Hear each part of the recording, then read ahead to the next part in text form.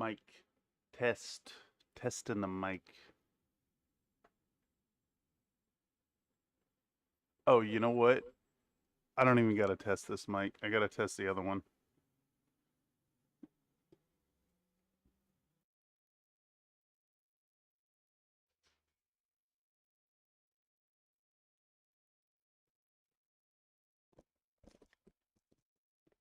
Mic test. Testing the mic. Mic test. Testing. Testing the mic. Testing the mic. Mic test. Sibilance.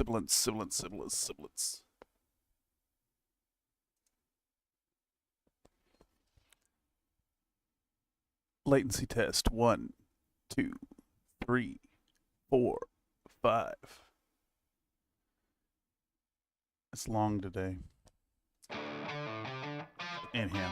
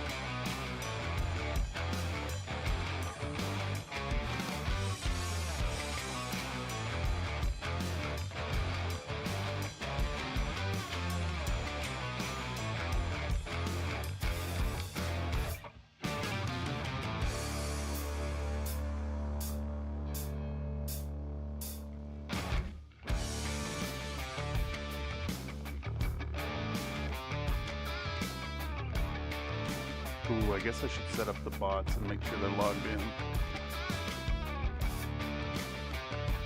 Heading over to Streamlabs right now.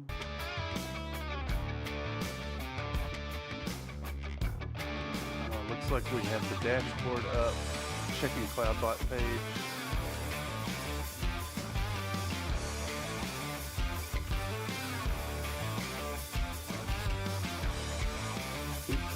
Telling me I don't even have a damn link for that no more.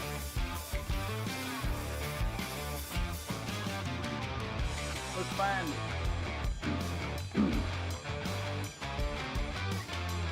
Copy link. Let's toss it over here. It's in the description if you ain't seen it. Go to the website. Alright, let's see if it sees if I'm live. It does. What if we hit it with one of these? See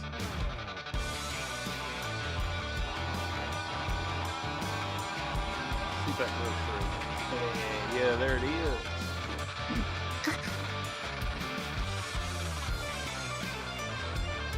Alright, let's do one of these.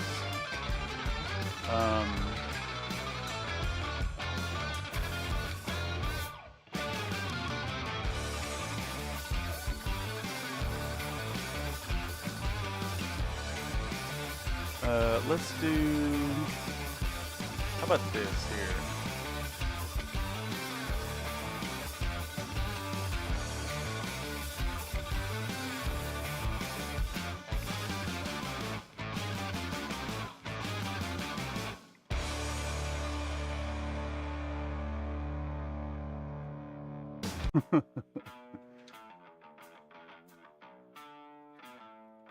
All right, sorry y'all, sorry.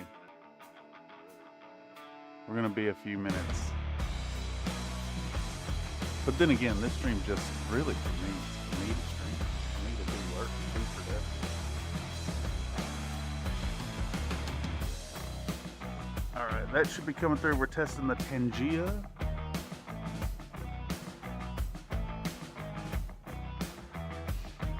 And then I'll log into Stream Elements and make sure that's Country Fried Minis asked me, welcome the people to the streams and make a defense as to why Catherine Steiner hates cats and why you should back Victor Steiner Davian.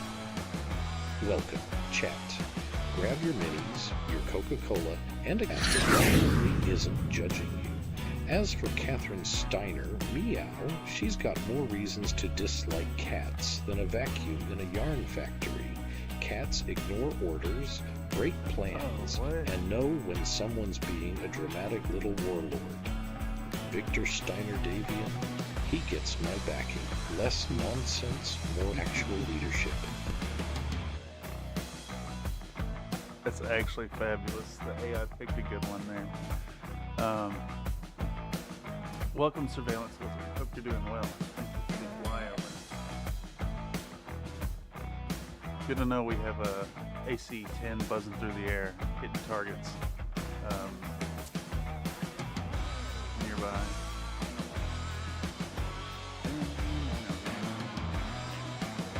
Oh, I gotta respond to this message. Okay, I just had to log into Stream Elements and accept that they've rolled into Razer, R-A-Z-E-R.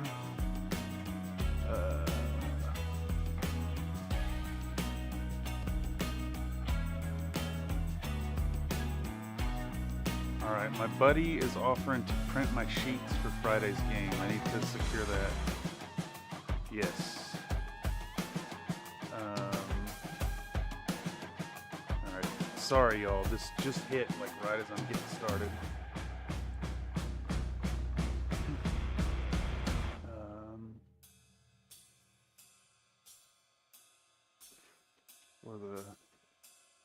What good stuff is... Yeah.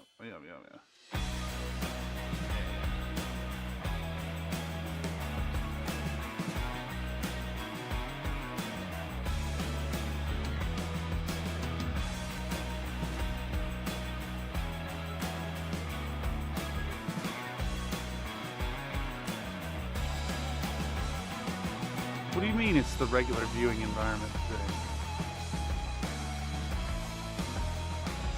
What's that supposed to mean? It's not actually the regular environment. Well, it's close. Alright, let me mute this mic and I can go back over there.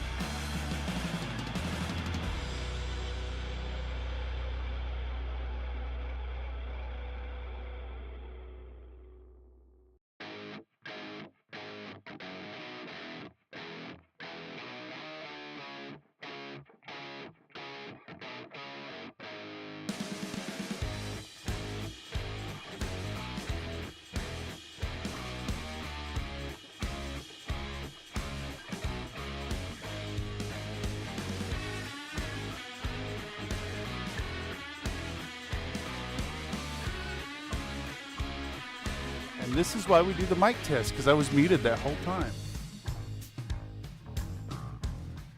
Yay!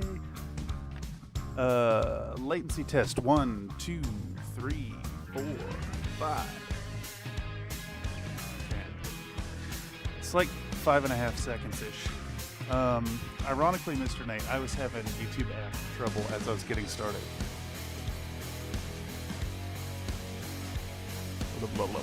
Let's hit this button and go on in. Is that working? I hear music. Do I hear voice? I do.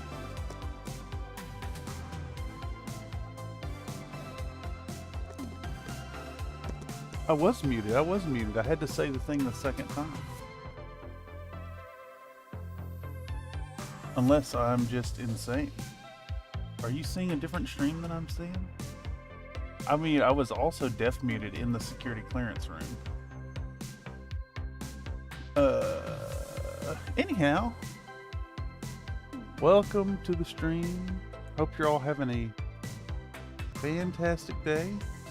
A little tired on my end, but despite the collapse of the small creator ecosystem and the loss of enthusiasm on my end, the painting must go on. The cream, yeah. The cream of the crop. So I figured why not just And there is no one that does it better. There's no one that does it better? Oh. Dude, I would have loved to see Macho Man Randy Savage attempt to paint minis. That would have been awesome. Anyhow, welcome to the stream. We're going to go for about 3 hours today. Today, I'm just painting some minis. I actually got to get these done for a game. So these are the same ones I've been working on with the set of the Sagittaire, Axeman, Victor, and Enforcer going to Mr. Grimm. These will be painted up to match his previous, his previous set of the Robinson Rangers to fill out his forces a little bit. These were kind of leftovers. As part of the commission, he sent some mechs. He had 8 that were going to be Robinson Rangers, and he was like, oh, make these a different faction, but I'm going to replace these 4 mechs. So I've actually still got these in my collection. I'm just going to paint these as Robinson Rangers for a gratis. Now, the other set, the Davion Heavy Cavalry Lance, which is the Templar, Thanatos, Falconer, and Thunderbolt. These will be... these are for my game with Mr. Nathan. Notably this here, Falconer. I'll be facing off against his Penetrator in Solaris Arena. These are going to go on the eBay store. So get them all done. I actually need to get these done for Friday because my buddy hit me up. He's like, hey, you want to meet up for food this week? I was like, yes, but let's just chill at my place and roll some dice. So I've condensed my painting window to today and tomorrow. They have to be done for today's game. But I'm looking forward to it. It's 11k BV, and we've got a nice scenario set up. So it's gonna be this Lance will be, I guess, deployed in a location. He will be sending in mercenary forces backed by it's 3066, I think, is the year. And the Draconis Combine has an interest in backing Steiner or Victor Steiner Davion and does not want to get involved. So is hiring some mercenaries to run disruption of the 3rd Robinson Rangers on, I can't remember the planet. I think it might even be New Avalon. So they're hiring mercs because they can't have Draconis Combine markings on them. It's gonna be good. What up, Sloppy Toppy? Wait, what's a Sloppy Toppy? Can you break that down for me? I need to know. I really need to know. I'm also looking for a HQ truck over here real quick. I sure hope I have one printed off. Shit, fire. It just hit me that I'm supposed to do an HQ truck. I'm gonna have to steal one out of Nathan's order. Thought I had one. We could maybe use a flatbed and slap some stuff on it. Yeah. Would you do workout? Do I work out? Okay. All right, I do work out. I'm gonna go do those 10 push-ups. I need to look through. She can go on forever. I'm waiting on the camera. I don't know if you guys can see the mess that's on this table, but these are all like that desk is covered in these like individual batch prints of parts, and I need to dig through them real quick and try and find a a command truck. So, you know, we haven't gotten started yet, and we're 15 minutes in. I'm gonna hit the BRB screen. I'm gonna give you them fucking push-ups, and then hopefully there's a truck on this desk. Otherwise, tomorrow I have to do one entirely from scratch. Which will be fine. That's fine. Fine. You know what I'm saying? That's fine. All right, push-ups coming up.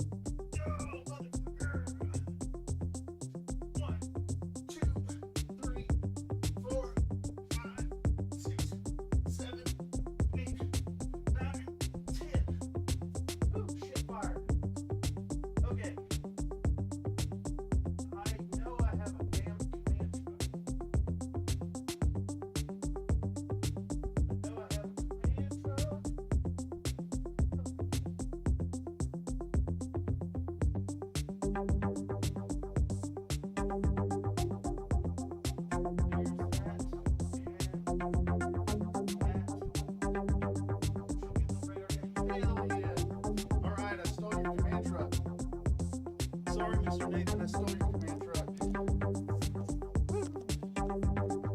Okay. Back to paint stream. Back to paint stream. Gotta reconfigure this fucking hair.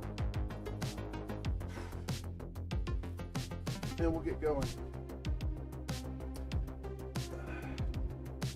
You know what? This also means I need my hobby knife, which is over there. God damn it.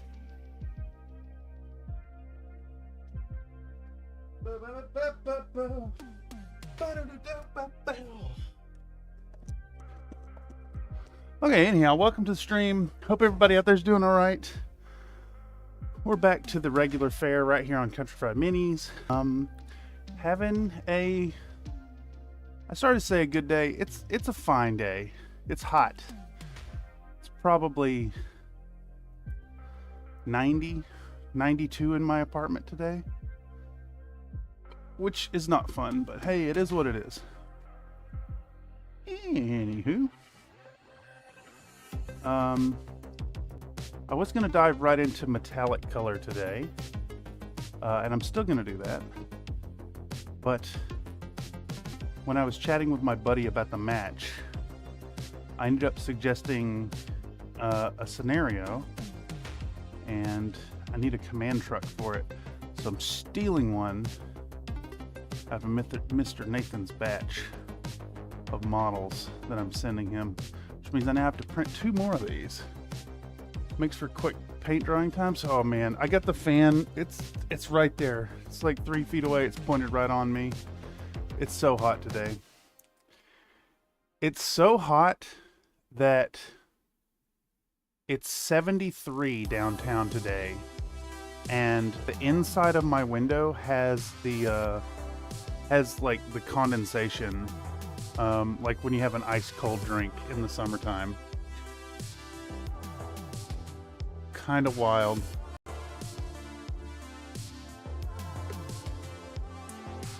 But hey, the buildings are made to hold heat, and it's just kind of warm.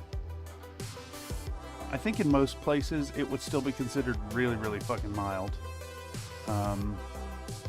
But our buildings are like British buildings, if you will, made to hold that heat. Made to hold that heat, and we don't have any damn, whatchamacallit, air conditioning. Okay, so anyhow, let's start up another 3D print clean right here. Gonna be a rainy day fall, gonna be a rainy fall up in the Great White Fart. Wait, hold on a second. Why are your farts white? Fun fan time, stuff like that with the rain we're getting this week. I'm looking forward to the rain. I'm hoping as we get closer to like November, December, it goes into regular rainy season around here. That would be super nice. Anyhow, let's give this here command truck a little scrub down with a little 91% ISO. And I think what we'll do is we'll have to take a second to prime this, but it's just the one vehicle, so it shouldn't take too long. And do I have the box handy? It's right there. Because all the zinc. Wait, hold. I don't understand. Why is it in your farts? Can you break that down for me? It doesn't make any sense. That's a nonsense statement.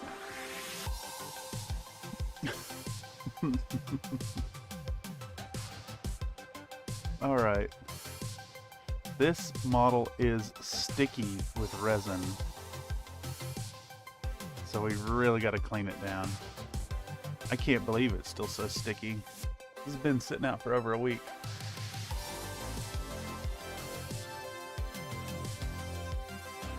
You'd think that the ambient UV would have cured it by now fully, but hey, it is what it is. What am I gonna do? Complain? I could very well complain. Let's pop this down. Oop. Ooh, I love ads.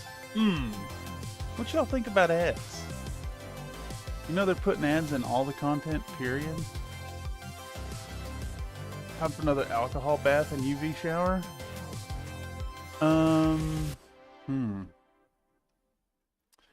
You never just done alcohol bath?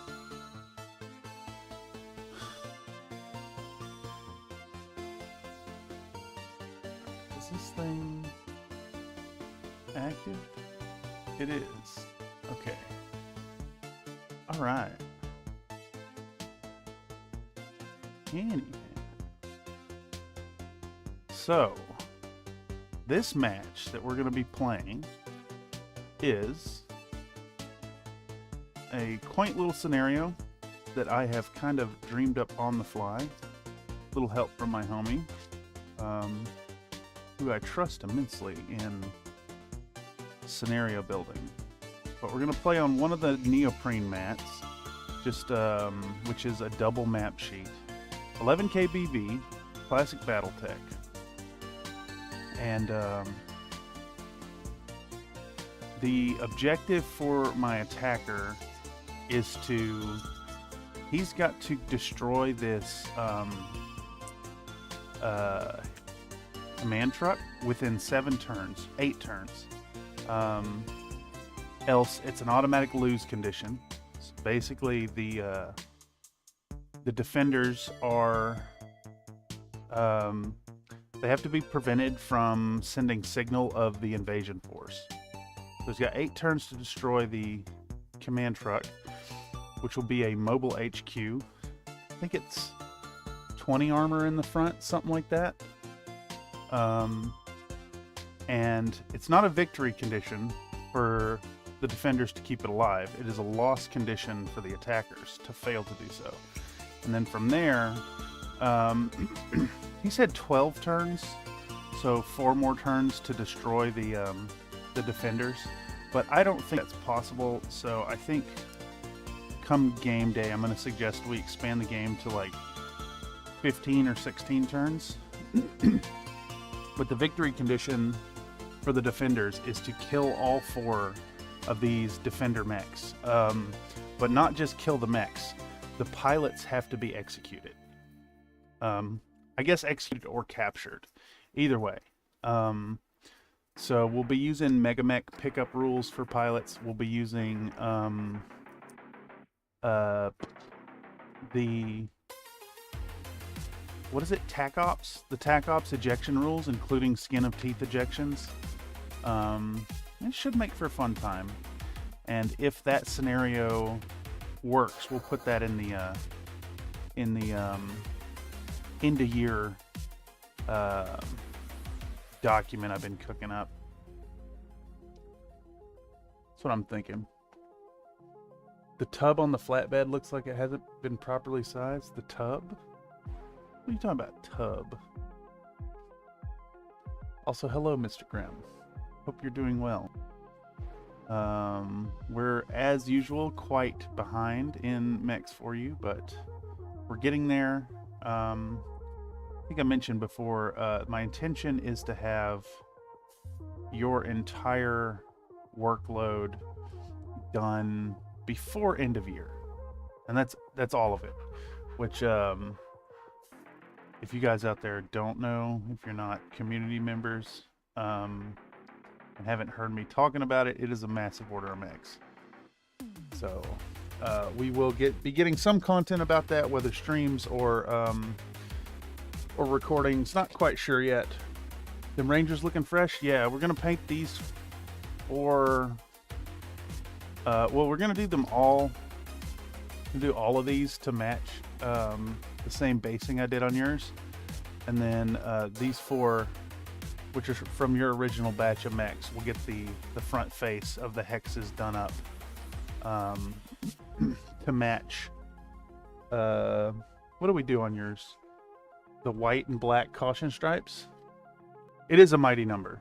It's a lot. There's I was looking at the Benjamins alone is 28 mechs and 12 vehicles. But once I can get started on those, they'll go pretty quick. And I think those can get peppered into this coming month's workload without too much problem. What is that? It's 7 lances. No, yeah, 28 mechs, 7 lances, something like that. I can't remember off the top of my head.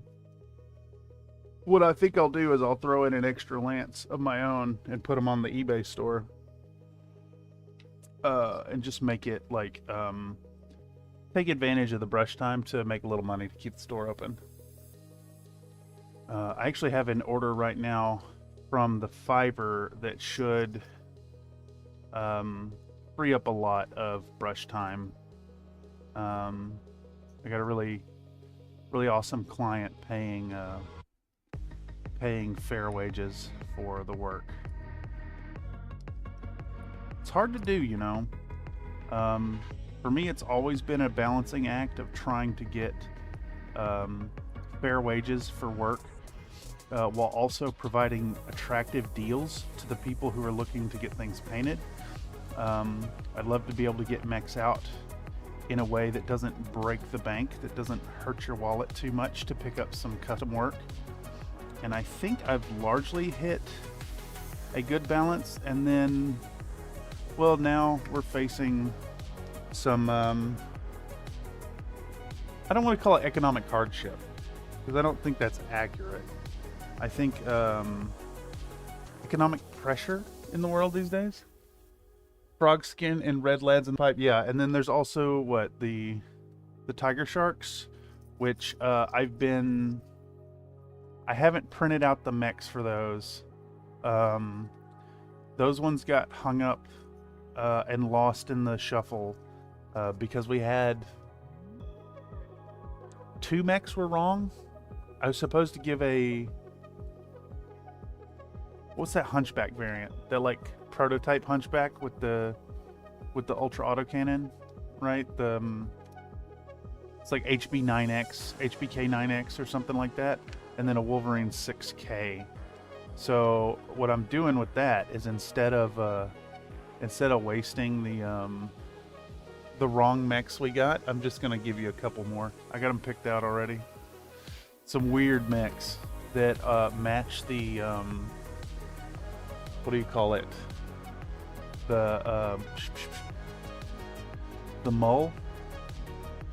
Yeah, you've been really challenging to like look for mechs for, Mr. Grimm, in that you're one of the few players out there who actually cares about the unit availability. Most people don't, like, even a little bit think about that. I think she calls it the ugly hunch or something like that. There's nothing to apologize for, senor. No, do not apologize. You kept the lights on. If anything, I should be apologizing for being a negligent artist. But hey, that's the nature of the beast. Oh, there's somebody. Who goes there? It's me. Oh, what's doing my painting? What you working on? I don't know yet. I just started. Nice. Hell yeah. How you feeling today? You get any rest? Me? Yeah. No, I haven't gotten any rest. No? No, that sucks. Well, your day's coming. No, this is the end of my day. No, I mean like, did you get any restful sleep? Oh, last night? Yeah. Yeah, fuck yeah. I actually fell asleep on my couch and woke up super early, and I was like, why am I here? You ever get that when you fall asleep in like the Yeah, chair or something? Yeah, dude. And you wake up and you're like, what universe am I in? Where am I? Oh shit. I had a day like that this morning actually. Well, I say this morning, but like I woke up in the morning and promptly passed back out. I think my body cashed in on all that sleep deprivation and the toxic ass late night video game gooning sessions. Back to work today. That's my point. Yeah. Let's put you over there. Hey, I may not be suffering in my privileged position of play for work, but some days suck.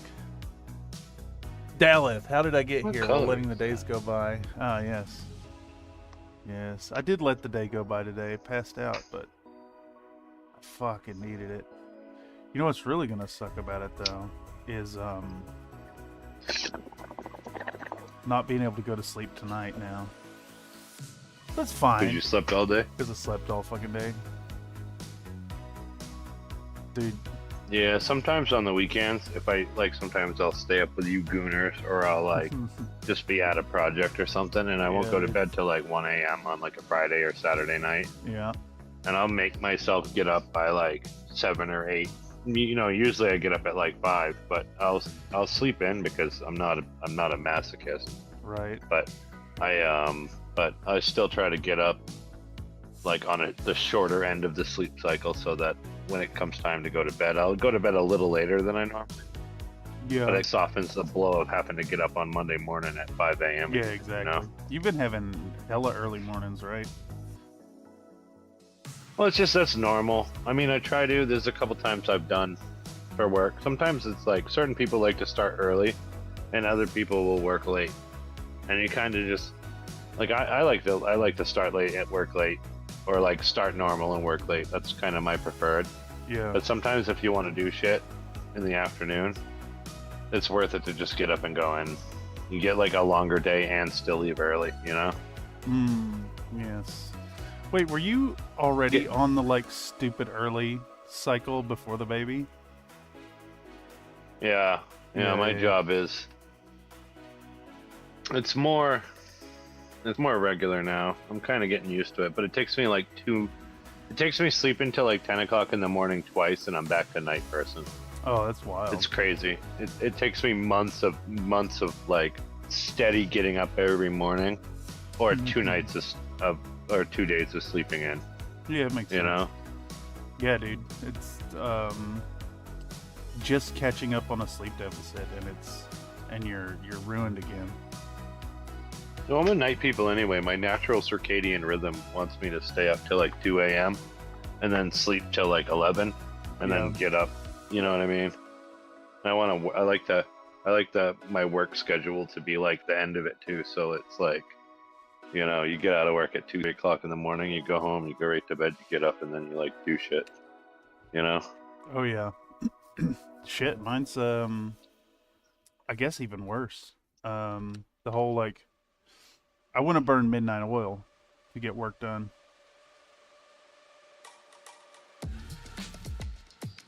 It's tough sleeping during the day in the city. Honestly, it's not too bad. I can block out traffic noise really doesn't bother me at all. Lights don't bother me. It's just... Was it earplugs give you the heebie-jeebies? The earplugs... You just don't like them? I just haven't got into the habit of using earplugs, because usually the night I gotta use earplugs is a night I gotta use an alarm to wake up. Oh, that's true. Yeah. But I guess the issue is just... It's not like you have to get up in time for work, though. Well, You get up when you get up, and then you just do your thing and start paint. Like your work day is when you want it to be. yeah, that's for the most part. as far as work. It's social events that become a fucking headache for me, because I gotta reprogram the sleep schedule from the up all night shit into like human hours, and that always blows, dude. It's a whole day of prep, like preparing to sleep, and then like going out in public is a huge fucking undertaking, right? You gotta shower, you gotta have the coffee, you gotta have enough time to piss 30 times before you hit the train, because there will be no bathrooms. At least one poop, or you're gonna have a miserable fucking day. Yeah, so like for normies who do a 9 to 5 and they're just up and used to that shit, I gotta recondition my fucking 2 a.m. to 4 a.m. lifestyle to I gotta get up during the day to be there at the 11 o'clock meeting. Yeah, I would set most of my stuff for the afternoon, except doctor's appointments. Doctor's appointments, I put them like first thing in the morning. Well, so I'd go to the doctor's at like 6 o'clock in the morning. It's the whole. You know what I mean? Well, like, okay, imagine you're meeting for a BattleTech game at the game store, right? That store closes at 5. And you got to be there soon enough to play a classic game, which takes 4.5 fucking hours. You got to be there at like noontime. Yeah, you got to be there when the doors open. Actually, it's how they do it at Games of Berkeley. Anytime I'd go down there for that, it's not just being there for the event start time. Like, you might be involved with the people setting it up and be securing tables, paying entry fees, and then getting to Berkeley is a fucking hour on the transit, so that hour on the transit pushes it back to 10, and then the 2 hours of prep means you're at latest up by 8. And if you're used to passing out at 5 in the morning, that just doesn't fucking work. Surveillance Wizard said, sadly, I have to work 10 to 12 hours days on a Monday through Friday. I don't have on-call work anymore, which is a plus. That's long days. That's outrageous. I do those sometimes, and I've done them in the past. The full week. Usually when you're doing 12s, though, you only have to work like 4 days. You get like a longer weekend. Yeah, that sounds like a rough one. All right, let's hit these with a quick little cure. And hopefully we can actually get to painting these damn Robinson Rangers. All right, I need to go locate some colors. What are you thinking is on your paint agenda today? I take it you're looking at the model? I'm working an older model, the Warhammer 2C. And I need to... No, not Warhammer 2C, Marauder 2C.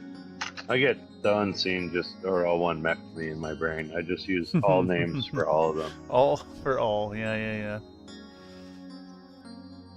I get that. I think the colors I need are still out of here. You gonna do it to match those other, what are those mechs you're doing? The Omega Galaxy or the Zeta Galaxy? Who was it? That was, I think the red ones were Zeta. Zeta, and the yellow Jax? one is, I'd have to look it up. I can't remember. I don't know the filthy fucking clanners. It's the red and gray, and the yellow and the gray with red panels, and the gray with yellow panels. I think color schemes are always just kind of like gray. I feel like some of them are like super elaborate, and the rest of them are sort of an afterthought. They're like, yeah, this guy's got like some green circles, 2 or 3 of them right there. Yeah. Yep, there we go. Color scheme. I got a challenge paint scheme for you, actually, speaking of that. At some point, this guy. You should try out some Genyosha.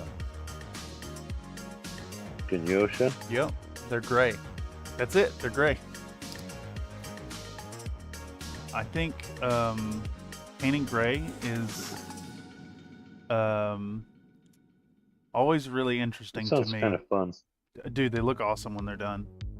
Hit them with that. You can use like the rusty colors in your chipping, and it looks really good.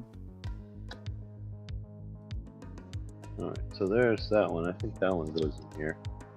Nuh-uh. Alright, let's get this glued together. What is this? What's in this set? Medium gunship gray is in this set. Gunship Gray? Who's that by? Medium gunship gray. So Viejo. No It's shit. It's the Air War color series, the U.S. Air Force color gray schemes from 70s to present. Oh, dope. Super dope.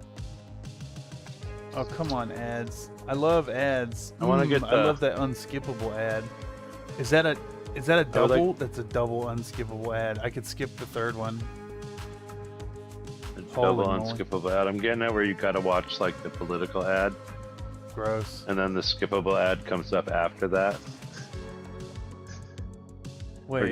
We're getting close to November, so my feed is just full of sloppy. Vote for this person, or this person sucks. I hate it. I hate it every time it happens. Yeah, I makes sense. dread it.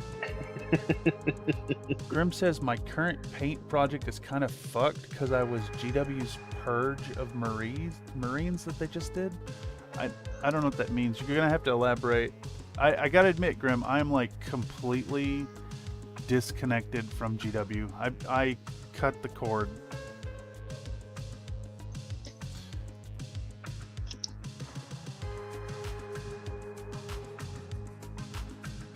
Fully independent of them.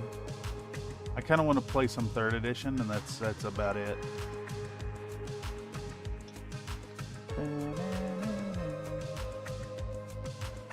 Ooh. Hey, what do you think of this this command truck being like a generic kind of Op4 color instead of matching these boys? You think that's reasonable? Talking to me or Grim? You. Let me look. Hold on. Oh, just a command truck. Just in general, like a support vehicle with this unit. I was thinking of painting them all kind of generic, like greens with washes kind of thing with my truck, so that I could just use them with whatever, like you just have your support vehicles, and when you build your Lance, you're just like, yep, command truck. I could do it Davion green, and just do it OD and then slap the Davion logo on it, and it would totally work. Do it like Forbio.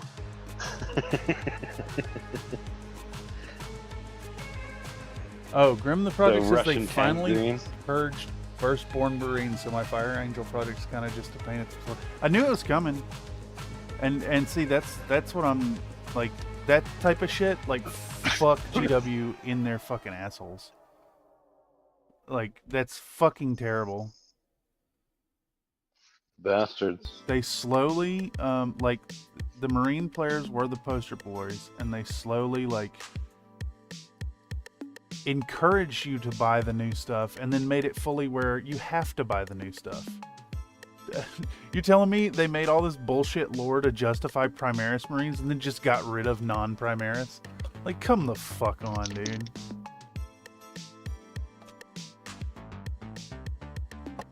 It just goes to show that it was never about advancing the lore or the story. It was always about buy the new toys.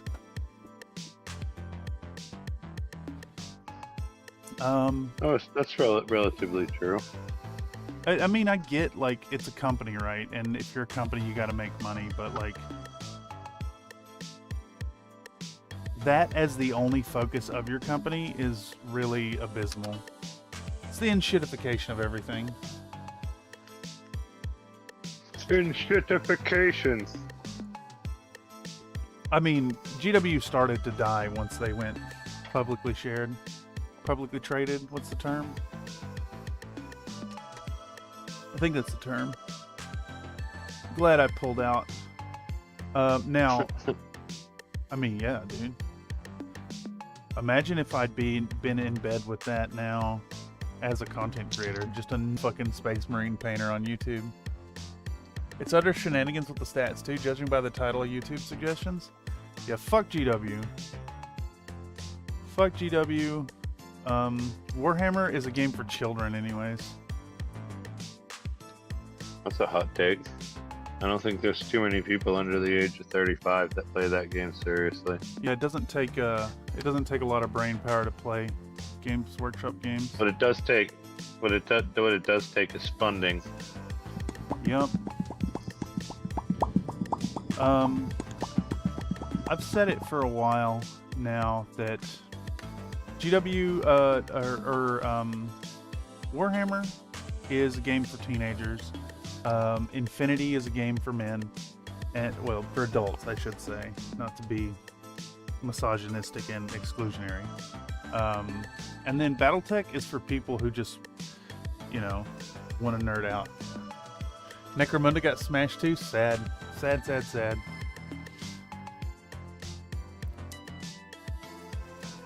Super sad. I could see taking some of my Space Marines and playing like... What would be a good game for them? What's that game that Dirt plays? War Surge? I mean, we could use them in a bunch of stuff. Play War Surge, play... I really want to do some Stargrave. Yeah, I think some of those, like, they're like almost a hybrid of like a tabletop RPG and a miniatures game. Yeah. Like Stargrave and there's a couple board games. I think Frostgrave is like a board game that's built around that. It's like a miniatures game, but it's like a still kind of has a lot of Stargrave is Frostgrave, but is in space. Yeah, they're very similar, but there's many more games like that. It's just not a super popular style of game, you know? Yeah. I mean, it's hard to become a popular game when GW has the market share to capture the stores and then infect all the people. I genuinely think this whole like trend of the young painters having this idea that plastic is superior comes from GW. Because I don't think it is. Technically, all the Firstborn are legends, but it basically means completely dead within a few years. Yeah. I mean, that said, Mr. Grimm, I really would love to play a 3rd edition game. Like, that sounds super fun to me. I do still...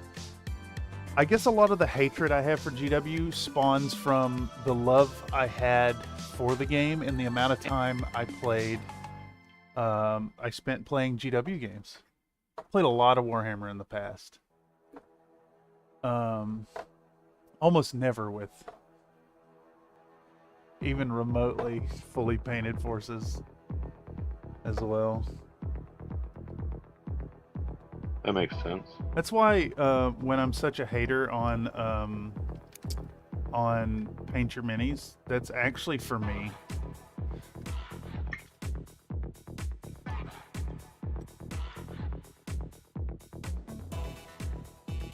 Oh, I love ads. It's a Yeti ad. Do they think I want food storage? That's a weird choice. Here, let's relaunch that now. All right, I'm gonna do some quick priming, and then we're gonna get back on track. I hate that all these streams become priming streams. Just gotta get done. And like I said at the very beginning, priming is my favorite part. Really? Not of the stream, of the miniature process. Oh, yeah. When it changes from that, like, the toy to a model instantly. But also, there's, like, it's both difficult and very easy. Like, Ooh. you don't have to worry about, like, staying in the lines. You don't have to, you just spray the whole damn thing. One consistent layer, kabam, or 2 consistent layers, or whatever, Kabam. you know, however you like to prime. I like to do it as thin but well covered as possible. Do you do so it doesn't add, you know, I don't want bulk K-A-B-A-M, from it. or is it K-apostrophe-B-A-M? Kabam? Yeah. I think it's K-A-B-A-M, but like in the funny shape, like comic book Yeah, bubble. yeah, like the, like a fucking 13-pointed, spiky lozenge or whatever. Yep, yeah, exactly. Alright, airbrush is in really shit order today. I can't remember what I sprayed through it last. Acetone should be the next thing you spray through it.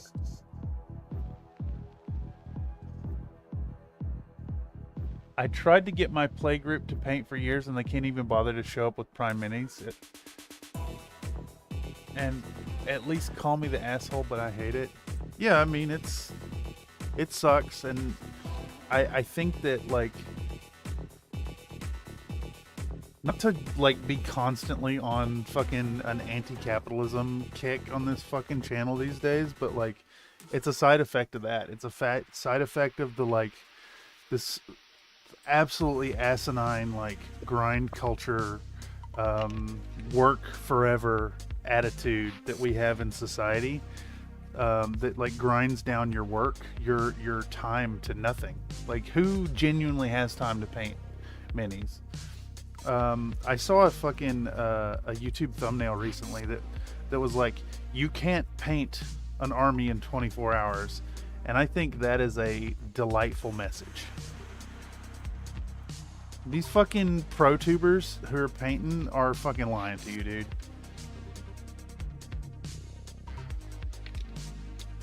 I painted this army for a tournament in 24 hours. I don't think you actually did. I paint a lot of minis. You didn't paint those in 24 hours.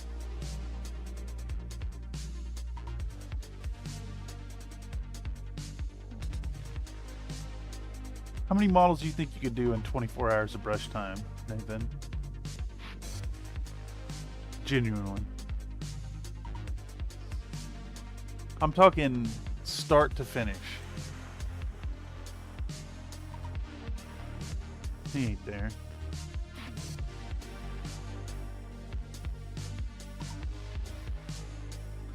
I know what I could do.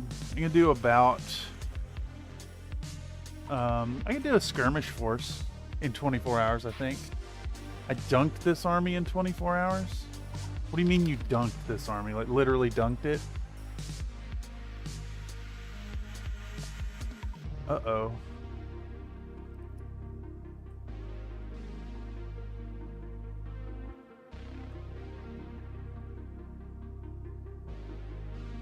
Uh-oh. Something's wrong with the airbrush.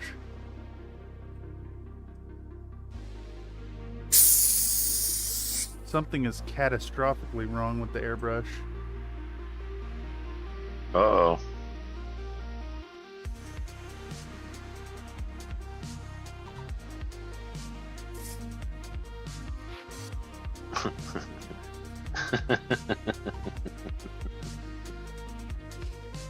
It's so funny.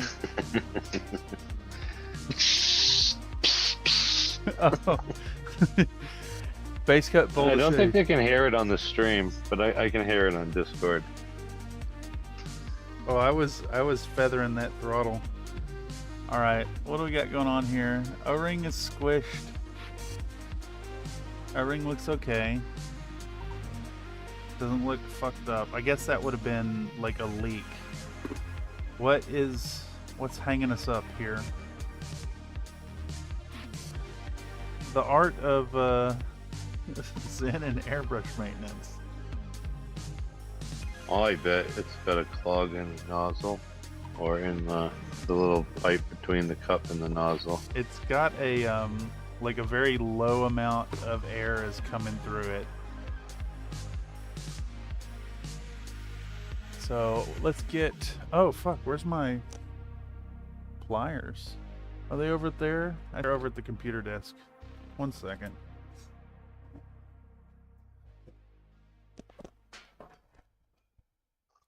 Oh, no. They're actually right here in the fucking floor. I wonder what why I had them right there. Huh, weird. Ooh, somebody's back. Goddamn ads. Oh. I'd rather have freedom with my business. I'm getting small business ads. I've had such bad luck with my airbrush. I use airbrush clear coat and brush that shit on. Some of them work. I don't think the primer I have is gonna work through hand brushing. It's gonna glob up. Stynylrez. I tried to spray acrylic. Yeah. As little as possible. I hate spraying acrylic. I'd rather do enamel or lacquer anytime. Works so good, dude. I have some tweezers. Let's get this cone out of the tip. Oh, that's fucking locked in there. Do Short I of that have... airbrush paints like metal color. Those work good for acrylics. Let's do a little alcohol soak here, I think, for a second. Well, I thought we'd actually get progress done today. You got a rattle can primer, you can just blast it out the window. No, it needs to be the same color. Oh wait, no, it doesn't need to be the same color. I'm doing OD green. What do I got? I've got Rust-Oleum black. I've got Wraithbone. I've got 2X Rust-Oleum white. I've got Skeleton Bone color primer from Army Painter. Oh, that can is fucking done. I always find it so hard to throw them away when they're done. You're like, there's a little left. There's a little left. That's exactly You what's get, like, in it. I think Three I got fucking uses. I Four think- maybe. I think I got one mini in it actually. Second gamble was a 99. Fuck yeah, dude. Let's just see if we can't get this airbrush working. If we can't, then I'll switch to rattle can. I guess tonight's topic has changed a little bit to airbrush maintenance. Welcome to the airbrush maintenance stream, y'all. You know, I find that if you clean it before you put it away, it's usually helpful when you have to use it again. Yeah, I did give it a very cursory wipe this last time. I think I got to do a bit of an acetone soak here actually. Let's toss it in the acetone cap.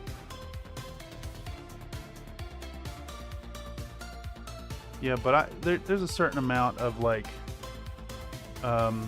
disdain I hold for the amount of cleaning an airbrush actually needs. I genuinely don't know how people get them like pristine clean. Clean them right when you're done using it. I mean, even then, like, are you? It's still, it has like Are you? residue until I do like a super clean. Yeah, but It'll get residue around the cup where it spills out and stuff, you know? but you see these people with their shiny clean. Like, are you actually taking an hour to clean that after 4 minutes of use of it?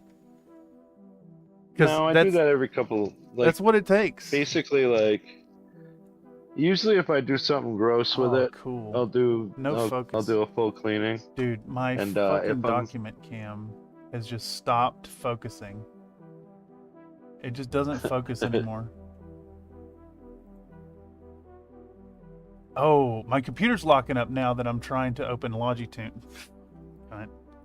Yeah, enjoy the out of focus camera, y'all, because this computer can't handle running Windows. Isn't that Windows' fault? Yeah, definitely. Dude, I used to play Apex Legends on this fucking computer. And now just operating, it doesn't work. Oh, there is some degradation over time. Not exactly sure what the degradation rate is on. I mean, I'm sure there's some nuance to that subject, but Yeah, but now it struggles just to run, just even the OS.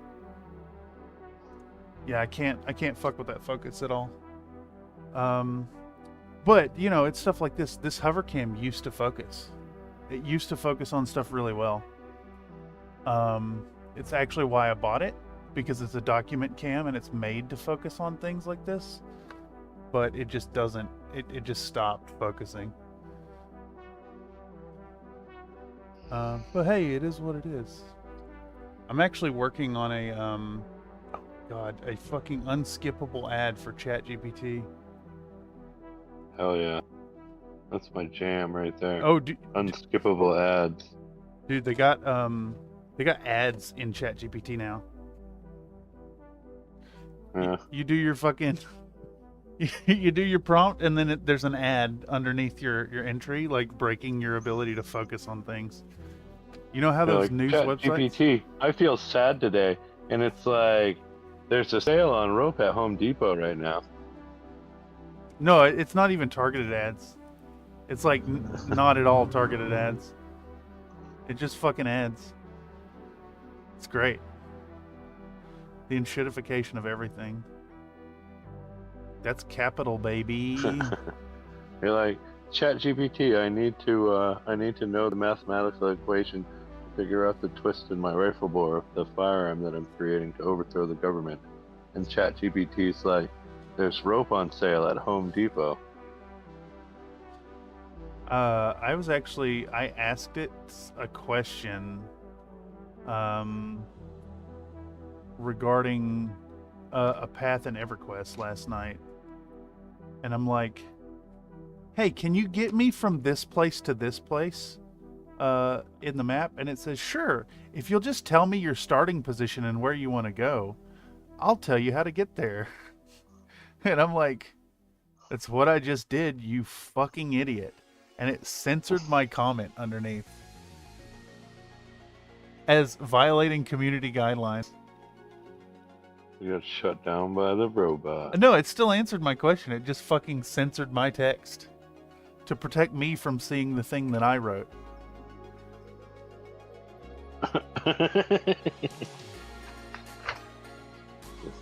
You know what, man?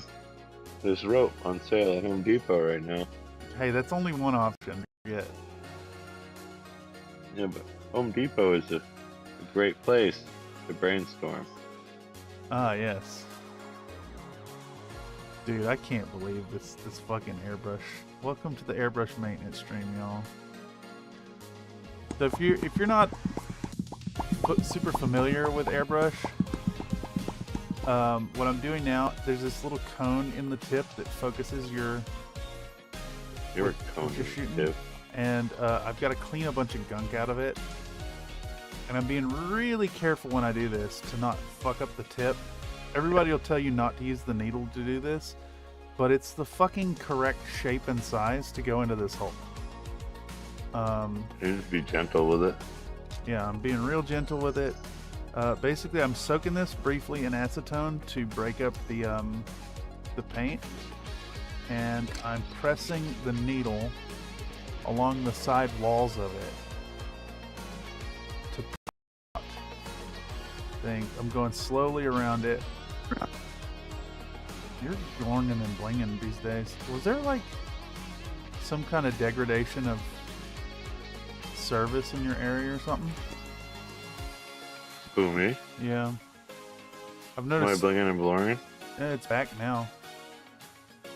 Wow. No, I mean like the baseline amount of blinging and blurking has been worse for you lately.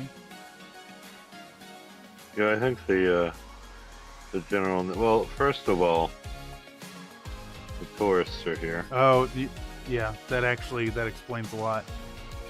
Wait. But I also think that it's been sucking for a hot minute longer than that, and that's just made it worse. Oh, I'm sure it's expensive as fuck to keep coverage in some of the more rural areas up there. Up here. It's act like I live in the middle of nowhere. I mean, it sort of is, but it's isn't not that bad. Is it not true that like your state is kind of like population is concentrated, and then there's a lot of like land? Yeah. It's like population centers, and then like, you know, towns. The towns will have like a couple things in them. Like they'll have a gas station. Sometimes they have like a store or two. And then like as you get close to, there'll be like a town that has like a downtown. There's like a little bit more there, but nothing serious. And then somewhere in there, there's always like a town that's like, that's where all this shit is. There's like grocery stores and car dealerships and all of that. Right. Like these big population centers. What is it? Tech says, he says the state of Maine is like more than 2 steps off of Route 95, and you're in Cthulhuville. Yeah, that's kind of true. Exactly. Like the 1 step off the highway, like is the like population centers, and then 2 steps off of that is like the like smaller towns that still got some stuff, but like a little more spread out, and then you'll hit the woods. I live in the woods. Yeah, you know, A lot of that, like Tennessee's a lot like that. But then you got enough interstate running through it that it's like the off interstate towns are decently populous. But if you go a step further, then you start running into like little unincorporated communities. Yep. Dirt roads forever. Dirt roads. I'm pretty sure there's still a few dirt roads. We used to have a lot more when I was a wee lad. First driving. There was a ton of dirt roads. Did you learn to drive on dirt roads properly? They just were always like, I always lived when I growing up with places with a bunch of dirt roads. Yeah. So it's just part of I don't like a race car drive on them or anything. But well, yeah. Well, see, you know to not race car drive. Well, you can, but it handles differently. There's like a lot more like slippage and you know. But driving on loose like gravel is similar to driving in the snow. Yeah. They have their like definite differences, but the way the car slides and can break traction is kind of very similar. Hey, I did it. It was the cone. All right, so you know, just a reminder out there to all y'all: clean your airbrush before you put it away. That's not a message for me. That's just for you. And so one thing you can do that's not a full clean is you can like basically what I'll do is I'll blast a bunch of acetone or thinner or something through it, and then I'll put a bunch of water through it, and then I'll pull out the needle and I'll like clean the needle off. You know, like dip it in acetone and like wipe the whole thing down. That's what I usually do. Actually, I skipped the acetone last time though, and that's where I went wrong. If I'm doing like lacquer or something, I'll do like a couple extra acetone doses. I just blast. If you like are gonna ruin the rings, it's a master's airbrush. I can just drive it into the ground until it catches on fire, and then get another one for $30. I'll have you know that I threw that master's airbrush at the wall, at the door as hard as I could, in a fit of rage, and it still works. It's fine. Nothing wrong with it at all. No bends. I dropped mine. I like tripped over the hose and it came flying out of the airbrush holder. Yeah. And it like smacked the ground like tip first. So you know it's that little Victorian collar around where the nozzle is. That got boogered up a bit. But other than that, it always shot like low to the left. Yep. Like it does not shoot straight the way it should.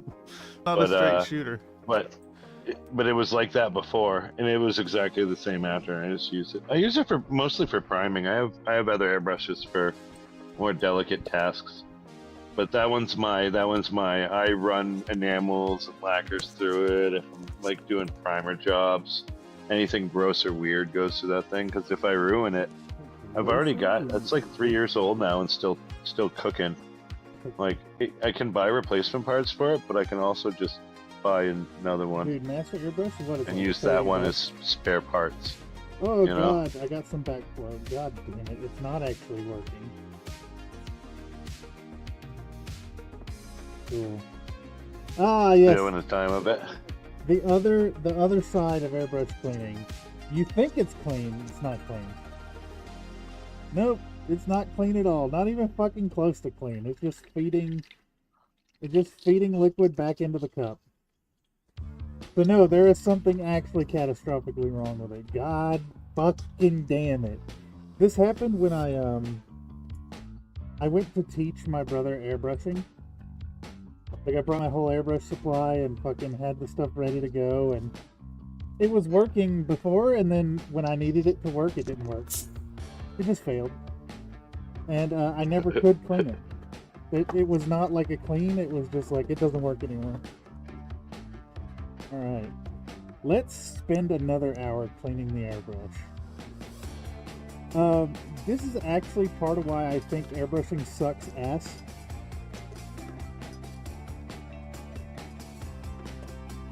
You do all this prep and you get you a nice like area set up to do it, and you have a good time, and you spray a couple models, and then the thing breaks. because you didn't spend 3.5 hours of cleaning for every 2 minutes you use it. Every once in a while, an airbrush session goes south. I was trying to prime these models, and nothing just wouldn't fucking work. Oh, that's where I'm at. Because I was trying to do it with acrylic primers. I almost never use acrylic primers anymore, but I just had them, and I was like, I should use these up. No, something went wrong.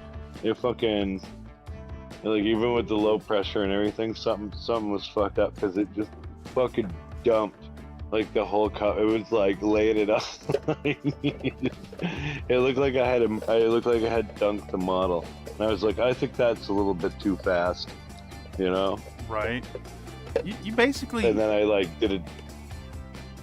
I think the fucking thing was like stuck open, and as soon as I applied the air, it just was full blast the whole time. I've had that like happen a few times. Fuller blast. Look, you really gotta get this thing to factory clean every single time you use it. Like, you need to be able to eat off it. And when you have designs like this, where the cup is molded in and you can't remove the cup, it's literally impossible to clean the fucking thing. You can't clean it. Yeah, there's a couple bits you can't get to. I hate doing a full disassembly though. I know the paint gets like back in it and eventually it like fucks shit up. But you know, man, taking the whole thing down, it's like an hour. It takes like an hour to do. You take the whole thing apart, you clean all the parts, and you put it back together, and it's like not terrible, but it is a pain in the ass. It's an hour and 11 minutes into the stream, and I haven't put the first drop of paint on a model. Could have brush painted them by now. Yeah. Well, the problem is you can't put the primer on with a brush. Not unless you want brush strokes on the model. Part of the issue with this brush too, which I solved by clipping the ball off, these arrows, the Badger 105 arrow has a ball on the back of the needle. So when you go to take the needle out, you pull all the paint through the machine, which is terrible for it. It is a well-guarded secret by people who airbrush. That when you pull the needle out, you're supposed to take the front cap off and pull the needle through that way, so you don't pull paint into the mechanism, into the trigger assembly. Oh, fuck that. Just pull it out the back. Yeah, and then you have a paintbrush that breaks down. I've been pulling it out the back the whole time, and it works fine. Yeah, every now and then you got some serious problems you got to deal with. I lubed the needle up before I put it back in. They have like one of the airbrush maintenance kits I had came with this. It's like thick. It's like super thick grease. Yeah. And I like give the needle like a fairly good lube, and I think it like coats all like the bare surfaces with grease. Bearings. And so I think that. Yeah, I think not that keeps bearings, the paint from like the bearing surface, the surface that bears the needle. Yeah. You mean the little pass-through Teflon ring? I think they don't have a. I don't know if they have a Teflon ring. There's a. Most of them don't. Most of them just like metal. Yeah, it's just metal on metal. It's masters. There's no secret engineering in there. That's the same airbrush they've been making since like 1935. You know. Yeah, it's funny that having the Teflon ring that like the higher end airbrushes have makes it harder to clean. You can't shoot acetone through it. All right, let's see if that works. Well, that sucks. Yeah, because acetone lets me be all willy-nilly. That's why I like it. Steel on steel is superior. All right, let's test it now. We gave a really thorough clean of the body, of the inside here. I pushed the needle through several times, dunked in alcohol, and then wiped it down with acetone and pushed it back through, gave it a good hearty rinse, and let's see if we're going to get any back bubbling. In fact, I'm going to shoot some alcohol through it. Yeah, it's going to say blast some alcohol through. Let's see. Yeah, no bubbling, no back bubbling. There we go. Not too bad. What's that? That's 30 minutes of cleaning. Nate says the airbrush lube is like expensive Vaseline. I think you could probably use Vaseline for that. You think so? As long as it doesn't get Well, I would want something that was fairly industrial, so it doesn't get like moldy or gross. You know, some of the Dude, some of the Vaseline. petroleum distillates. Yeah, Vaseline's fucking clean as shit, dude. We use it in the tattoo industry. Yeah. That shit's skin safe. Or not sub-skin safe. I actually think it's more or less like Vaseline and more like the electrolytic grease or the Electrolytic call grease. You're making up. Yeah, what words is? now. It's like grease that you put on connections that might be in moisture, like might be in humidity, and it just makes an oil barrier or grease barrier around the connection, so that the humid air can't make contact with it and corrode the contact. Yeah, that makes sense. All right. It's but not like it's literally Vaseline. Says Nate. You think so? Is it just like a petroleum distillate? All right, here we go. Let's test. Yeah. All right, that's squirting. Hell fucking yeah. I would like to point out that the tube that I got with that airbrush maintenance kit, it's like a cheap Amazon airbrush maintenance kit or something, and I just had that tube of airbrush grease in it, Yeah. and I'm still using it like 4 years later. Oh yeah, you don't need much, right? Yeah, it's the tiniest. Like, well, because it, you know, if you put on too much, sometimes it makes the needle fit like a little tight. Like if you over grease it, and it'll get in places. But I have literally never greased like a not even once. I think I should. yeah. Well, I just grease the needle. I don't do it anywhere else. I beeswax all the fittings, and then I just send it. Beeswax, interesting. Yeah, it's like you using it like that white tape, the Teflon tape you use for like pipe sealant. Does that work? The same idea. It gets in the threads and fills in the gaps, Cool. and it's stiff, so it doesn't come out. Dielectric grease, says Dollar. Exactly. Dielectric grease, yes. Yes, that it always reminds that the airbrush grease reminds me of dielectric grease. And it comes in like the same sort of tube too, so I think it's just dielectric grease, and they're just like, oh, this is also for airbrushes, because they know you won't eat it. Nate says it's exactly the same petroleum grease. Vaseline has a perfume and sometimes vitamin E oil. Oh yeah, that's actually a tip too. If you're if you're using petroleum grease on skin, you just want petroleum grease, petroleum jelly. You don't want any of the added vitamins, or especially none of the perfumes. Those are usually oil based and will increase the pain as you're piercing the epidermis. Oh. Also, just so you know, what's the No More Ouchie spray? Bactracin? Bactroman? I can't remember. Bactine? Bactine. That shit works magic if you need immediate pain relief during a tattoo session. That's like two things that I always have in my like home first aid setup. Is I have Bactine, and I have one of those like the sterile saline wound care. You know, it's just aerosol saline to like wash a wound or something. It was like with the dogs, especially having it for dogs. Like the dogs get cut or get hurt, and you can just blast it out with that, because dogs are always ever so cooperative with things like that, you know. Oh yeah, exactly. So you can kind of just get them to hold still long enough and be like, and it gets all the dirt and shit out. There's also I do have a PSA for any of y'all doing tattoo stuff. If your tattoo artist is letting you use that stuff liberally, or you're doing like home tattoo and you're using that, Bactine will actually decrease the amount of time you have to work for what it's worth. Your skin will go into the flaccid shock state quicker if you do all that pain relief shit instead of just taking it.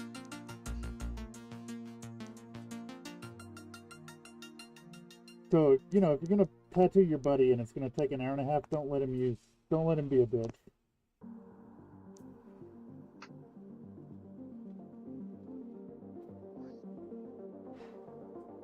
I'm gonna put some of this shit away. You're no stranger to big tattoos. What was your I have some tattoos. what was your longest line work that you went through? Most of my tattoos are one really big tattoo, Yeah. and that's the line work. Some of it's still line work. I might find somebody to color it, but I think that the guy that originally did it is probably retired at this point. Yeah. He was like, you know, he was like not.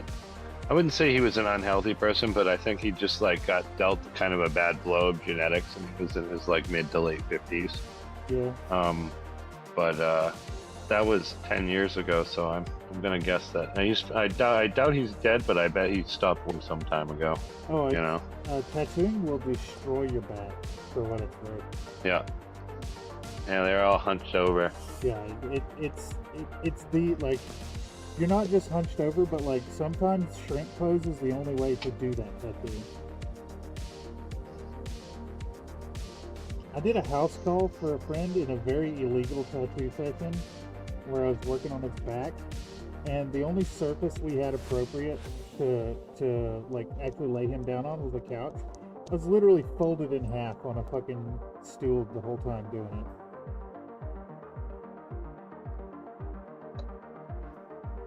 Wild. Dude, my back hurt for 3 days. And I only made like fucking Which color 300 is bucks. that? What colors are you looking at? I gotta admit, the What is whole this one? the discussion about the colors thing is tough to follow, not seeing what you're doing. Oh yes, I was talking to myself. No, I'm color matching to find. I'm not trying to like. I'm just trying to figure out which ones I was using. Helps that I paint the top of my paint bottles, so Yeah, I I can really just should pick the. fucking do that, dude. I get that for sure. I can just hold it next to it and be like, yeah, that looks about right. Right? I gotta get in the habit of writing some shit down. I have a recipe book somewhere. I need to start writing down what I use on a mini, because some of these minis I'll paint them for a while, and then I'll be like a year later and I'll pick them up and keep working on them. See, You know? Mine, what gets me is I'll do a miniature, I'll do a set and then not write it down, and then sometimes that client will reach out like a year later and be like, oh, I want some to go with that one you did. It's like I have a picture to go off of, and that's it.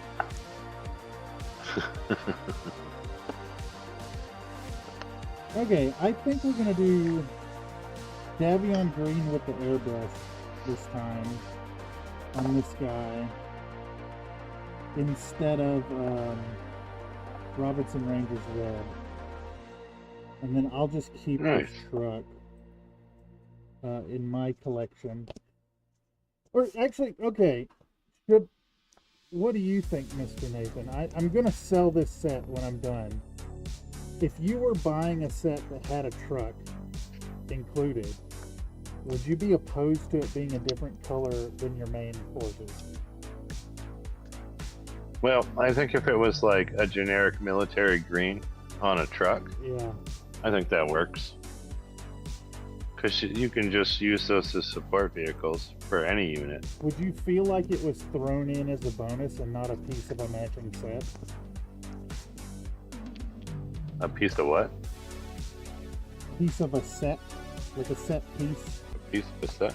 I mean, well, I think it depends on the vehicle. If it's like a fuel truck or something like that, I think green is fine. If it's like a particularly cool tank, I Yeah. think I would want it to be matched to units. But if it's like a Jeep or a technical or a command. fuel truck or a, you know, those I think those are fine to be like the generic like plastic army man colors, you know. Okay. All right, I'm gonna go camo olive green and make it Fed Sun green, Davion green. You know, worst case scenario, it affects the sellability and nobody buys it, and then I just relist the shit we're at it.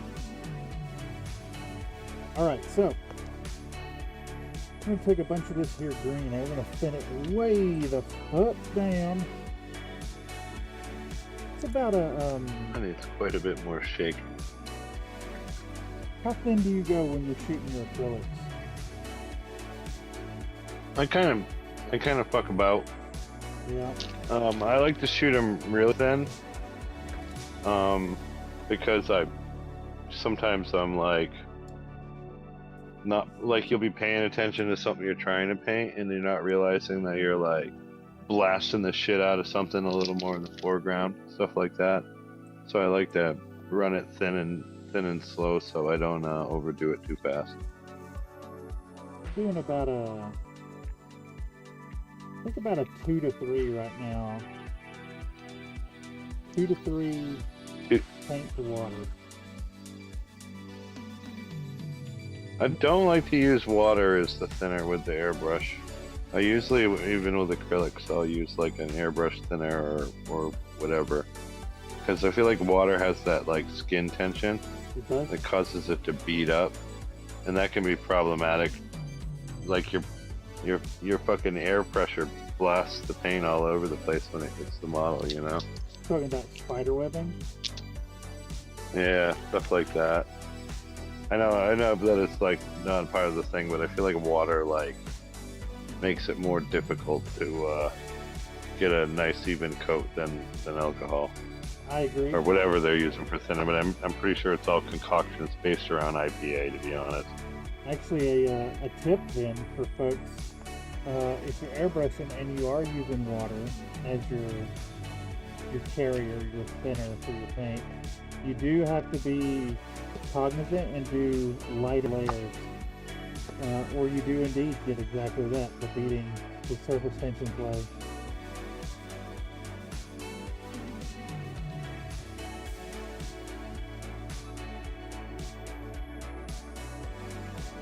Airbrush thinner is pretty cheap, so I have more than I'll ever use. So basically, I just use that for the most part. I like using acrylics because I can clean with water, though. You don't have to do like, you know, like I have to blast acetone everything like within minutes. If you do enamels or something and that shit hardens in there, that's forever. Hey, so Stormcrow, welcome to the stream. We're getting a little work done. The goalposts have been shifted. I gotta add a mobile HQ to my list. So I'm doing one in Davion Green to go with the Rangers.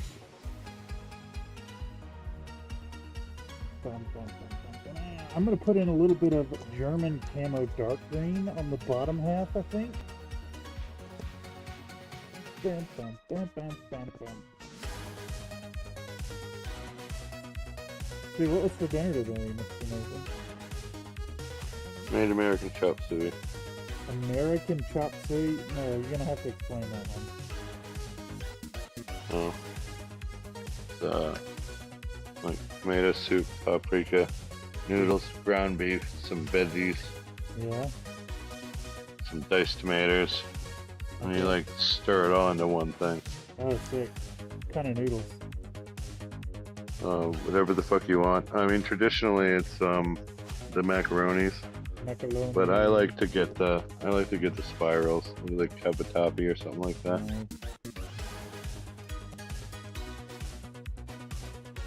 Dude, have you done have you tried the Campanelli? The little trumpet? Campanelli. Yeah. I don't even know what that is. Dude, I'll send you a couple boxes. A little trumpet? They're little trumpet noodles, yeah. They got like really wavy edges like lasagna noodles, but they're spiraled up into like little trumpet shapes. They're so good for like a creamy sauce.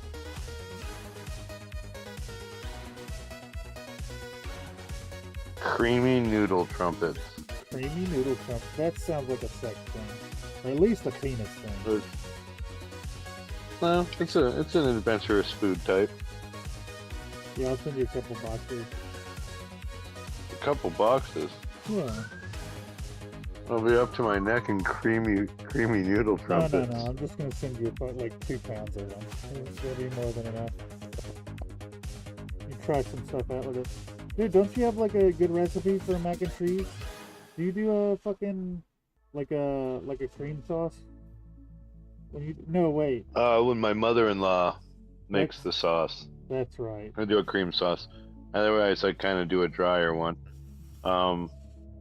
Because I'm not. I think if I put some time in, I could figure it out. But I'm not particularly good at it. And the cream sauce, and my mother-in-law does it after, like, she just makes a cream sauce. I'm like, how the fuck she farts rather loudly, and then there's a whole pot of cream sauce. And you're like, how did you make that happen so fast? It's not okay. We're back on this topic again. That's not where it comes from. Yeah, you melt the cheese in the milk, and you gotta like maintain your temperature and keep it moving. And dude, can you make? It's like making a roux. I can do a roux all right, yeah, but yeah. the cream sauce just eludes me. Okay, so here's what you do with these noodles. You're just gonna make your white gravy roux, just like you would normal roux. Salt and pepper it. It needs to be basically edible as a gravy, right? And then you're gonna fucking thin it out a little bit, more than you would for a gravy. You can just put some fucking water in there. Put a whole bunch of cheese, whatever you're gonna use in it, and fucking cook it till it melts, and put it over the pasta. It's fucking lovely. Mm. Yeah, dude, it's just magic. Yeah, doubly now. I'm gonna send you a couple boxes of these. As soon as I'm done with the stream, I'm gonna put a fucking order in, shipped to your door. It'd be like fucking $3.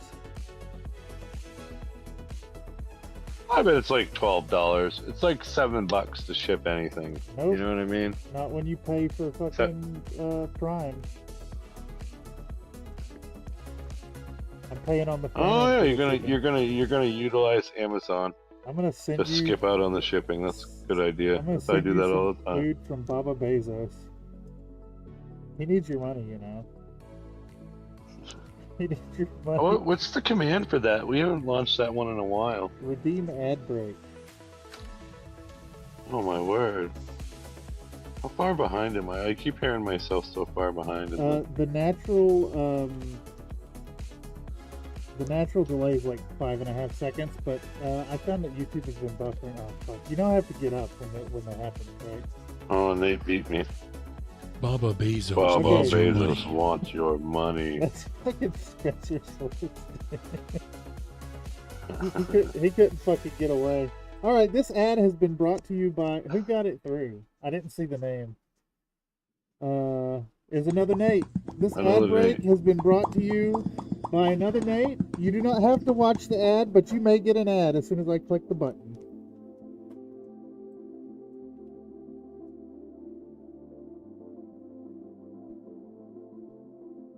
Yeah. Would you work out? I do. Give me 10.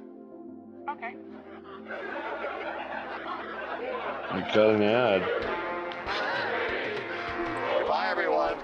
She can go on forever. 6, 7, 8, 9, 10.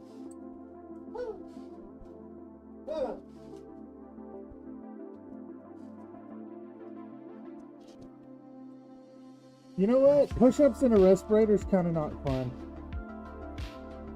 There's people that do that shit to Well, you want increase their VO2 It's and not that. woo, woo. You know what I'm saying?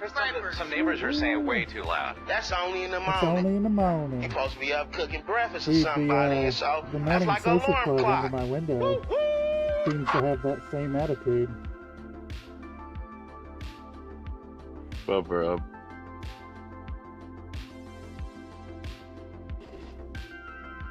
They gather up and they That's start. that dude's name, right? Bub Rub? Bub Rub, yeah. He's the San Francisco treat. That's not true.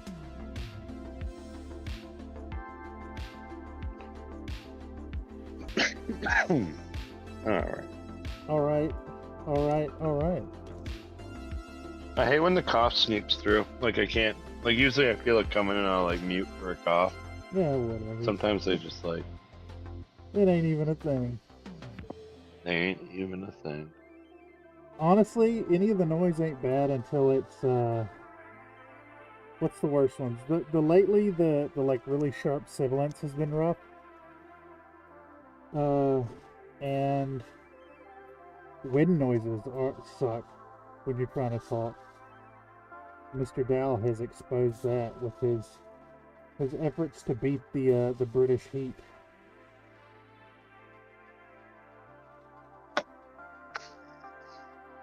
Okay. Makes sense. I mean, it's fine. I don't disparage it. It just, you know, hearing fan coming through a mic during a stream kind of sucks.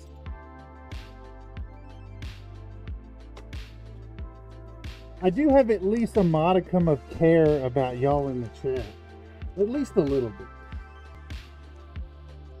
What is, Why, am I making weird noises? No, not at all. I don't Heading hear out them for in the work, stream. stay safe, gang. Mr. Graham, you have a fucking awesome work night. I hope your coworkers are in great, chipper attitudes. And if they're not, I hope you're the friend that's able to help them in their time of need.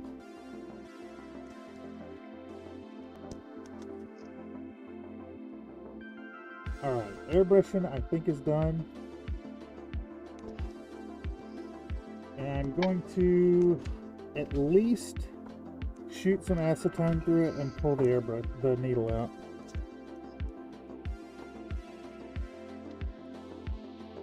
And put a little acetone in there. Now, I have a short out about shooting acetone through your airbrush. Make sure before you do it, your airbrush does not have a Teflon ring. Otherwise, it's fine. None of the mating surfaces here touch the O-rings. I'm just hauling.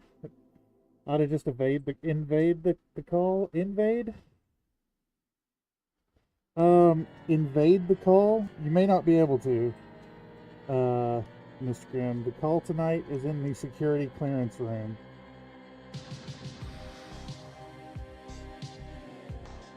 Yeah, sometimes the chaos stream is limited to a vetted group, and even then, I think there's a few folks in our vetted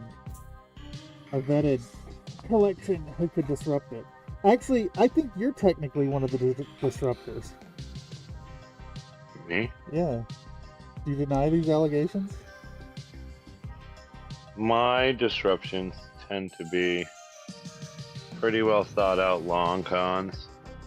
I like to make things happen over time as opposed to just wank out a stream.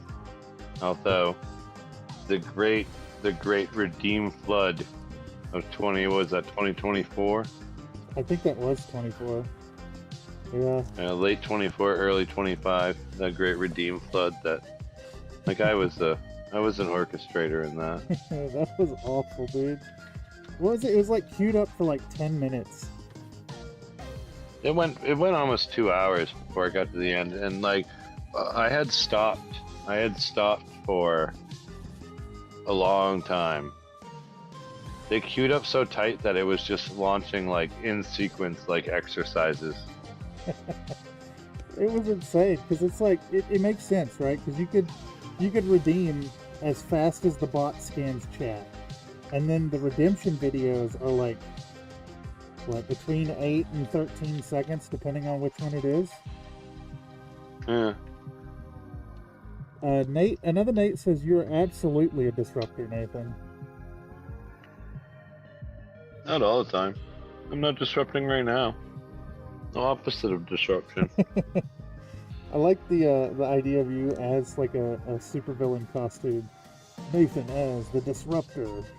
You're just like, you take a big breath to fucking do an evil laugh and it like pops to an ad break.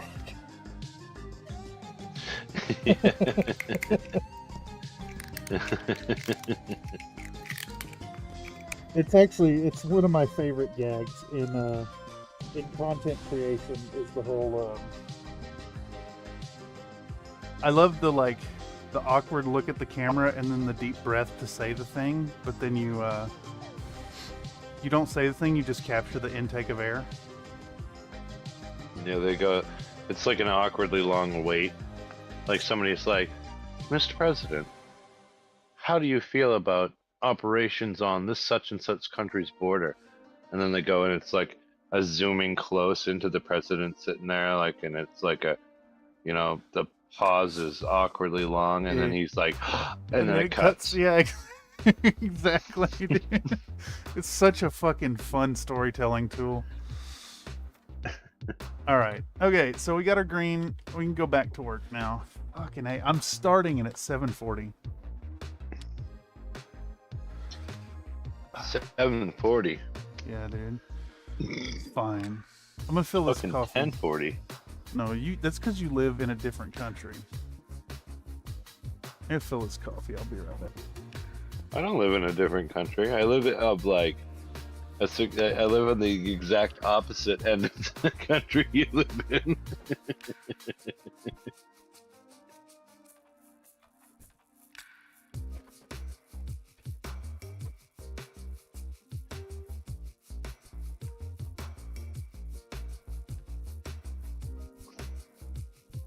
Coffee time. This is my childhood coffee cup. My grandma sent it to me when my grandpa passed. It says coffee on it.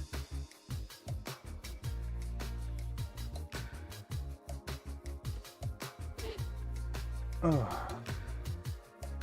Dead Grandpa coffee. I started so late today.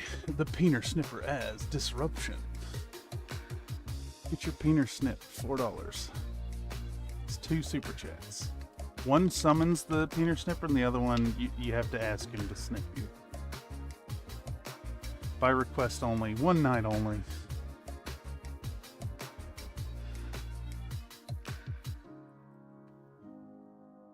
What about a Peener Snipper? Eruption? Not an eruption, redemption. We could get rid of the I think we could get rid of the ones in the 20s at this point. They don't get used. And if people really want to re-roll, they could pay $2. So they're like a secret hack for people that have been watching a long time. Yeah. We could change it to a redeem dice thing and have 2 variations where it's a pass or a fail. I must ask that you make that a roll at 20 good sir. I do like the fucking AI voice saying the thing. No, re-roll the dice. Yeah, it needs like a video instead of just the image to come up. I think the redeem reroll is a good one to hold on to. You could ditch the dice because you can just do whatever. No. But the reroll was like a Reroll fun the free dice. way. It's got like a pretty long recycle rate on it. It's like 20 minutes. Yeah, I think it's a half hour actually. Yeah. But it's like a free it's a free out if somebody has it. We should probably keep all 3 intact until we get through the White Plume Mountain game. And then in the new year, I'll do a revamp as we go into YouTube's new 2027.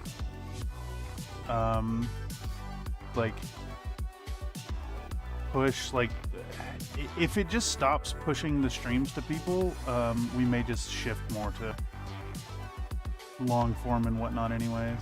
I don't want to lose the Battletech games. I think that's still a really good idea. And I'd love to do TTRPG Tuesday. They're just... we really don't have the folks for it. Reroll, you said. Where the fuck is the focus on this damn thing?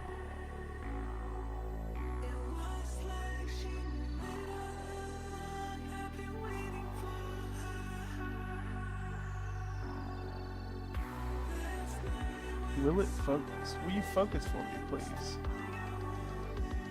It's trying. Where is the actual focus? I think it's all the way on the desk. Maybe about right there.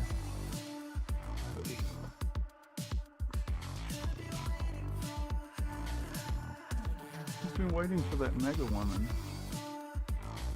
Mega Woman? It's the name of this track. What are you talking about? Oh, I had just turned the stream off because I was getting. Well, I can still see the chat, but I stopped the stream because it. It's distracting. Sometimes it's like, you know, you keep hearing you keep hearing the conversation from like, 8 seconds ago or 5 seconds ago. Just keeps playing in the background. Yeah, you should. It's nice to be able to hear if my voice is fucked up or something, but other than that. I try to stay on top of that, but I actually don't hear the stream output. I'm just hearing the Discord. I guess I could technically like turn down Discord. I could turn down Discord in the app or in the volume mixer and then put Discord itself on monitor in OBS and then get the actual volume. Because it's like Discord has its own volume balancing and then it's running through the mixer in OBS before it goes out to the other computer. But even then there's an extra layer. This is going through NDI, so it's a network device interface output into the network that's going to that computer, which then has its own mixer before it sends it over to the stream key. It's a little convoluted, but it was all to a lot of game stages. Yeah, well, the big thing is just to reduce the CPU load on this computer here. Oh, so that can just do the thing. It's just doing the thing. It's doing the Discord, and it's running a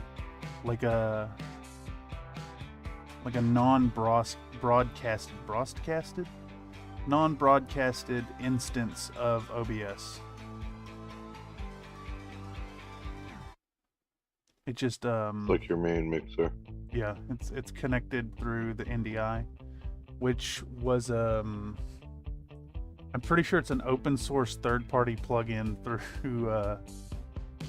through the company that did it instead of a GitHub thing. It's really convoluted. Dude, a lot of work has gone into building the stream format. All the little things, the assets, like the overlays, the fucking, even the stuff like the icons on that desktop are curated. You can't see most of them because of the windows, but I could I guess I could hide one of those windows. This one?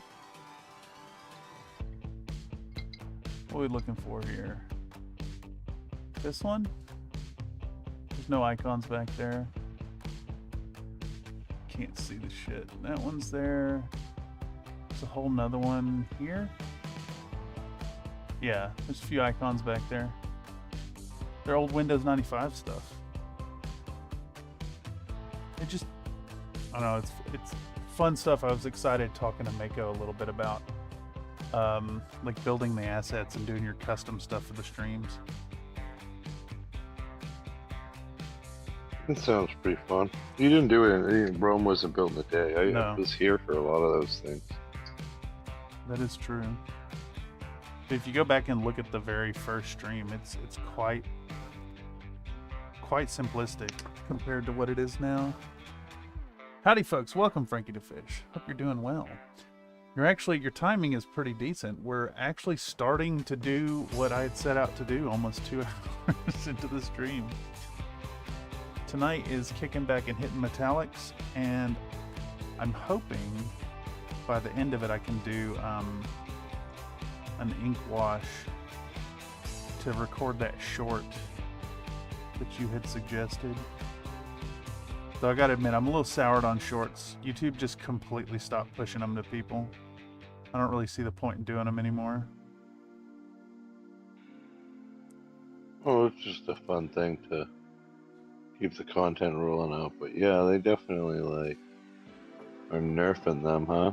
They went from I was getting 2,000 a day at the end of last year, and now 50 on a short is a good one. Like, I don't see the point. I might as well just put that effort into long form.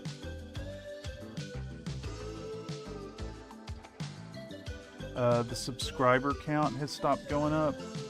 I've kind of hit a wall. I think I've had too many flags of like adult content, and my like value to advertisers has like soured on a hidden metric, so they're just not pushing it as hard.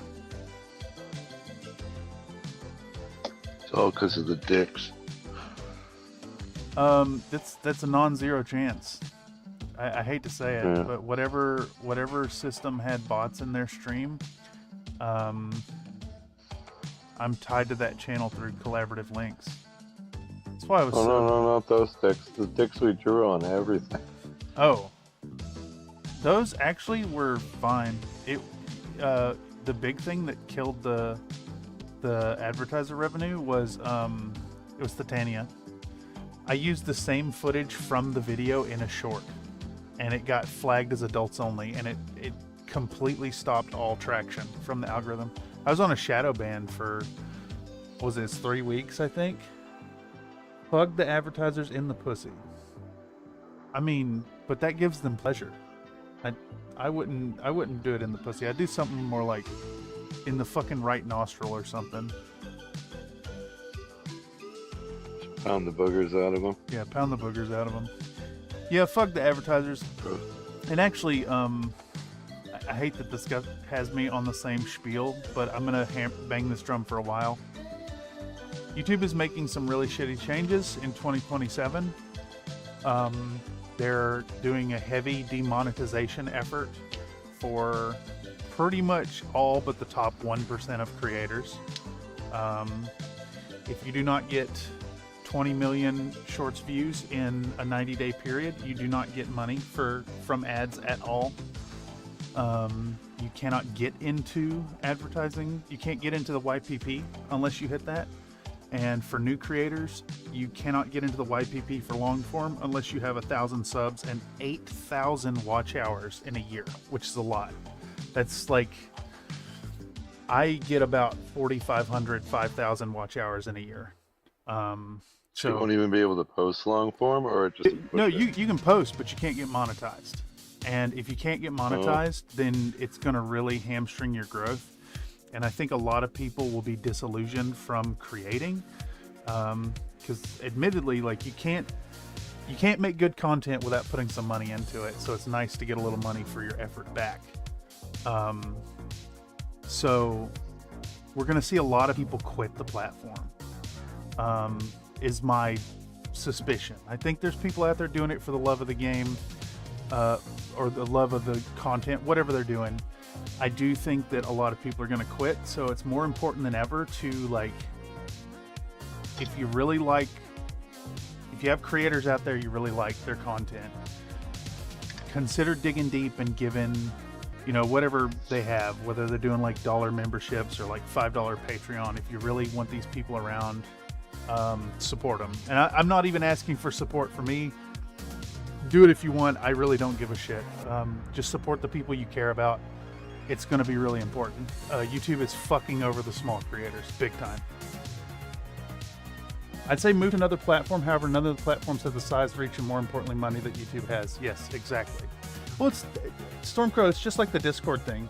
When Discord was like making all those decisions to fucking like, get butthole scans from you to allow you to fucking live on their platform, people were like, oh, just go to another platform. Where? Where are you going? Like you could go back to TeamSpeak or whatever, but then, like, are you going to convince 1,000 of the people you chat with to go? No, I don't think so.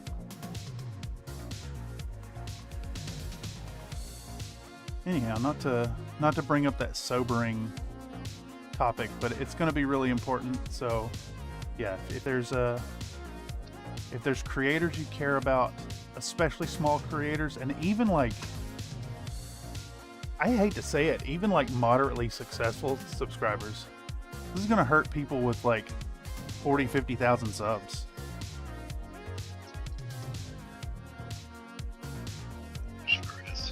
The hobby space is gonna go kaput. It really is. I don't think the biggest. I don't even think the biggest creators in this space achieve monetization standards. I think Squidmar. After a certain point, though, they kind of find other revenue streams, though. Yeah, of course. You know, sponsorships and. You know what that means? You know, they're like. That means that those people who are already doing those disgusting mid-roll ads and shit and fucking sponsorships are gonna lean even harder into that. Oh yeah. Yeah, it's really gross. And YouTube did like a town hall style video interview about it, and they tried to couch it as, oh, we at YouTube want to make sure that your payouts are of higher quality. No, dude, this is for the fucking shareholders. If you couple it with their change to what counts as a view, they're lying to their advertisers about metrics, while at the same time ensuring that those people who buy ads, they're basically guaranteeing those ads go to the bigger creators. Dude, okay, let's put it this way. If you're a shorts creator and you get 1.25 million views a month, that's a lot. That could pay my bills. I live a very meager life, a very cheap living. That could pay my bills. And let's say I was somehow getting 1.25 million views a month. All of a sudden, in 2027, YouTube now pays me nothing. Literally nothing. It's insane.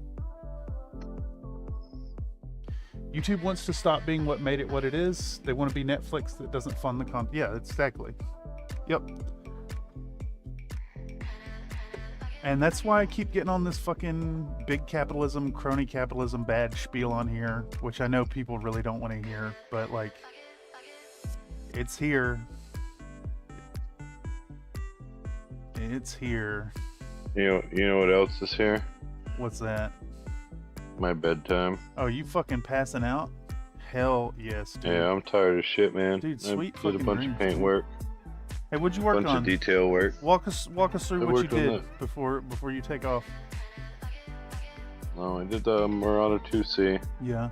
And basically what I was doing was trying to figure out what colors I used for what and pulling them out. And then once I figured them out, I was doing a lot of like cleanup. Like, you know, sometimes where you just kind of like the tip of the brush just kind of pops off the panel and like hits another one. Oh yeah. Or like the paint's a little too thin and it like runs into a panel line or onto another panel or something. I was just floating around cleaning up stuff like that. Fuck yeah, dude. The second pass.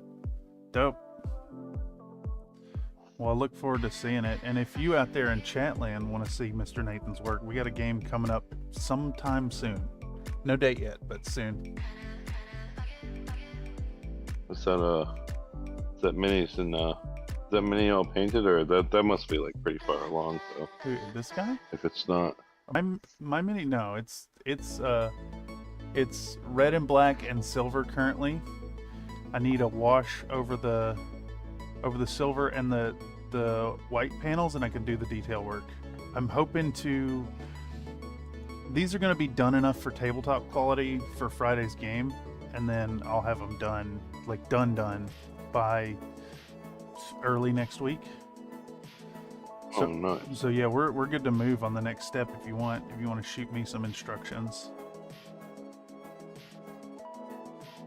Oh, for the Yeah. shorts. For the showdown. Yeah. I think my brain's in the spot to do that. I have ideas. Yeah. Let me know Gonna when you're make ready. Dude, we're at your pace. a map and shorts. That's like the next two steps. All right, I'll start on the. Dude, what about a I think we can just use a generic beach and drop a. I do like when the pieces lock onto the hexes. Yeah. But we don't entirely need that. No, I can make it's it just work. a fun thing. I can make it work. Yeah, I'll build the beach next. We can make that the first short, actually. Wait, are you planning on doing what, 2 pieces? The challenge from your character, and then like maybe the turntable while you do some audio shit talking? Yeah, like the character introduction and then the shit talk. Yeah. That's like the 2 main ones. And then there's the event. Yeah. So it's 2 and 2, and then the event. That's 5 shorts. Oh, it's 2 and 2. There's the intro to the event, 2 and 2, and then the like announcer being like, "Oh, check back tomorrow for the event," and then we run the event as the 7th. Yeah, kind of. I don't necessarily need to be in that order, but the like response, like if you do the first shit talk, the response video should probably be the next one. You know? Ooh. Things like that. Should I do it the other way around this time and challenge you? Oh, you could. You totally could. Yeah. Corporate demands that you shut this fucking ma and pa shop down. You're gonna give somebody sarsaparilla. Yeah, dude. Yeah, I'll do something like that. I'll do a... Oh, yeah. I got some ideas. I'm excited. All right, man. Dude, you have hit that button now. Good night, sir. Thank you, sir. Thanks for having me, and you have a good night as well. Yeah. He's gonna hit that hang up button now. Man, always good to catch Mr. Nathan. He's been doing hella hobby lately, which has been a pleasant change. For those of you who don't know, Nathan has been a long-time contributor to the content and the community, and historically is really slow about getting his painting done. Definitely an overthinker and a perfectionist, and he's just been fucking grinding models lately. It's been really cool to see. I'm definitely a believer in the whole, like, just get them done. They really don't need to be stellar quality. Don't get me wrong, a fucking display piece is gorgeous to have in your collection, but just having models done has its own, like, special value. This is something that has really stuck with me for doing commercial tier painting. And of course, if you out there, especially if any of y'all catching this via the algorithm after the fact, you want to get in on community, make sure to consider joining the Country Fried Minis Discord and sharing what you got going on. Which Nathan was that? That was Mr. Nathan. I think his name is like Nathan16520 or something here on YouTube's. Stormcrow says short slop of creators from a certain subcontinent might be the big winners here. That is a interesting point of speculation, actually. YouTube on the surface is supposedly doing some efforts to combat AI slop bullshit. But in practice, I don't think they're actually successfully doing that. So it'll be neat to see what happens. Either way, it'll be interesting. It sucks for anybody who's doing like passionate and inspired art. You gotta be the big dogs now. They're handing it all to Mr. Beast. That's what they're actually doing. That guy, I hope that guy gets indigestion.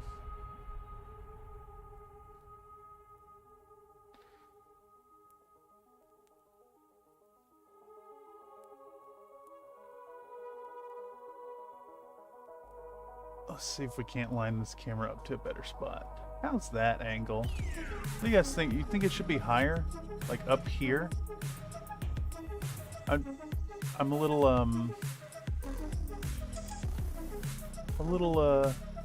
fed up with this camera getting in the way of this one right here.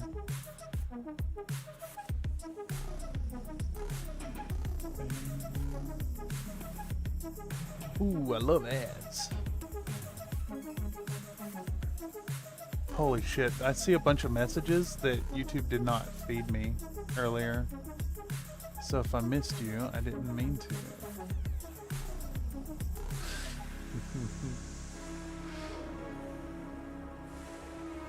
Alright, next up is our happy little, what is this, Thunderbolt TDR like 9S or something?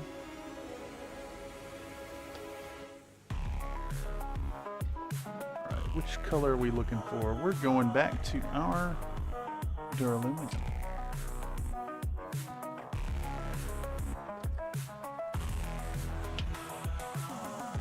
Now. Okay, so the rule I'm going for here is largely partial housings on the weapons. I kind of broke that rule here a little bit with the Templar. There's some spots I should have left red, but that's fine. So partial housings on weapons, any exposed obvious actuator bits, weapon backings are a good source for it too, and then joints and vents and jump jets, and then fingers but not whole hands. Though in this case it looks like the Thunderbolt's fingers go all the way onto the back, so it's got like the exposed bones. Those will get solid silver, I believe. Good rule of thumb. Definitely a tip I recommend in your painting endeavors to set some ground rules in your color schemes and stick to them as best you can.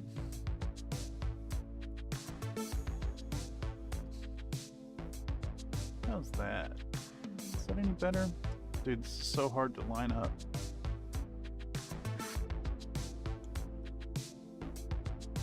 Yeah, there we go.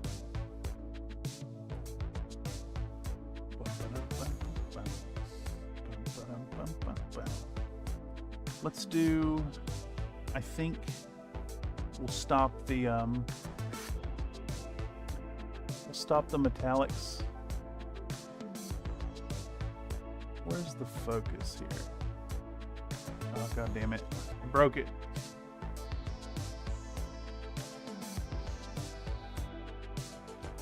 I zoomed in too far. Deactivate. Reactivate.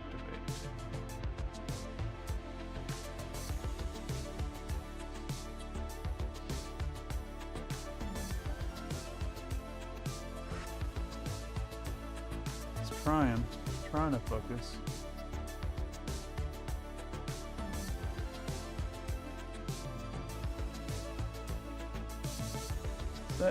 That might actually focus. Maybe not. I guess I gotta hold it really still. Okay, so what we're going for here,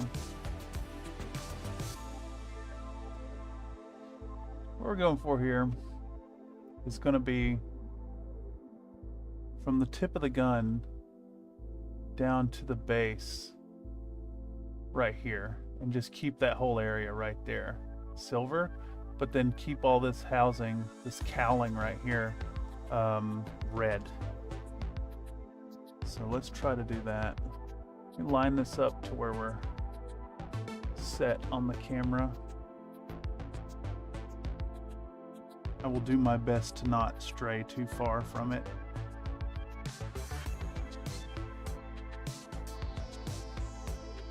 I suppose it would help to get like a bigger monitor a little bit to the right over there, because currently I have to look around my light to see it. In a bit of a shitty position.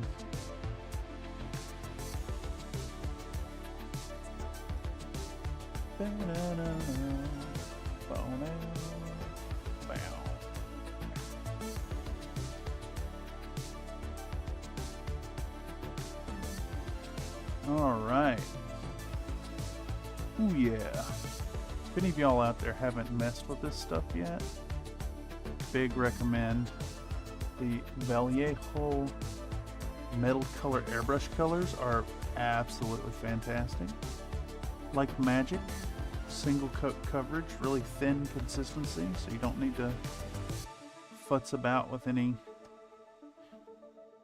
thinning or anything like that. You do have to stir them though. They like to separate really fast. As you can see right here, we're just going right over top of red and black like it ain't nothing. Single coat coverage. Can be a little thin sometimes. Just be cognizant of that and pick up more material if you hit that point.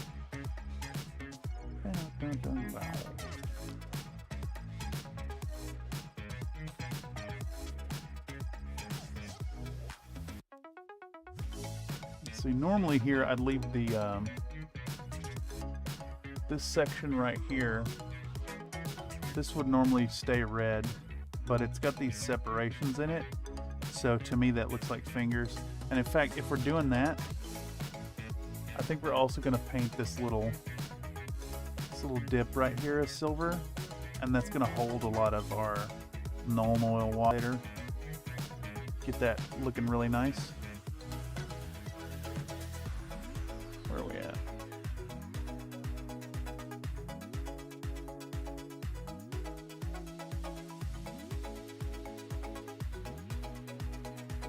Oh yeah.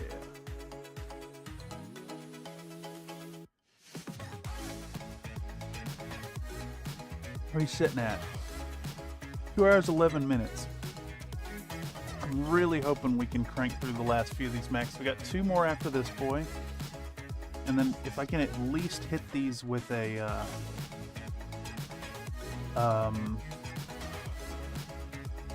ink wash, I can be set up tomorrow to do like the final details, and then in theory be ready to do final touches before my game Friday.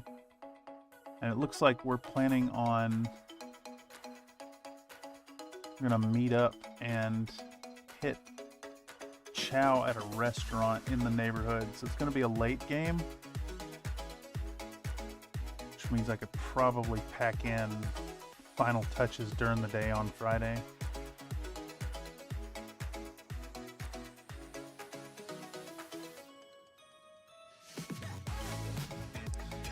It does mean I'm gonna have to miss the Dick stream.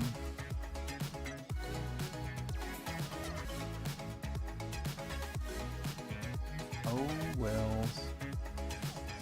How's that looking? Nice and tight. Not too many spillovers. They're not as bad as they look on this close-up shot either, of course. And they'll get even more diminished once we put the ink wash on.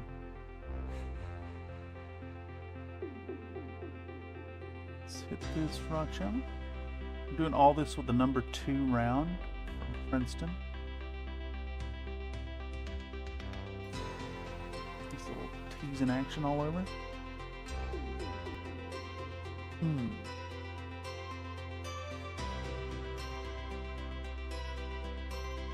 Is that working?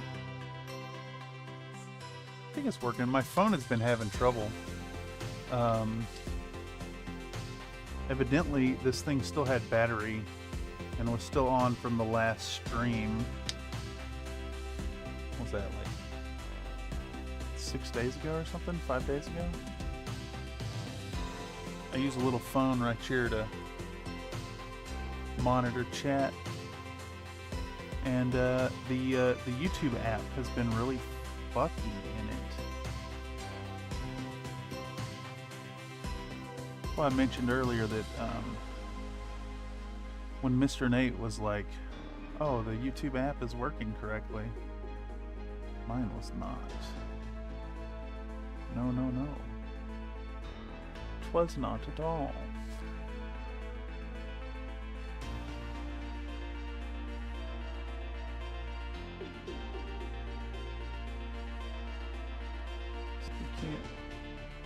that up for the camera.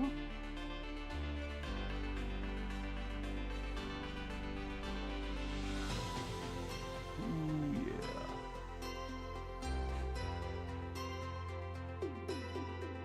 Very lovely. Single stroke passes. This paint shoots beautifully out of an airbrush as well. Big recommend. Was it like $10 a bottle too? And this is actually fucking massive miniature paint. Technortian says in a foreign language, suck, guck, suck, luck, guck, guck. You know, the funny thing is YouTube has also given me a little like translate option here. Oh my goddamn. I just whacked the shit out of that camera. It's too close to my fucking knee. Oh shit. Is that still in the right spot? I think so. So how you doing, Mr. Tech? Hope you're doing well. I do have an update for you actually, Senor. So I was struck with some particularly bad insomnia last night. And I popped on, I was like, fuck it, I'll do the Blackheart quest line to get the Blackheart rep up. And I did 1, I did 2, and I'm like, this is going really slow. Fuck it, I just gotta keep going through quests. And I got to the 3rd one down, and the quest was buy this brew off of this dude at 4 or 5 gold a piece. I think it was 4 gold a piece to gain rep. And I was like, fuck yeah. Dude, it's a money quest. I'll just go take the stack of money and give it to him in a big lot. Nope. They did not patch that one. This one in particular was not patched, and I had to buy 252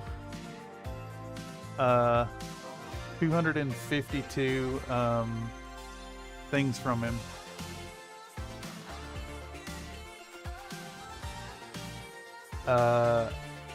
And it was not patched. I resisted the urge to bitch about it, but I think that patch they rolled out, to me, that confirms all the more they're doing vibe coding.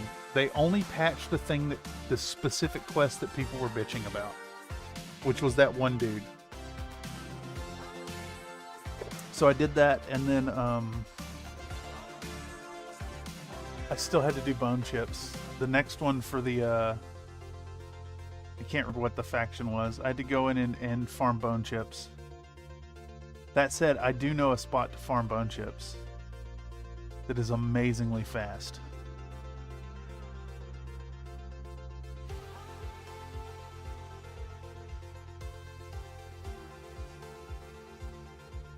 So I think I'm ready to go down to Split Paw and kill the dude in the cell. And for those of you who are out of the loop, I realize I just started talking about it. We're playing EverQuest Legends. I get translated. Yeah, dude, the translation's ridiculous. What has been the best BattleTech mini to paint so far? Oh man. Do you want like in totality, or like do you want to constrain it to Catalyst, or what's your? I need a little more qualifier from you, Stormcrow. 'Cause that's a tough one. It's a really tough one.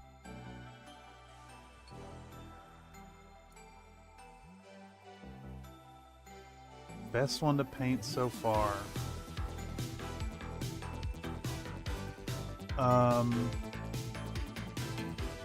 Pre-Catalyst official models, non-IWM would be the Banshee. The Banshee's sick. The old school, like, Starbucks one, really good. Catalyst minis.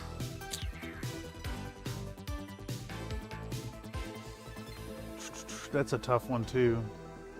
Who's the best catalyst I've done?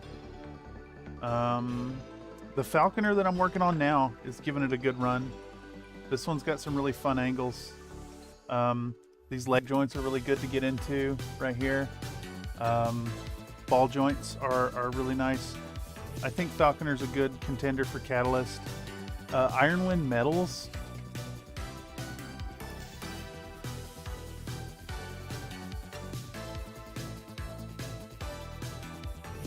That Megatron was a lot of fun to work with.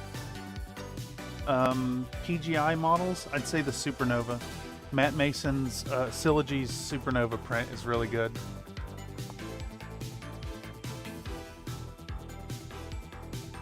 Best metal.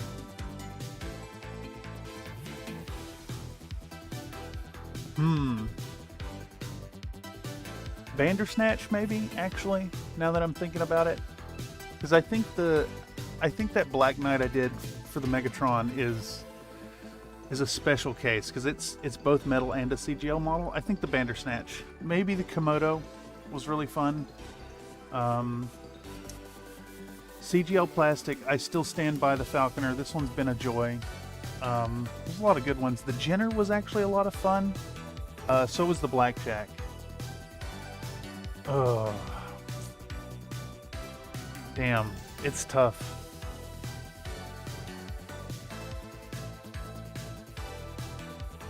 I got a soft spot for the CGL Orion, but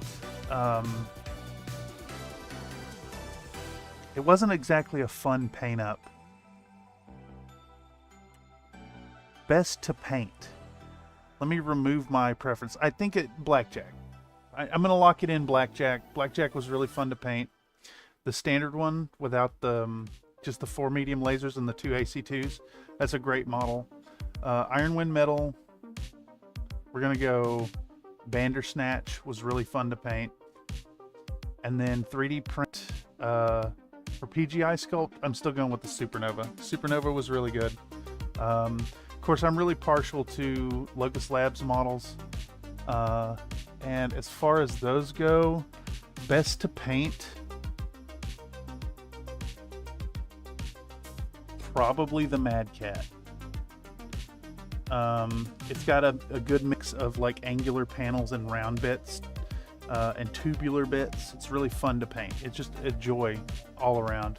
Like, there's models I like better, but I'm trying to base this on what is the best for painting. This is a close second for CGL, this Falconer. The mold lines suck on it. I said they were good when I was working on it and then found others that were problematic. But I'm really biased against CGL models. I think PVC is a really shitty, low quality choice.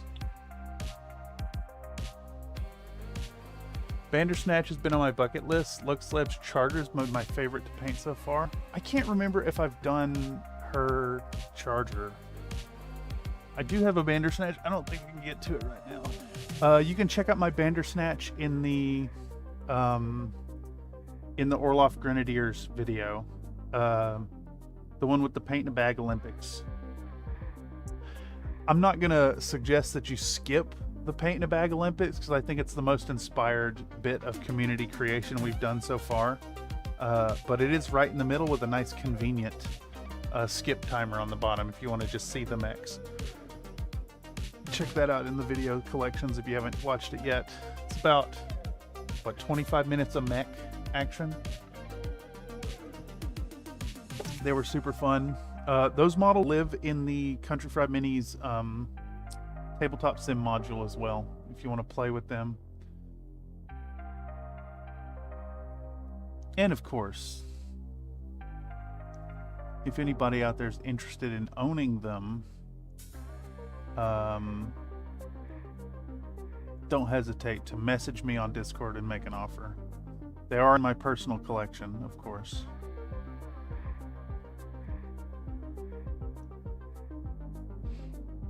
But everything's for sale. Everything has a price. It's part of the whole kill your art thing that I truly believe in.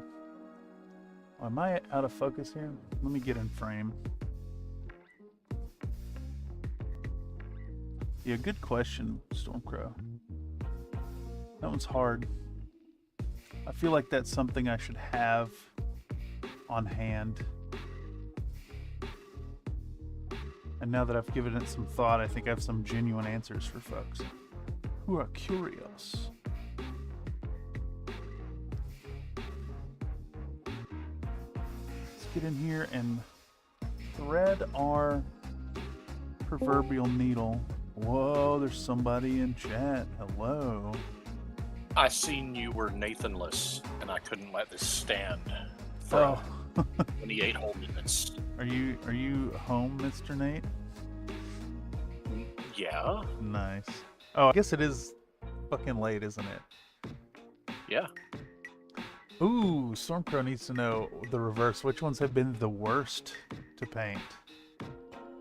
Worst painting experience. Boy, oh boy. Worst CGL paint. Worst CGL paint. Worst. Who was the worst? I know there's been a few that I've really hated, but I don't paint a lot of CGL models.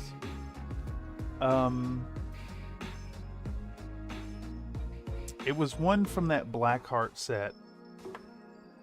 Do I have my phone handy? Where'd I set it? Where the fuck did I set it? Over there. Dude, I don't think it is over there. I'm not seeing it. It's either like on the bed or in the bathroom. I need to look at that list real quick. 1 second.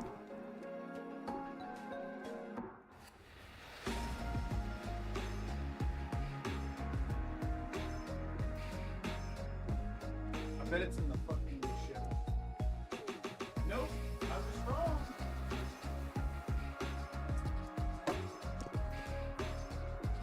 I set it on the fucking fridge when I made coffee. What were the mechs in that? One of those was really, really shitty. Really bad. Do I have pictures of those here? All the ones in the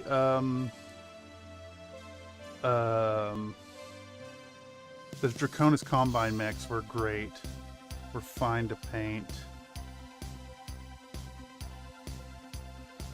Where are those? Nate, do you remember how long ago those like lightning bolt camo mechs were, the brown ones? It's been a while now, hasn't it? Yeah. One of those guys was really, really abysmal. I need to see the picture though to jar my dang old memory. In general, I think that Catalyst models are just poo-poo trash garbage to begin with. Yeah, they're really not trying. I mean, I think they'd be fine if they just had higher quality casts, like high pressure ones. This one right here was the best. By the way, this one right here, the standard blackjack with the lasers and not the missiles, best Catalyst by far. That one was an actual joy to paint. The mold lines were cleanable because he's nice and boxy. Where? I think probably my least favorite CGL sculpt was probably the Enforcer. Enforcer, it's okay. I've been working on it. It's not as far joyous. As paintability. That's not the worst that I've had. I could see where you come from though. I think there's two of them, but they're not great.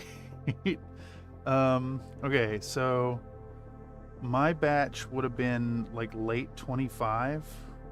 Say in minis on parade from Camarones.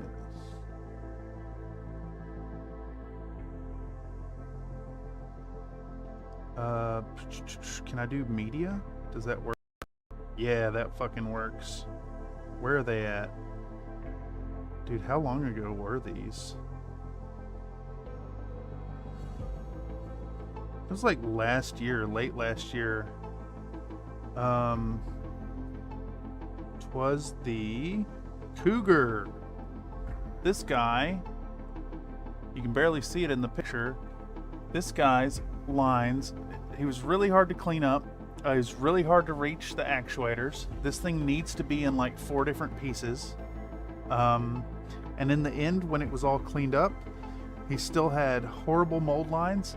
It has both mold lines that run directly over details and mold lines that run across the faces of stuff. This was a fucking nightmare to clean up. Was not fun. I hated every second of it. It was also in a weird color, which probably affected the paintability, but it was really, really bad. I got the majority of my CGL minis Christmas 21. QA was quite atrocious. I have a Massacre with a broken nose. Yeah, Look, I understand why CGL models are the way they are. And I think for most people, they're perfectly fine. I hear a lot the argument that like they're durable, they're not breakable. And it's true. They're really good game pieces. They're really, really good game pieces. If you think of them as game pieces, they're really fucking good. If you got like a board game, like imagine the starter box for BattleTech was packaged as a proper board game and not like, you know, a miniatures game. All of a sudden it makes a lot of sense. But as far as minis go, they're really bad. The low pressure PVC casting is really bad. These things are supposed to have nice, crisp, sharp, like sometimes 90-degree angles. And it's just a physical limitation of the PVC. Nate, do you know if there's such a thing as high pressure PVC casting?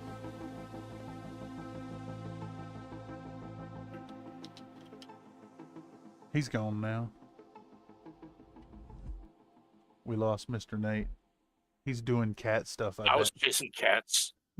Yeah, I called it. I knew you were doing cat stuff. CGL minis have improved over time, but first wave stuff can be really bad. I suspect there's a certain amount of thought that the design crew has given to the models now to deal with the material limitations of the low pressure PVC casting.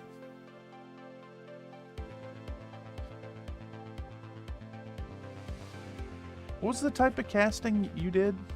Was this always styrene, Mr. Nate? No, it was any plastic. It was just high pressure. Did y'all ever work with PVC? Old injection. No.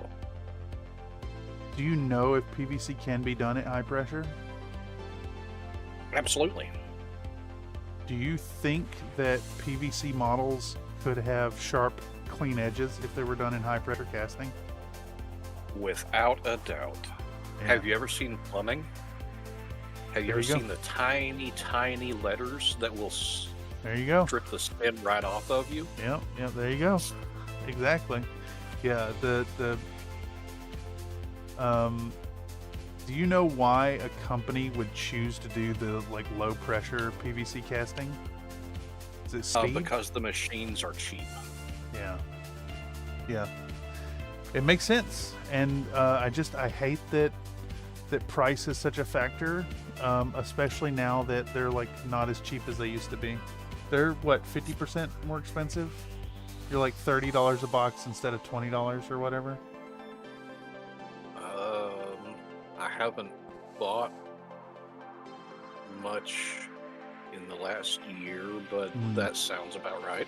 I'm considering picking up the Elysian Lancers box for my collection, but it's funny, I showed it to Blake and got his opinion on it, and he's like, they look like they're made of chewed bubblegum, and they really are. It's like they don't have crisp, sharp angles. And I don't know if y'all know, but that's like the brushing with the side of your paintbrush trick don't really work as well unless they have sharp angles. Uh-oh, did this camera actually die?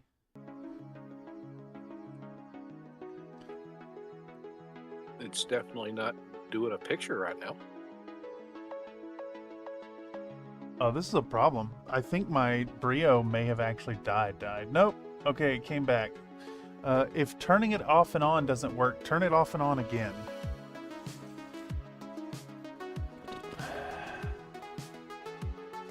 I'll have you know, Mr. Nate, that I have been doing some initial research on what it would take to put together a product for this purpose. Yeah. I'm working on it. I'm working behind the scenes. I don't know what I'm going to do about like startup capital. We might have to do like a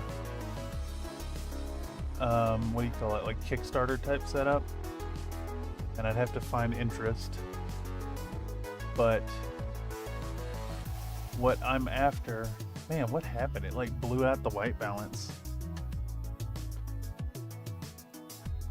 It's just really shiny. Well, this last reset like broke the white balance. It's off. Oh, it's because it's adjusting on the fly.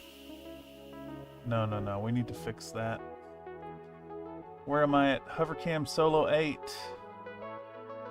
Image adjustments. White balance.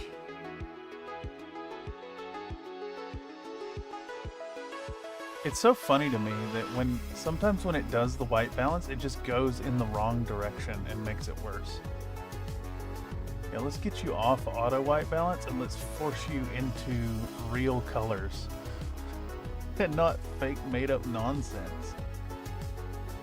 I think it's trying to compensate for that red actually. But it should be very red. There we go. Red. Yeah, that looks okay now. Let's lock that. Oh wait, there's a button Focus. for that. Are you sure about that? Ah, yes, red. Roniusify 3D printing makes me less afraid to actually paint my minis. Hell fucking yeah. I love hearing that. It's anything to get you started to do the painting, to pick up the skills, to then paint the models you're afraid to paint is really valuable.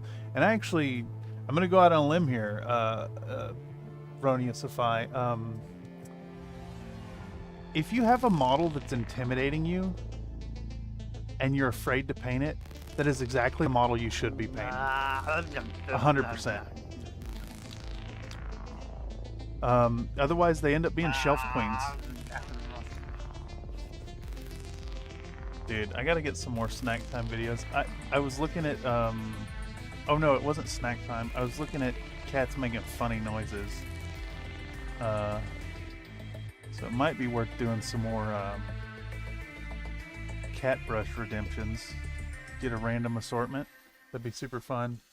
Stormcrow says, yeah, I agree with that. I'm more likely to paint a model I can get infinite of than one I have to pay $20 plus for. Yeah, but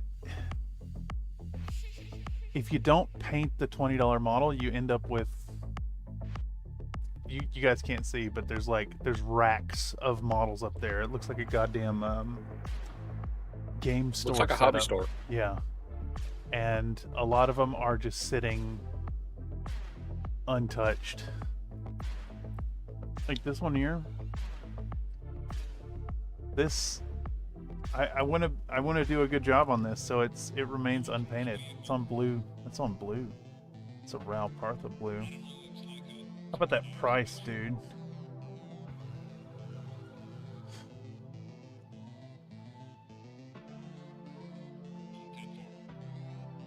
Yeah, I recommend painting the ones you're intimidated by. It'll help you grow as a painter. Plus, well, twofold here. One, you can always strip it. You can always strip model off, paint off a model, no problem, not even an issue. But I think painting something you like, a model you really love, and screwing up on it is super important in the paint journey. That lesson is going to teach you so much more than doing a dozen and doing them right.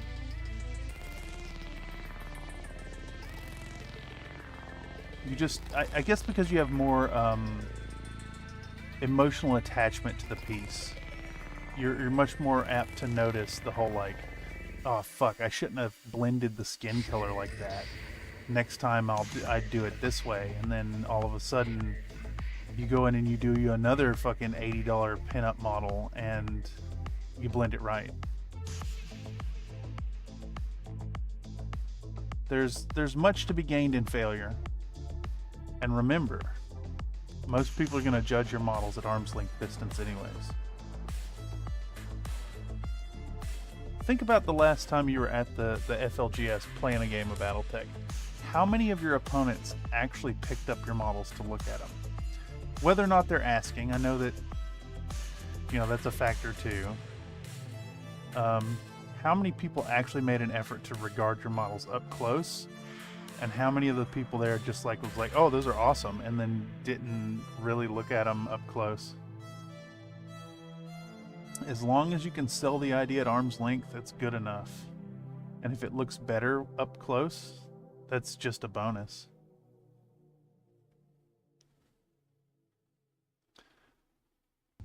I ain't here to be a master painter. I'm here to be a prolific painter.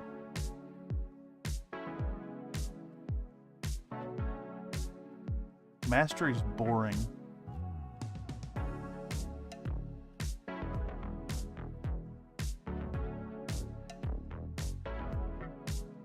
Plus, well, you can get good enough at something where you see rivals in the field and you want to outdo them. A peer outdoing you is really, can be a really good motivator. This is true.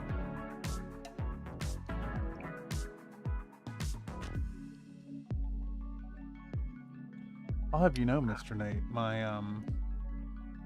my friendly rivalry with a certain ex-community member pushed me to do one of the finest pieces I've done in 2 years. I was there for that.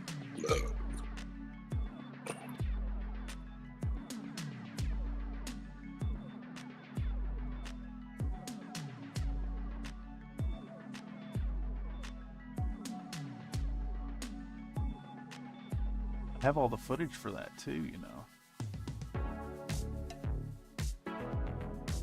In theory, I should be able to make a video out of that.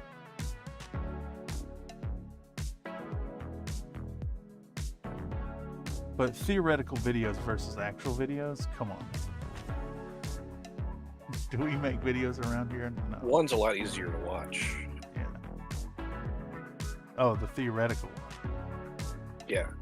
Yeah. You can see it in your head, can't you?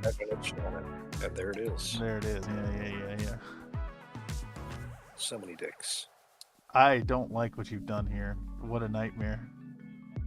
No. This was a nice happy image, and now it's got a smell to it. Those mushroom pheromones. Those. Yeah, dude. Oh man.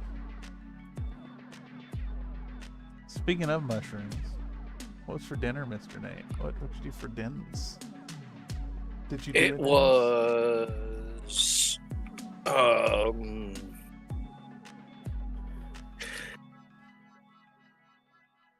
it was butt. I sneeze.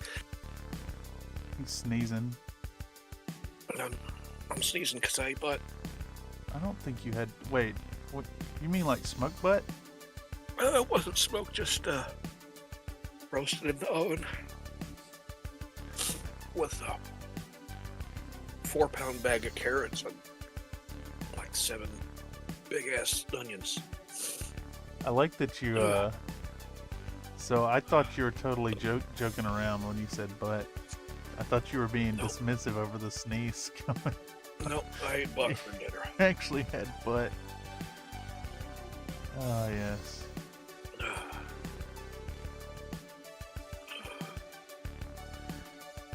Are you allergic to cats, Mr. Nate? No, I think I'm allergic to my mustache crawling in my nose. Oh, dude, that's for real. Oh, God. Somebody's there. It's that weird Canadian. Weird? Gonna come do war crimes all over us. Yes, there is indeed a Canadian in the room with you right now. Hello, Are you ready? entire country of Canada. The entire country of Canada. Do I need to boost you on the stream a little bit? I might need to. Maybe. Hold on, I'm coming in. But finish painting your thing. That's what you're working on. A thunderbolt. Dude, the painting is... I paint and I paint and I paint. I've been here for... We're almost at the end of the Here stream for anyways. 3.5 hours or so. 2.5. I lost a lot of time on the airbrush thing earlier. Yeah, I needed to take a nap around that time because I was just like, I am tapping the heck out. Did you just censor a curse word? Yes. You let your curse words fly, sir, if you feel up to it. Nah, I'm trying to make a habit of that in my streams. You're making family-friendly content? Dude. Yeah, I'm trying to tone back. Well, you may want to be cautious about any collaborative tags with this channel. We draw Oh, trust me, everybody knows that I am a filthy porn dog. But at very least, I managed to keep it in my pants somehow. Well, how could people see it if you keep it in your pants? They only need, like, the implication of the idea that it's there. I mean, I agree. The mystery is far more interesting than the truth. That goes for, like, exceptional genitals as well. Like, the mystery is far more interesting than that massive Well, donger.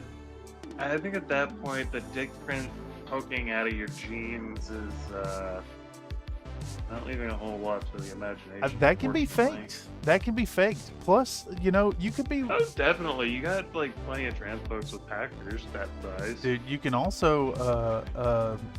you could be a fucking grower walking around with like a quarter chub all the time. Why? What, you invited the dick Walking dog. around in public, though? Ugh. I mean, walking around... Some people can't help it, dude. I know, but, like, I look down and I'm like, I'm hoping I really don't have, like, a bulge while I'm walking around down in public. Yeah. It makes me want to cut the damn thing off. Yep. Dude, I used to ride the train early in the mornings really tired. And I don't know if you're aware, but, like, when you're really sleepy and, like, you're getting that, like, what is it, alpha brainwave fucking sleep stuff, and you get boners. You get uncontrollable boners on the train in the morning around a lot of people. Nah, just put the damn thing off, man. Turn the Hideout into an idiot already. They have a procedure for that, you know. They do. I ain't got the money for that, though. Oh, yeah. I imagine it ain't cheap.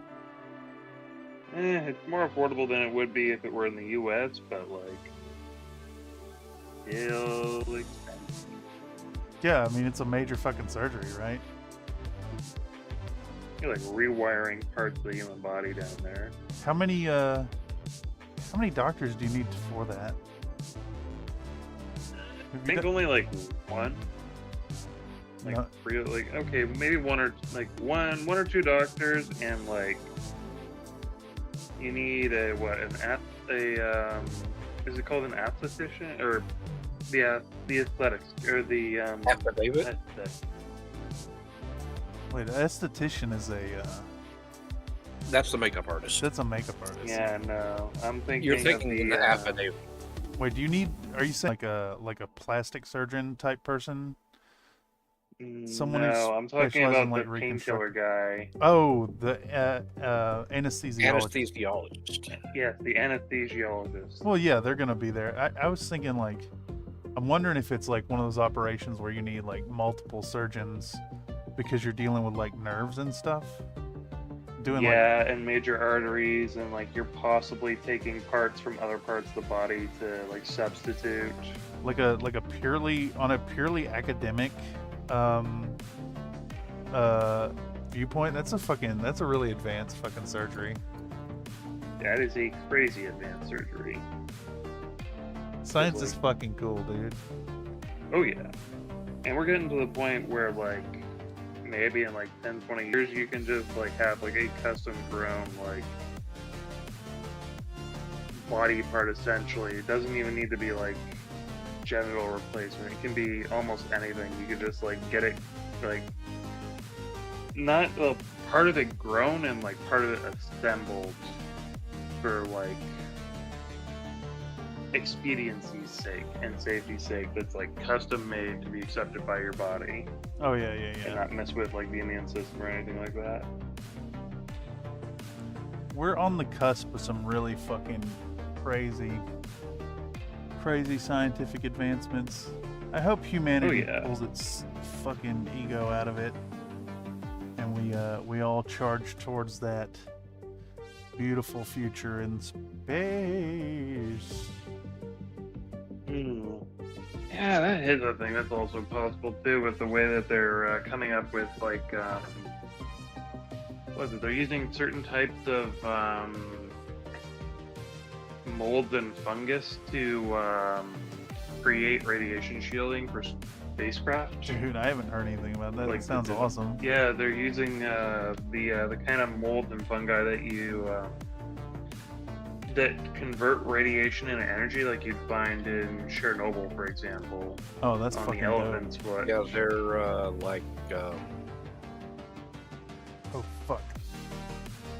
Yep. See, you see, my finger is covered in metallic, and I just fucking raw dog metallics all over it. What are you talking about, slippery stuff? I love the cool Star Trek future. Also, hope I can afford it. Star Trek future is not possible without like full-on communism, unfortunately. And I just don't think humanity is geared for an actual communistic society, just because, well, you gotta make people overwrite the selfish tendency. It's there for a reason. Like, genetically, we have that selfish tendency to for the good of the small group. Yeah, that was what it's called. It's called what? Radiotrophic. Radiotrophic. It's the first time here. Like, I theoretically know what you're talking about. I hadn't looked into that. Admittedly, a lot of my dives into like happenings have been polluted by geopolitics. Yeah, they evolved in the presence of the elephant's foot. It's fucking dope. And they use melanin to trap extreme energy particles and turn it into food. Oh, dude, that makes sense, because like tanning is a response to ionizing radiation from the sun. Yep, they're just getting it closer. That's fucking dope. That also means that this is technically a self-healing and a self-replicating radiation shield. Are you saying that future ships might be part mushroom? Mm-hmm. That's goddamn cool. Biotechnological future. Giger was right. And actually, given how gooneristic humans are, Giger was definitely right.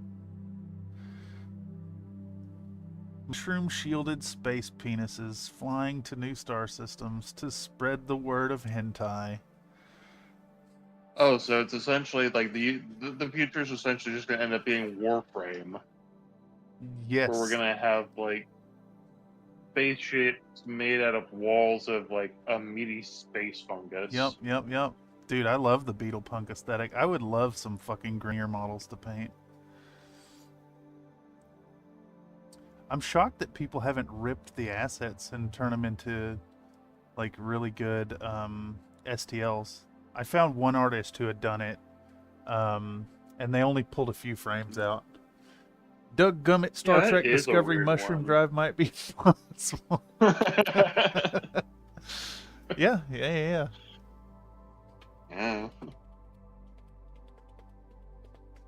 All right, I'm gonna fill my coffee. So I'm gonna run late tonight. Chat. We're gonna finish these two mechs, and I'm gonna hit these with an ink wash. I have to get these done for a game Friday, so these guys have to be set up to do white paneling, chipping, and at least starting on my enamel washes by the end of tomorrow. Are you streaming tomorrow, Mako? No. No? Nope, I'm taking tomorrow off as well. The next one will be Friday. Oh yeah, sick. Friday in the morning? Normal time? I'll probably... closer to like noon. Well, okay, for you it's in the morning. Oh, like super early for me? Yeah, I probably won't be up.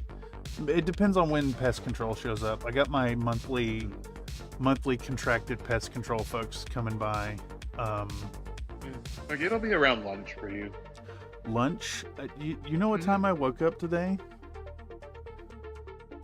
5 in the afternoon, probably 6. 4 p.m. Yeah, 4 p.m. I caught up on all that sleep. You know that other night when I was like, oh, I'm fucking tired, and you're like, you should go to bed. I did not, in fact, go to bed. I got 2 days in a row of 3 hours of sleep, and today I made up for it. Which is good. I feel quite rested, actually. Anyhow, let me fill this coffee, and I'll be right back. I also have coffee.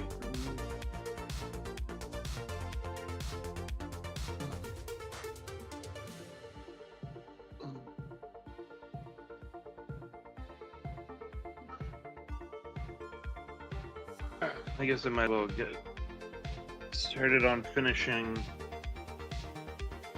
the GM Spartan.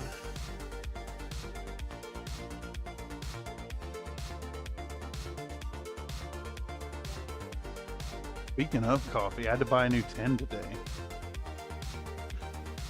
That must have set you back quite a bit. Dude, all right, let's see what you guys think. So I bought a tin of coffee, a jug, a half gallon of almond milk, a family-sized bag of pretzels, a 12-pack of toilet paper, and a single sweet roll. How much you think I paid for that? $30. $17.50. What was your estimation, Mako? $40. It was $35.92. I was exactly half. Exactly half. And that's the price it should have been. I mean, granted, that's a 12-pack of butt roll. The pretzels is... right. I was leaving the toilet paper out. Yeah, that's kind of... well, the pretzels are a little expensive. It's a family-sized bag, though. It's days and days and days of pretzels. And the coffee is going to last like 8 days or something. 8 or 9 days. Just shit's expensive.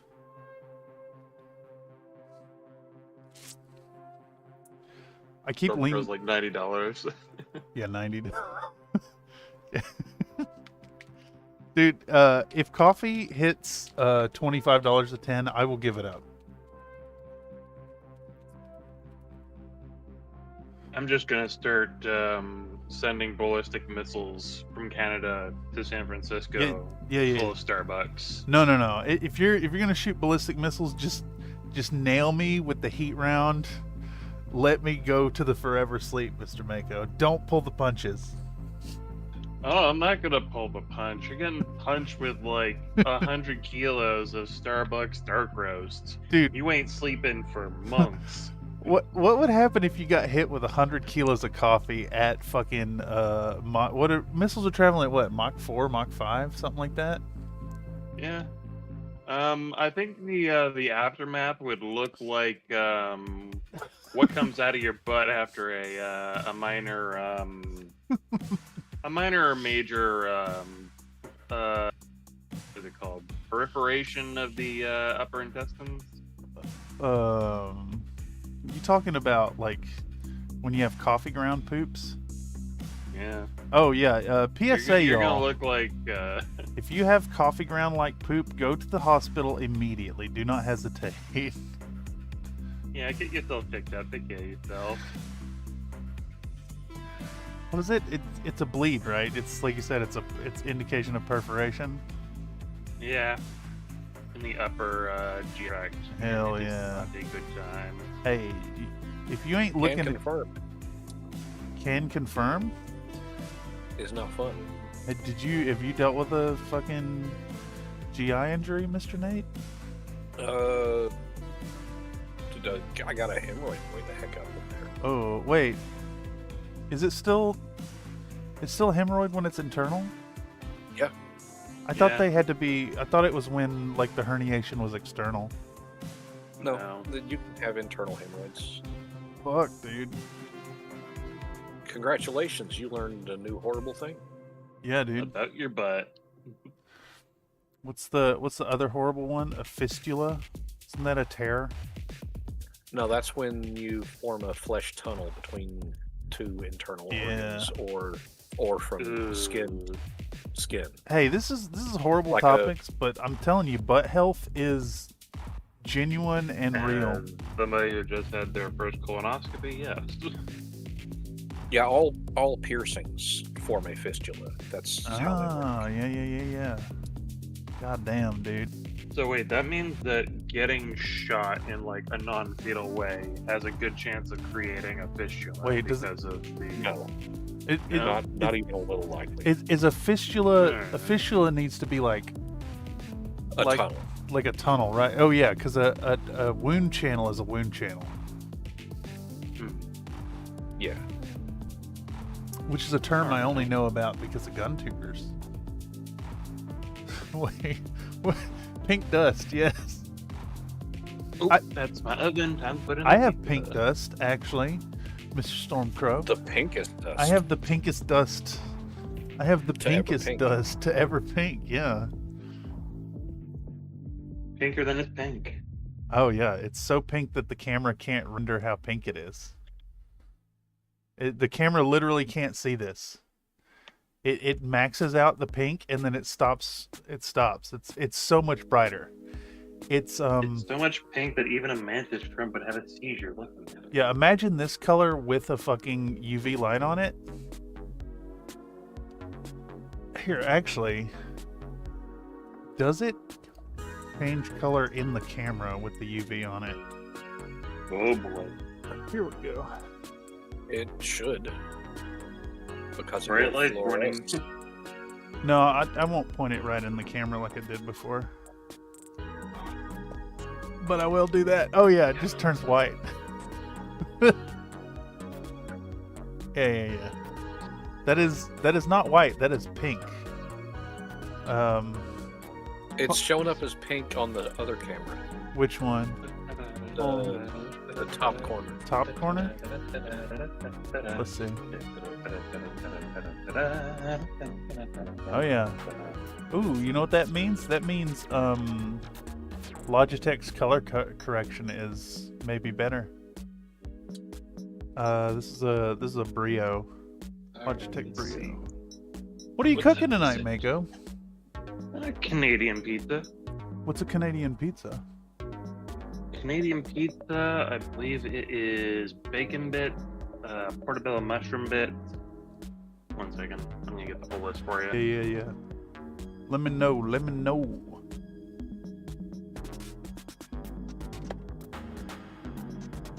All right. Pepperoni, bacon, and mushroom. Pepperoni, bacon, mushroom. Now, when you say bacon, do you mean Canadian bacon? Oh, definitely Canadian So ham. bacon. Mhm. For us, yeah. Sick. Yep. Cool. Sounds good. I should have also picked up some Hawaiian. A small Hey. lion?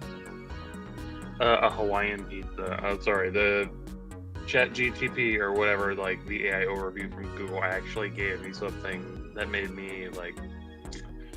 So apparently there's a Montreal all-dressed pizza set of toppings, which features tomato sauce, pepperoni, green peppers, and mushrooms, often layered underneath mozzarella cheese, like a lot of mozzarella cheese. It just sounds like a.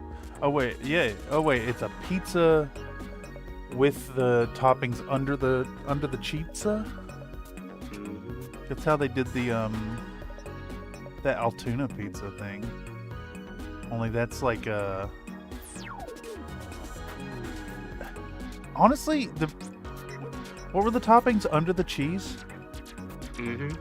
No. What were the toppings? The ones listed out. Tomato sauce, pepperoni, green peppers, and mushrooms. Pepperoni, green peppers, and mushrooms. And I'm pretty sure, like all dressed, like that should also include like onions and. I think there's one other item here missing. Dude, you got the Google open? Pull up the Altoona pizza. Altoona. Altoona pizza. Altoona pizza. Yeah. Ooh, it looks like pizza lasagna. Well, check out the way the ingredients are layered out, and it's not too far off. Like, it's a lot trashier than what you're describing, and I think the trashiness of it is part of the appeal.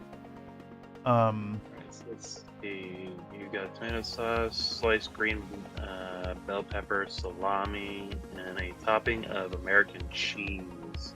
And the pizza is cut into squares instead of wedges. And it's also like on a really thick dough, but it's doing that like under the cheese. Would you try Altoona pizza? Definitely. See, me too. Like, I think I'd try it, and it's like, I think it's a crime to call that pizza, to be honest.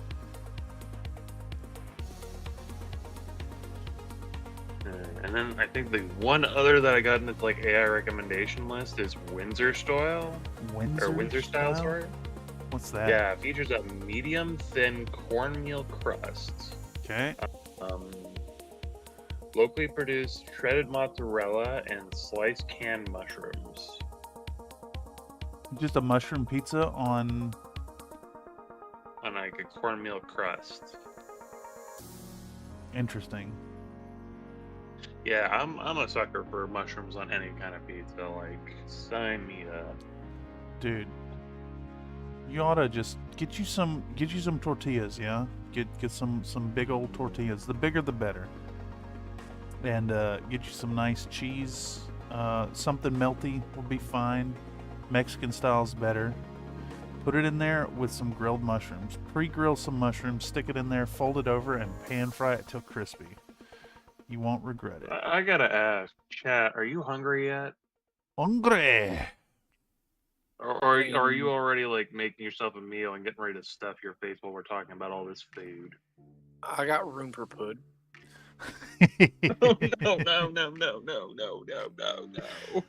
no. See, you associate it with the cream, the custard cream coming out their mouths at the end. I associate that video with the weird, like, sexual connotation of it. I could go for like some either of poodle. these things. It's just like, no, I don't care. You're not using the pud against the lube down there. Put it away. No, he just wants a little pud. Always a little room for some pud. I made this pud. When the guy does the slurping sounds with the custard next to his face, that's actually pretty foul. Yeah, it is. Oh my god.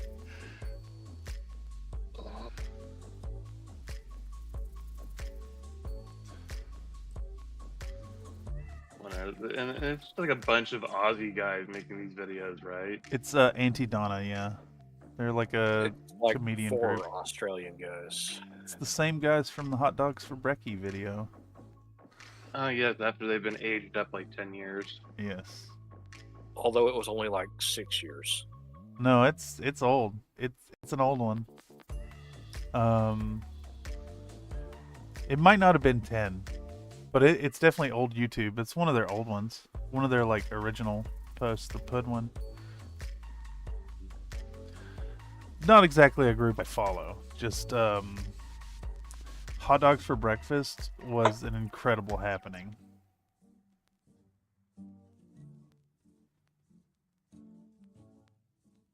If you guys don't know what I'm talking about, check it out. It's very funny.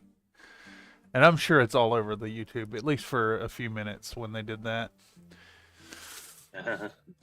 I know I watched it 37 times. Holy shit. Unskippable ads, YouTube. Yes, I love not being able to skip your shit ads. I don't know about y'all. I am looking forward to the ad. But ads are my favorite. You know, I'm such a contrarian when it comes to ads and stuff that, like, genuinely, if you show me an ad for a thing, I'm going to go out of my way to avoid that product. Usually my response is, oh, hey, that's a nice product. Too bad I ain't got the money for it. I believe advertising violates your human rights. That's an extreme view, of course, but they affect your decision making on a subconscious level without your consent. Manipulation. They should at least come with like a prompt being like, hey, we got an advertisement for this. You want to watch it? Oh yeah. If not, we just need you to wait a little while so that we can tell the advertisers that this thing happened anyways. I think they can be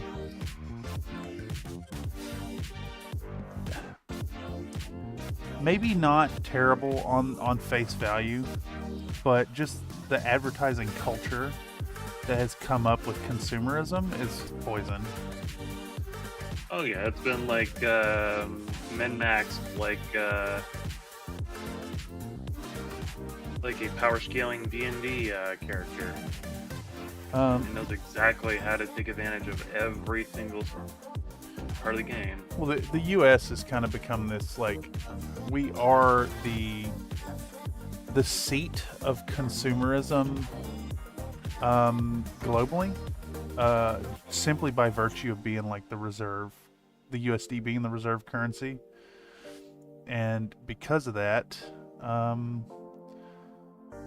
well, we've put a lot of investment into developing advertising culture, and it is, dude, it's ruined everything. Did you see that ChatGPT has ads in it now? Don't use ChatGPT, or yeah. Yeah. That was the right 3 letters, right? Yeah. That's PPP. PPP. Yeah. Penis pumping proletariat. Like if I'm gonna use like an AI, it's probably gonna be perchance.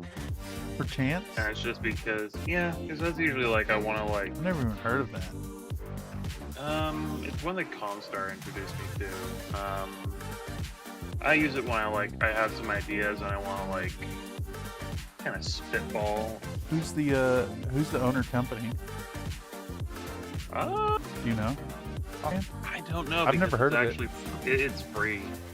Well, yeah, I mean, ChatGPT is free as well. It's very interesting to note that it has ads now. Yeah, like this one does have ads, but they're like in the bottom of your screen. Like it doesn't. The ads don't interrupt your use of the AI. It's mostly like an image generator and like a story/character generator. Yeah, but has ads. Is the point, and that's like we have become accustomed to and just accept ads as an annoyance in whatever we're doing, and I think that's fucking monstrous. What is monstrous is the global wealth inequality that makes all these things I don't want to say, okay, I want to recant that a little bit in that it doesn't make them necessary, but has allowed the people, who has allowed the advertisers to essentially make them essential to functioning in the society. Essential to the growth of their consumerism. Yeah, I mean, you can't separate the two. Yeah. And like, look, they're not inherently evil, right? You gotta have brand recognition to have a successful company. I just think that it's fucking out of hand. Look, when's the last time you browsed a news website without an ad blocker on? You know what I mean? It's like, yeah. It is a block of text that is 1 sentence long, ad. Block of text 2 sentences long. Oh, a pop-up you have to close. Now another ad you have to scroll by. 2 more sentences. A long scroll ad that completely breaks the page, and you have to keep scrolling to get past it. Oh, another pop-up. 1 more sentence, another ad. 2 more sentences, another ad, and then when you leave the page, it hijacks your browser and you go to an ad before you can continue going. And you got 6 sentences. Or it goes and forcefully opens a pop-up window and being like, "Hey, tell us how you did." Yeah. Sad. Literally unusable. And that's just standard. That is the standard. And like, because we accept that as a society, what happens is you condition the consumer to be okay with one simple intrusive ad as a good thing on other platforms. You know Sarna.net has fucking ads? Considering that I don't think I've ever used Sarna without an ad blocker. No. Yeah, I was shocked to see it because I'm just so used to using ad block. Yeah, ads are fucking evil. I don't even think it's safe to turn ad block off with the amount of like scammy bullshit that's also there, because like scammers are also using that advertising space to like try and net people in for clicks so that they can get their personal information. Like, oh well, the same people who lease out the ad space on their websites are actually also selling your data to those scammers, and that's what the pop-up, the cookies notice is actually letting you know. You know, the one that nobody reads and just says accept. Yeah. Yeah, it's pretty fucking horrible. Consumerism sucks. You know, but here's the thing. All of this said, I sell a luxury good in a consumer society. You know what I mean? Yeah, I was just gonna say, I actually had a situation today where I had to call up my bank and be like, "Hey, I've been getting all these calls from numbers that aren't, like, when I accept them, they just hang up on me. I'm just like, these guys are probably scammers. Can you guys, like, sit down for a moment and help me, like, figure out if I need to block them or not?"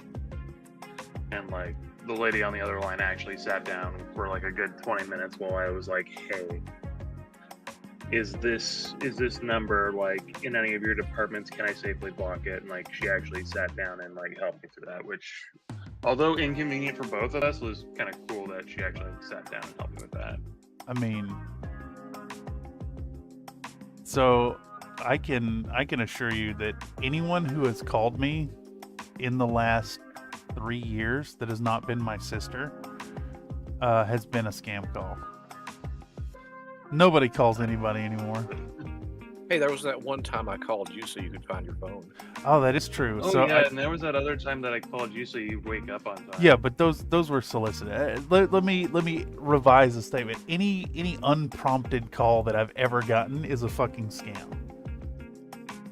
Should I just start unpromptedly calling you? I mean, if you want, there wasn't a complaint about lack of calls. It's more of a, yes, it's a scammer. They're all scammers. That's all there is scams. Oh yeah, but I still saw the thought there and thought I could have fun with that. Yeah, let me hang up on this Discord call. Oh yeah, it's you. Wasn't I just talking to you? Aren't I already talking to you? Yeah. Honestly, at this point, I keep phone service simply to have internet while I walk to the post office. That's it. Dude, this goddamn camera just like will not focus anymore. It was decently focused. It stopped. It stopped. Stopped focusing. Oh, that was a pizza. You gonna focus? You gonna focus? Nope. It's not even trying to focus. It'll focus on the table. And then we'll try to focus on the model it's looking at. And it's like, it's there. I remember not to hit my. Yeah, so what I need from a product, I need the same camera form factor, but the same camera you put in a cell phone with the same like focus ability. Webcams suck dick. They're bad. They're like for this, right? This is a document cam that can't focus. It's meant to focus on small detail, and it just doesn't. And I think because it wants to be a flat, stationary set, and then webcams focus on faces. There is no the good camera for painting miniatures is a $1,400 mirrorless camera. There's nothing below that. A thought just occurred to me. Yes. Mm-hmm. When was the last time you cleaned the airbrush smooth off the lens? I mean, every now and then. It's not a factor. It's a software problem. It's a camera bad at do this. But like dirt on the camera, especially a digital one, is going to mess with. Yeah, no, it messes with it. Yes, I'm not denying that. I'm just saying that webcams in general are poop fucking garbage at doing this, and because of that, I want to put together a product, whether it's like a pre-packaged dealio from like Kickstarter, or like source the stuff to make one and put out an open source document. This could be done if you just had the same camera module that you put in a fucking cell phone. Something that locks onto a small object up close at macro range.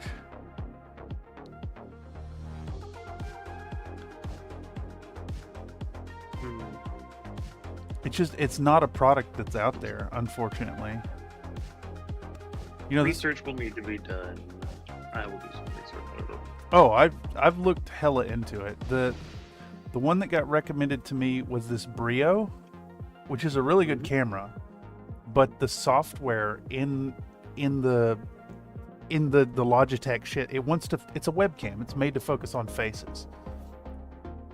They're not made for capturing this. The best thing for this, like I said, is a $1,400 mirrorless camera. If you see any of the big miniature painters, that's what they're using. The webcam, or not the webcam, the actual DSLR. Mm-hmm. It would be nice to get something in like the $250 price range, like a ready-made product for doing this, and it's just not out there. It doesn't exist. I guess there's not enough of a like specific market demand for it that any of the big players in camera tech are doing it. All we got to do is make folks like Louis Rossman a hell of a lot more popular in their line of work. They've got some really good cameras. Self-repair. But you know, like, I bet those guys are also using professional level and professional price cameras to do it. Oh yeah. But if I could for a moment, like if that kind of industry could become more prominent and more popular, I imagine like cheaper cameras meant for like going over minute detail, like repairs on computer parts and stuff like that, would become more common and cheaper to get, and would work just as well for like miniature painting. I mean, isn't he millions of subs size channel? Oh yeah, hard to but, get like, more popular than that. Current, like the word. like, I guess the big thing is annoying. these things exist. They're just they're price locked out.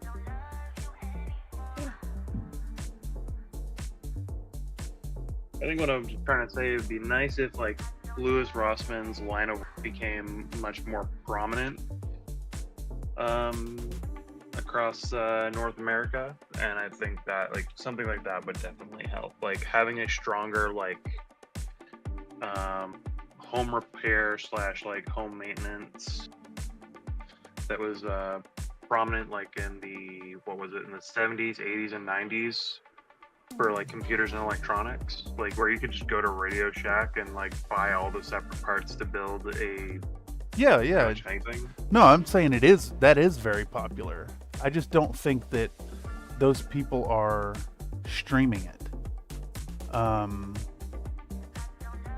Or if they are, they can afford the fucking $2,000 camera to do the thing. Yeah. What I'm looking for is a product that can be put into the hands of Joe Schmo miniature painter so he can hang out with his Twitch chat and paint his little Warhammer models without having to take out a fucking bank loan to buy a fucking camera. What's this damn girl saying? Fuck, I have no more money to squeeze out of me, you damn cads. Lol. What? Dude, I don't remember what the context was. That is the downside of stream of consciousness. But it's like, I can actually remember, like, that far back, and I'm like, I don't, like, maybe there is something I am forgetting, but, like, I am confused with the context of this comment. Dude, I've said before, having chat participate is just like having schizophrenia. Actually, you know what? I'm gonna do myself a favor because I'm pretty sure I can just pop out chat. Yeah. Or you can pop out chat? Yeah, I can pop out chat and then what is it? Power tools, and it was. I have already forgotten the thing. You trying to get timestamps? Oh no, not timestamps. I'm just gonna have live chat available while I'm working on my Blender stuff. Oh, you looking at my chat while you're doing Blender? I see. Mm-hmm. I see. Yeah, I just pop it out of the YouTube window and I can keep track of chat. Oh, by doing like the always on top. Yeah. Yeah, it's always on top. That's boring though. Very useful. As boring as it is, like I cannot deny that it, as a utility, is incredibly useful. Oh, I was talking about gay sex. Wait, what? Where the heck did this come from? Dude, Tops and bottoms. Tops and bottoms, yeah. Wait, I'm lost. Where did this? Where did we segue? Where did I miss my turn off on the highway? Always on top. Always on top. That's. I mean, you know, whatever floats your goat. God damn it! I don't want to float a goat though. They scream. They scream like people. This is true. Yeah. Oh yes. Gosh. How do I shut that off? It's my fault that stream gets demonetized today. Deactivate. Activate. Did that work? Because you're a bad man. Man is a loose term here, Mr. Nate. How do I turn off the reminder, like, of the community guideline reminder at the bottom there? Ooh, that's a good question. It's like... You may have to, like, interact with chat or something. I didn't even know you could pop out chat on someone else's chat. Yeah. You have those 3 dots on the top right there, and you always have access to the, right there, the pop-out pop-out chat. chat. I didn't know. I didn't know. That may be a very useful. Firefox. Firefox. Yep. See, That's just a feature. I actually, you know, Oh, and that little ninja that pops up is cool. a ninja. Oh yeah, it's just like nothing to see here. We popped out. Restore chat. Ninjas in chat. Oh, it's just a permanent thing in the chat for me because that's where. That's weird. Okay.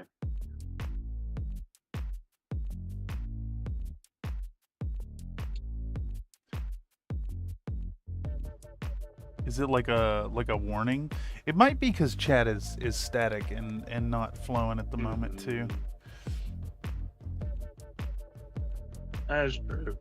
But yeah, like I just typed a thing in the chat and it's just like the thing moved down, but it's still there. Oh yeah. But it is super late too, so usually things kind of wind down. And normally the stream would already be over, actually. Oh yeah, I see it right there. Welcome to live chat. Remember to guard your privacy. It's because I keep refreshing the app because it breaks. Don't worry, YouTube. I'm wearing pants. You don't have to wear pants, just as long as you are. You don't stand up. Well, even then, just if you're attractive enough, then it's fine.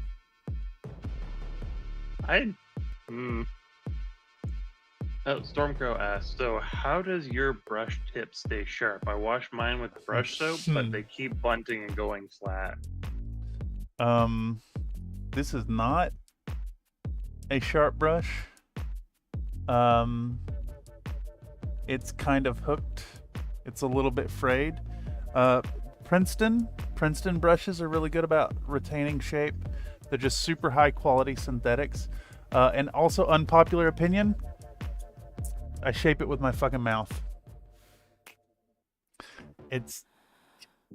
There's a reason classical artists would lick the tips of your brush. And if you want to avoid eating paint, you can clean it, really diligently before you shape it.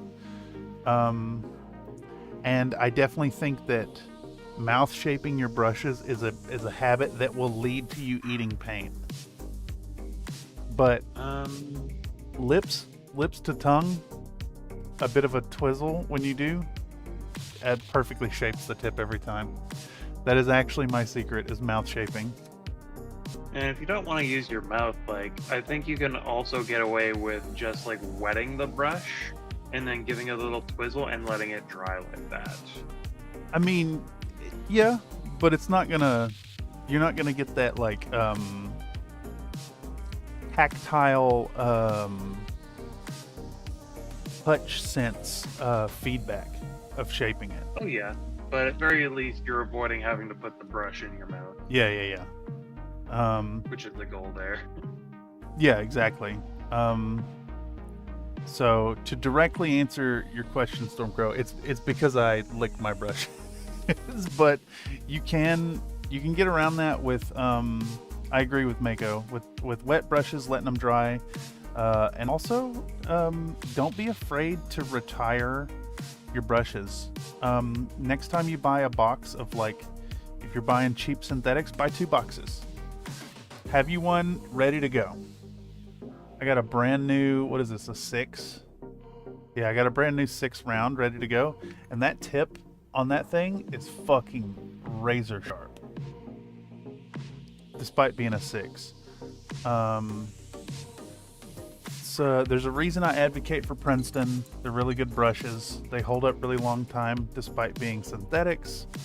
But I do go through a lot of fucking brushes. One other thing that you can also try. Sorry, I'm just gonna do it for a moment. You can also use a standard unscented hair conditioner to reshape your brush tip. It doesn't have to be unscented. Yeah. But I'm thinking to myself, it'd probably be best if it were unscented. Well, unless brush you like conditioner isn't unscented. It smells like brush conditioner, and it's the same as regular hair Do conditioner. you think it's the same chemical? It's just oil. I thought there was some kind of synthetic polymer in hair conditioner. We've looked this up before, Mr. Nate. It's like silicone oil, siloxane. It's siloxane. That's what it was. It's goddamn It's also WD-40. It's gun oil. Stormcrow says, so you prefer synthetic to natural then. Natural brushes cannot be obtained without animal cruelty. So I don't use naturals at all. I haven't done much work with natural, but I'm an animal welfare ethicist, so I do not use natural brushes at all. Sables are executed via anal electrocution.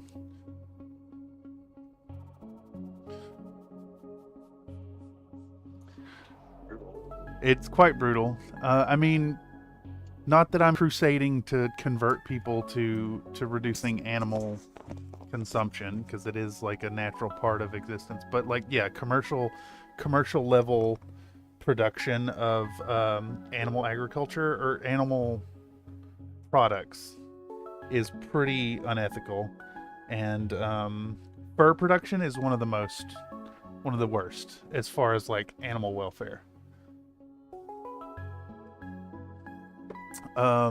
So as far as a natural brush, I am not going to be a source at all for that.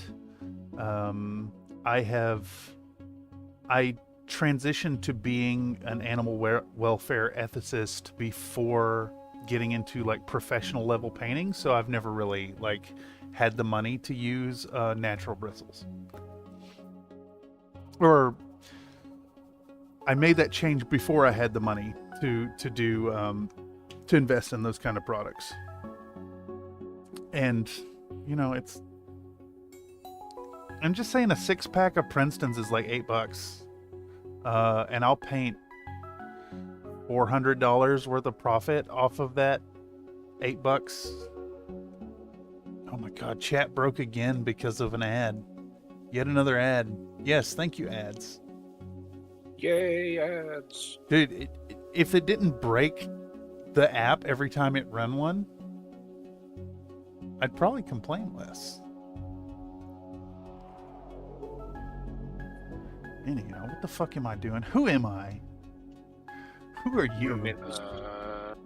This Who is are you? Fred Cameron. Salute the sun. What the fuck was that?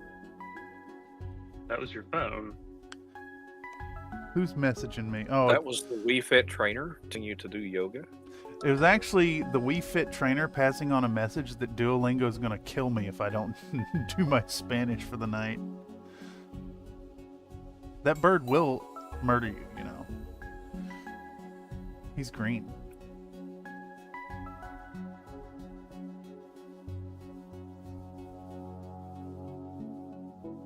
Ooh. How goes the sculpting? Yeah. Would you do workout? Do I work out? Give me 10. Who's Yeah, you work responsible out. for this? I'm responsible for this. Bye, everyone. All right. She can go on forever.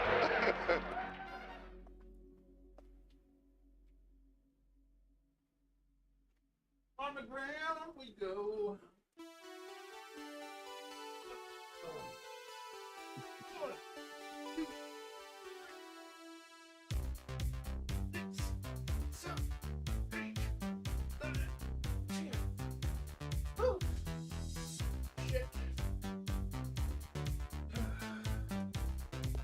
Getting him to polish them gun barrels. What are you talking about, gun barrels? You know, those smoking barrels you got on each arm. The gun show. Dude, they're nothing to show off yet, but I can feel the meat. I can feel the meat underneath. Yeah, I gotta put myself in a position where I am a bit more able to work out. But I have been going for frequent walks, so that's been helping. I think you might ought to take a cue from Mr. Blake's strategy. Get you a kettlebell. Maybe. Oh yeah, you were asking about how sculpting was going before I got you on your knees there. Yes. Knees? No, It's I don't going do knees alright. down anymore. No? Nope. Fair enough. Full plank. I have a pistol to sculpt out. Do you want me to stream this? If you want to share, I'm prepared to grab it. Yoink. Yeet. Hold on. I hit this Buton, and then I hit. Was it this one? Nope. Was it this one? Turn It's the that lights one. back on. There you go. Oh, where'd I put all my lights? Got you just wondering. Yeah, Mr. Stormcrow. No fucking ill will there. Do what thou will.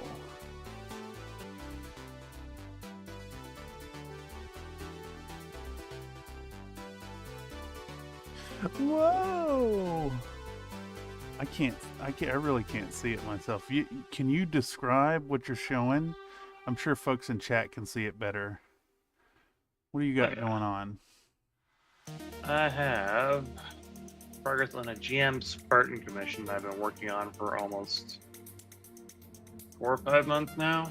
Yeah. And I'm just finally getting around to finishing it. I've just got a one sidearm to finish modeling out, and then I've got to do a third head variant, and then I get done posing the thing. Fuck yeah. It has been a lot of work. I probably should have charged a lot more than what I actually did for the client, but regardless, it's getting done. It's a nice lesson for the thing. Mm-hmm. Are you gonna do any promo that like, hey, I can do this, available for commission work?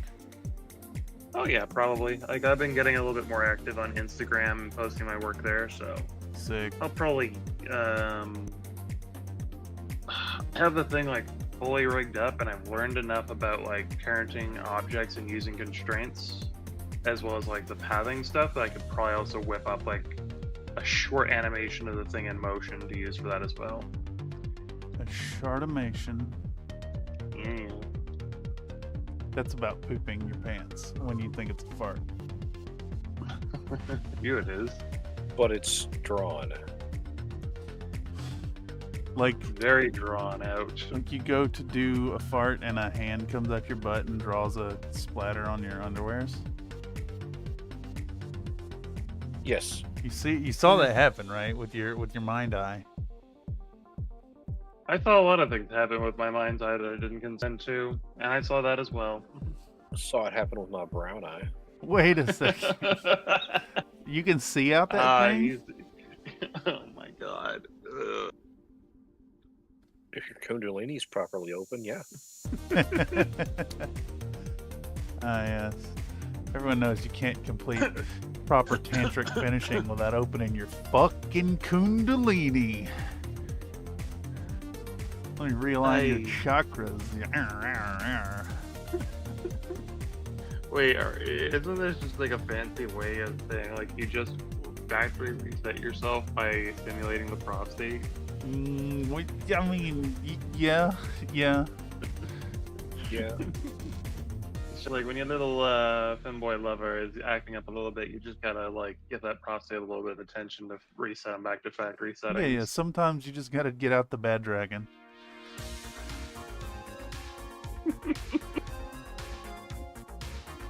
That's also how Chobits work. Wait, is that actually how that works? Yeah. The power switch is internal.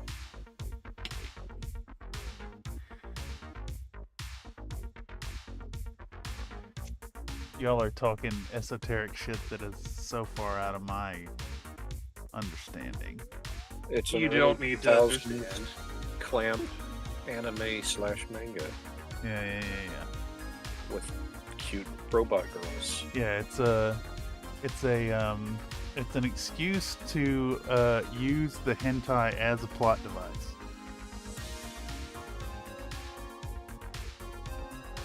No, is there actually any?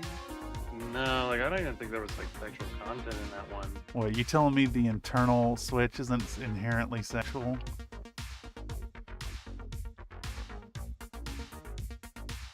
Well, considering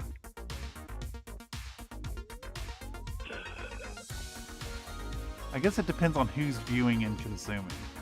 Yeah, it was made by Clamp is an all-female animation studio. That doesn't protect you from the And the Gunnerism. show is made for girls between like 12 and 17. Yeah, but you know, My Little Pony is made for young girls. It does not stop clopping from being a thing. Oh yeah, like that goes for any piece of media. Yeah. So I guess my miscategorization is assuming it's inherently sexual just because it has some sexual implications. Like I think, what is it, Ramna 1/2 would actually be considered more sexual? Oh, I definitely assume so. Yeah, Ranma is it's more tongue-in-cheek, but it definitely has implications. Yeah. Yeah, I mean, dude, just society itself is sexual. Dude, is miniature painting inherently sexual? Yes. No. Wait, what? No, it's not. I need the receipts for this one. Have Mr. you Nathan? have Can you explain never this one to me? seen a piece of country fried content? It's all It's all dicks all the way down, dude. No, it's all bathtub burritos all the way down, and we're all trying not to throw up. Bathtub burrito. Burritos are also sexual. Wait, you're dipping the burrito in the big warm wet. Exactly. And then shoving it in your mouth. Taking a big old bite out of it. And it squirts. Well, I think I'm done here. Dude, I'm almost done. Hold on. Don't you bail just yet. I didn't say I was gonna fail. I'm just like done with the. This conversation? Oh no. Yeah, Mako is. You ain't done been with those outwornied. peeps. I am actually a bit more tame than I claim to be. Are you sure about that? Yeah. Nuh-uh. Yeah. Nuh-uh. No.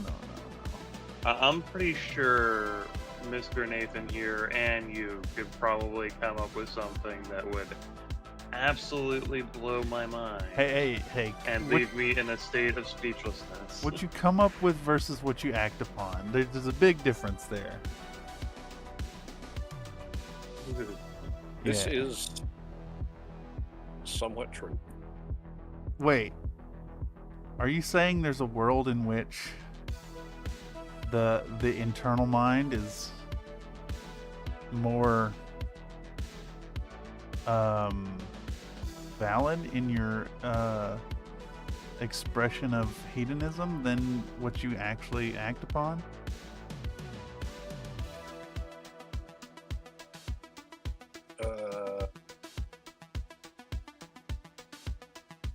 I don't think so. What layer of philosophy are we on right now? We're at the 3 hours and 45 minutes of stream of consciousness, and the brain is nothing left but a wet, gooey mess because of all the. I'm pretty sure your mind was a wet, yeah. gooey mess right off the bat. Yeah, but like, you know, like how your legs feel after a marathon session of attending the Ona hole with your buddies.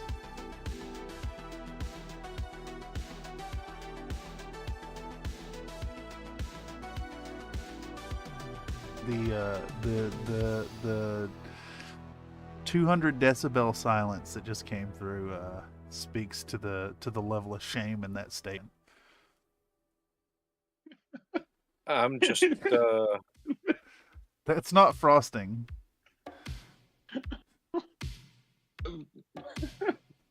but it's decorated like a cake.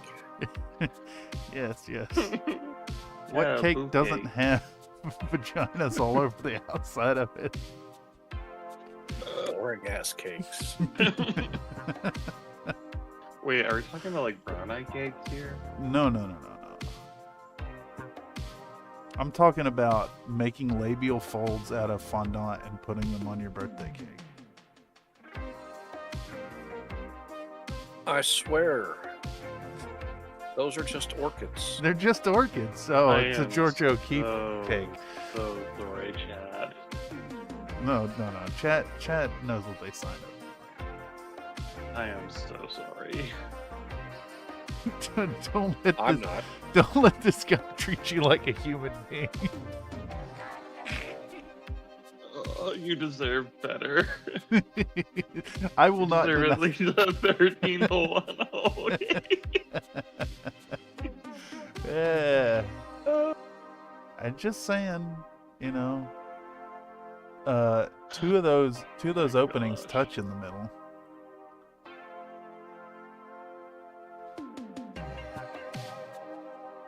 That's where you encounter pushback. Ah, yes. No, this is less of a shame-inducing situation and more of a just like, God, I'd rather be doing that right now. What? Attending the center hole of an Ona hole with your friend Long Dong Jimmy? Touching tips with a bestie.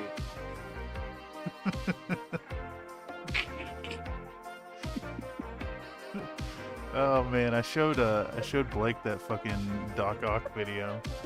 Oh no. Yeah. It's like the chip went off and he's like, suck dick?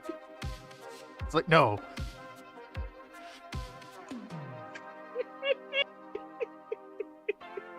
It would be a crime to not finish off your homies, though.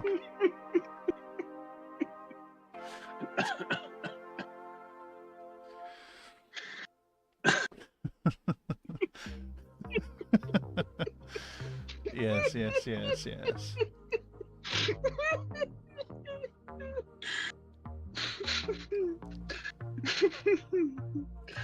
Now begins the best stream. We're in the after hours, y'all, and we're speed running. Can we get rid of all viewers? I highly doubt it. Too good. Oh, there's dude. still like 6 people in chat watching. That's not real. Don't pay Well, attention to that number. 3 of them are in this room. Yeah, dude. The other 3 are in another room together with an on a hole. Yeah. Oh, now I'm jealous. Hey, stream hands above the table though, and if Onahole lets you take care of those weird urges, the on a hole is on the table, so it's no longer below It's the table. hands-free. Oh, you know what? On that topic, what mech chassis would make the best fleshlight? Oh. I am scared to answer that. It's gotta be the Irby. I'd see. I think the Jaeger mech would be better than the Irby at that, honestly. Yeah, and Jaeger's also round. It's got the fin, so you could like put the hinge in the opening right there on the fin and press down on it. You know, if I had to choose between the two, I'm going with the Jaeger mech. Now, if you were gonna make a piece of content about it, the Irby is gonna be way more successful and sell.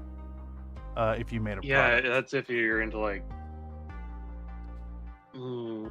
Dude, I think we just found the new piece of content. How hard would it be to cast my own silicone rubber fleshlight sleeve? It's not hard. Dude, Oh God, where are we going, chat? Dude, I think that's 2027's big project. 100%. Let's do it. Let's make a fucking 2027 is gonna be such a fucking weird year. Let's make an urban mech fleshlight, dude. And get fucking 20,000 views on it. Chat, you're being really quiet right now. Help me, man. I'm begging you. Chat can't save you, man. Chat, please. Yeah, you might as well be asking cats to save you. Oh, the cat will watch you burn to death. And then eat your liver. And then eat your liver. I'm pretty sure, like, I'm enough of a cat hater that I would actually drag the cat screaming into hell with So me. the thing about hating cats, Mako, is it makes the cats love you more. This is correct. I don't know if you were aware of this. Yes, I am. You, Because it explains my old roommate's Yep. cat's behavior towards me. You're like, that cat is like, I'm gonna fix him. And then it was like, oh, bitch, I am going to torture the living shit. Nuh-uh. I mean, torturing cats, it is inherently... That's what they want. Yeah. Have you never seen them get the butt smacks? Like, I'd chase them around the room and, like, never give them a moment's rest. Yeah. That is also what the cat wants. Yeah. This is accurate. Or I would lift them up and, now I wouldn't do it really quickly because I would get dizzy too. I would pick them up and start spinning them around. Have you not seen the videos of people spinning cat on the floor? I've also AK-47 the cat as Yeah, well. dude. So, none of these are like... None of these are a bad thing to the cat. Yeah. These are all like... standard cat tricks. It's like, I took better care of my roommate's cats than my roommate did. That's alright. Those cats were getting love.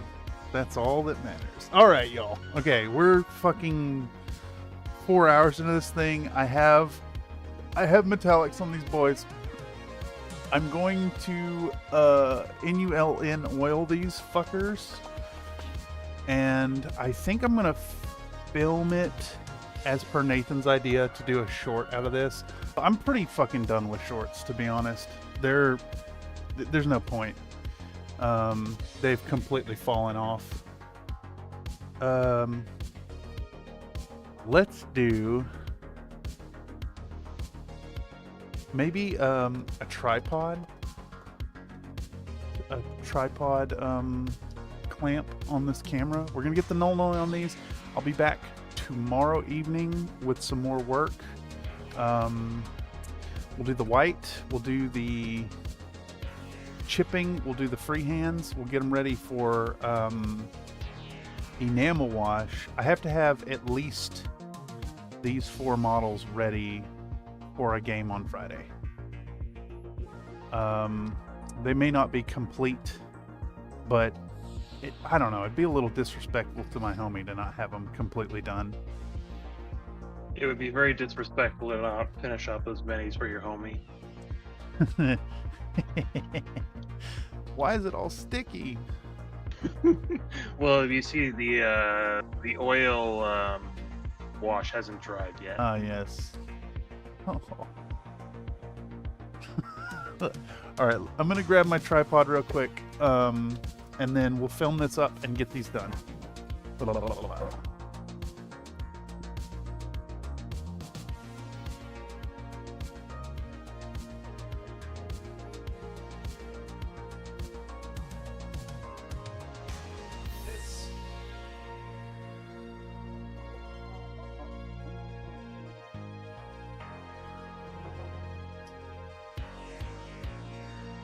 That's the way, he paints it. Don't you fucking shout at me, mister. That's the way, he shouts it, Scream directly into the butthole. Make them cheeks wobble.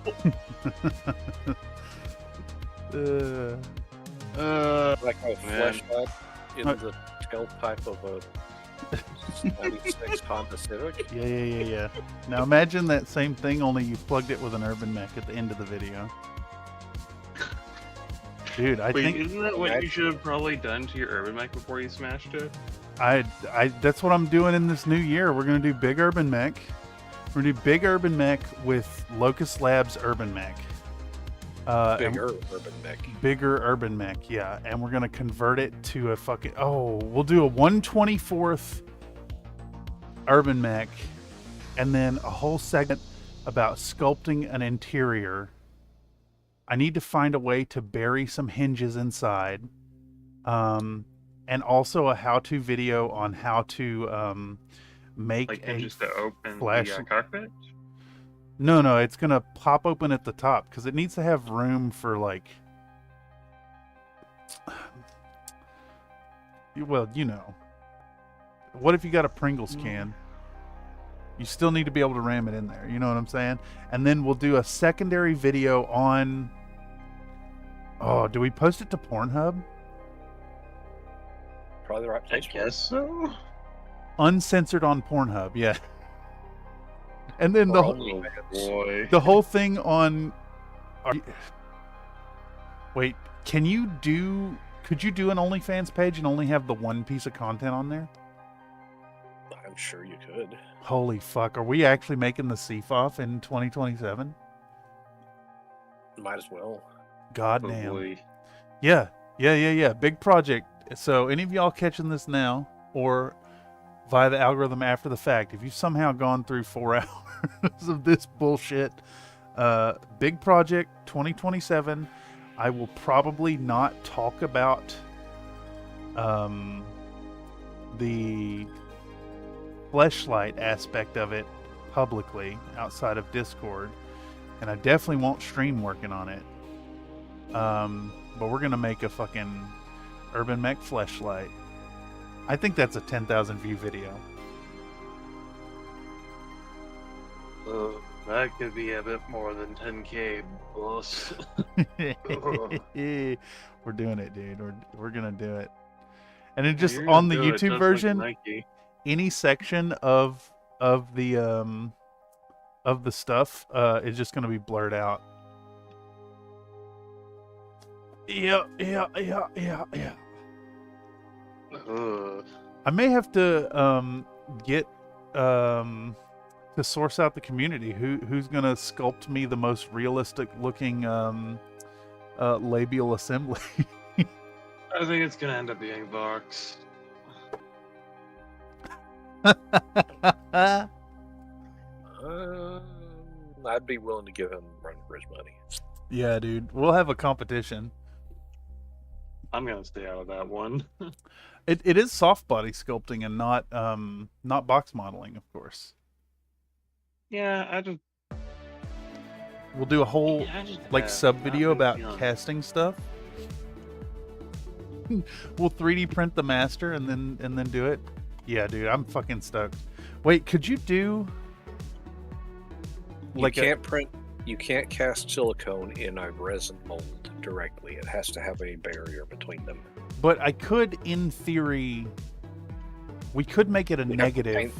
We could do a negative and then print it out, and then hit it with the. I just hit it with the rubber to resin mold release. You have to paint it first. I mean, I The have chemicals will go through mold release. That doesn't make any sense. Then if chemicals go through mold release, then mold release doesn't work.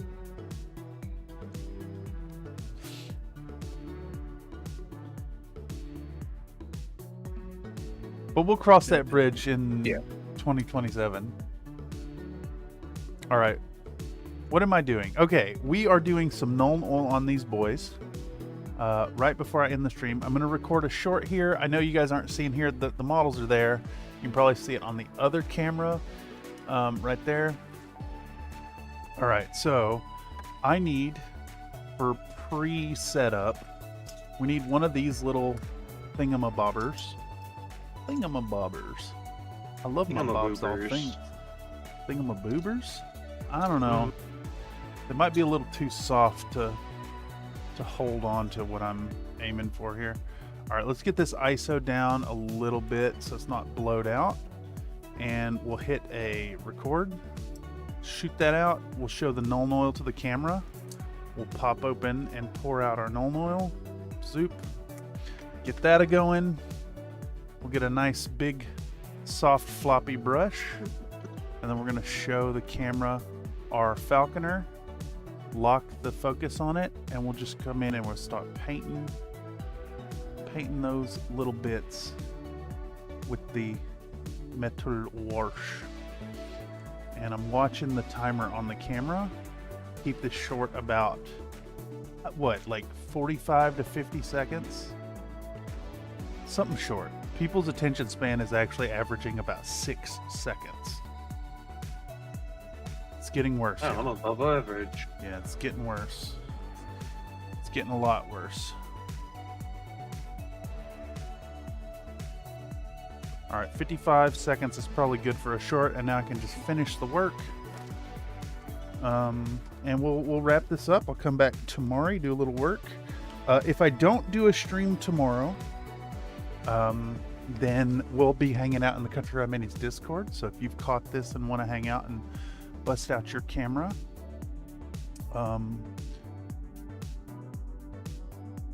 you know, actually, I kind of like that idea. Hobby day tomorrow? Sure. I'll do a community post about it.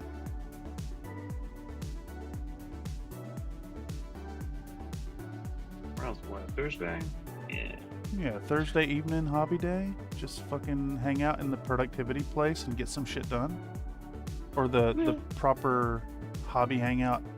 I don't necessarily want to exclude people from playing games, but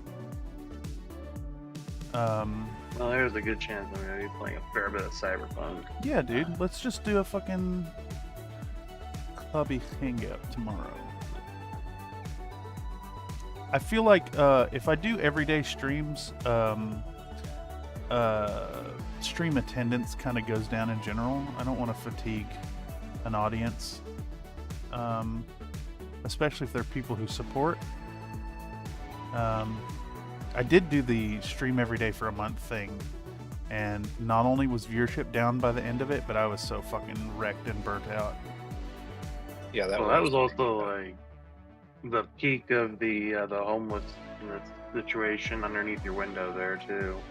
Well, streaming every day was a nightmare. It was way too much. How long were you streaming like each day though? Like how many hours? Some of them were as short as an hour. Some of them were like 8 to 9. Depended. That's brutal. Oh yeah. Dude, it's no different than working a job 7 days a week.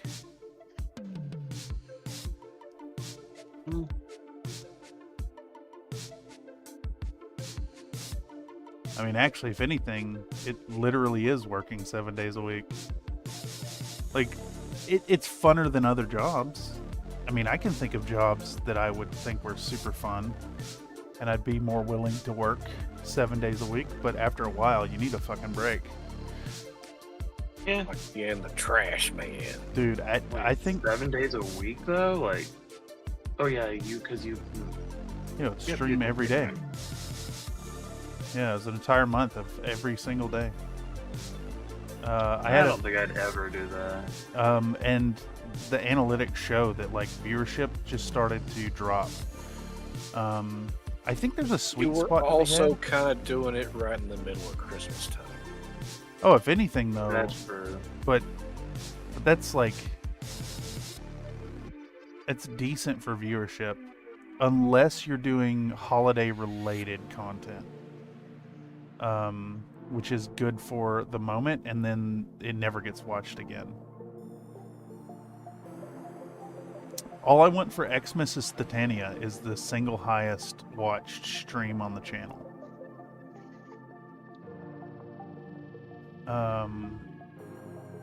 But that was before the everyday for a month.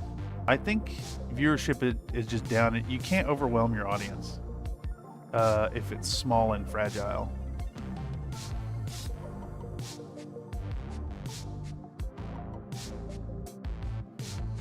Not that I have an expectation of people showing up, because I don't, but like, if you grow accustomed to familiar faces in your chat, and then all of a sudden you're coming in like way too often, you create this like almost like a subconscious drive to that person to overcommit to show support, and they'll burn out just like you will as the creator.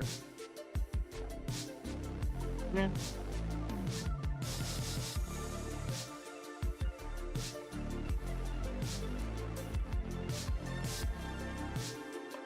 Not that I'm actually fully discouraging you from doing an everyday stream, Mako. If you did like if you had the drive to do it and try it out, like I'd recommend giving it a go. I would definitely keep my stream short, like 2 to 2.5 hours, and like only like 4 or 5 days a week at max.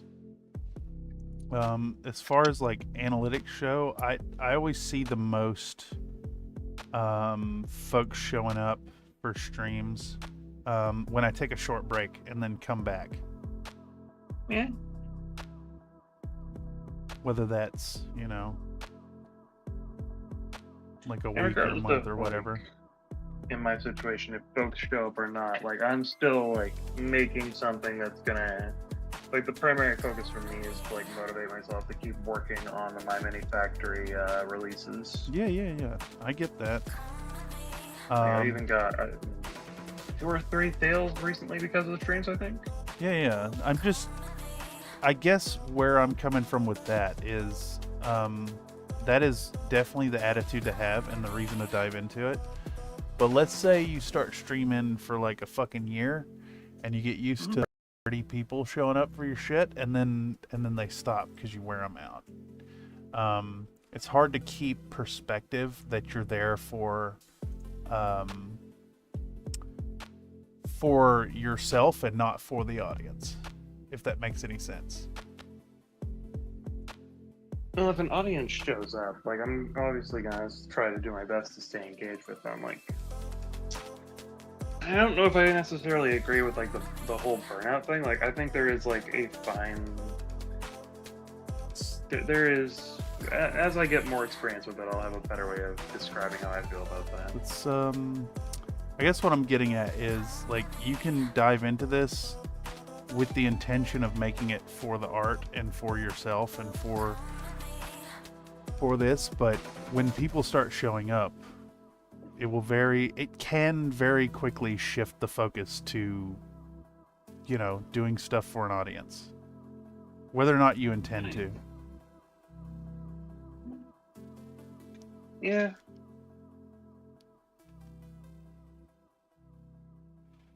And next thing you know, you're doing community stuff and getting devastated when people don't show up for your community stuff anymore because you lost sight of doing it for yourself. I don't think I would ever do that. Yeah. I think I would like primarily keep it for myself, and like the relationship between myself and the audience would be to like always involve them in the thing that I am working on and always welcome questions about the thing I'm working on. So what you're saying is fuck chat. That's not Mr. Nate. How does And that or work? not. No, it's not a. That's don't. I'm not attacking you. And that's. But like, is that an attack on chat? Because like my intent Yes, is yeah. not I'm attacking chat. Fucking chat. And or not. Okay. We haven't even had dinner yet. We're not. we're not doing that on the first chat. Why not? Because I'm here for a long-term relationship, not some little. You ain't here to take your parasocial relationship into the social? Oh man. No, because then you get like the weird stalkers that are like collecting your sperm samples and putting cuts on your junk. Or you know, you get attached to people and then fucking devastated when they walk away from your community.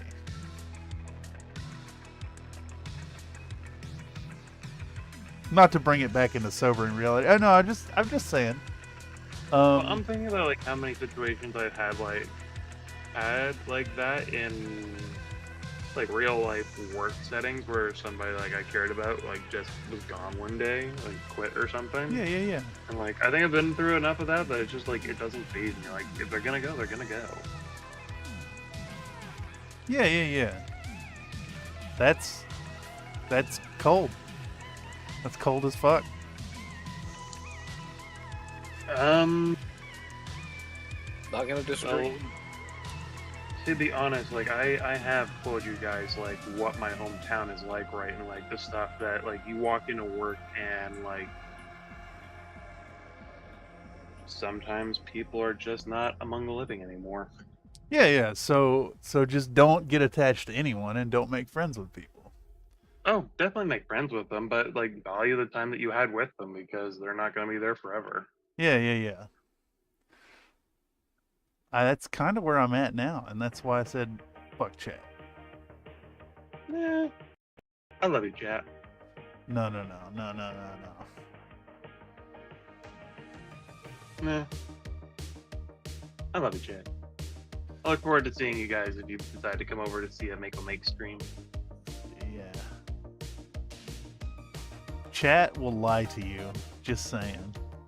Chat will lie to you. You trust chat to feed your cat, and you come home and like they watered the cat and then fed your plants, and they're both dead.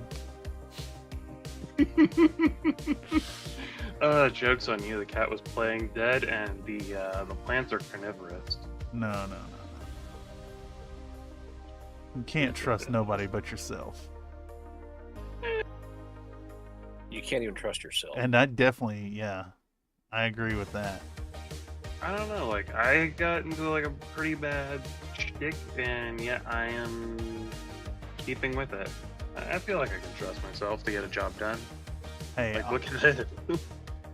That's a very specific circumstance. Circumstantial It's a very evidence. specific circumstance that a lot of people end up being anyways. I mean, hey, you know, what even is a man but a miserable pile of secrets? A collection of hopes and dreams. Oh, hopes. Was it? Hope is the first step on the road to disappointment.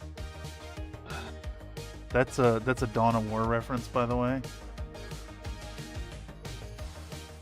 I can't remember if like it's mortal, the library. are we like mortal frenemies at this point? Like I am Frenemies? like Yeah, probably. Like, yeah, because like you were like peak nihilism, and I'm like,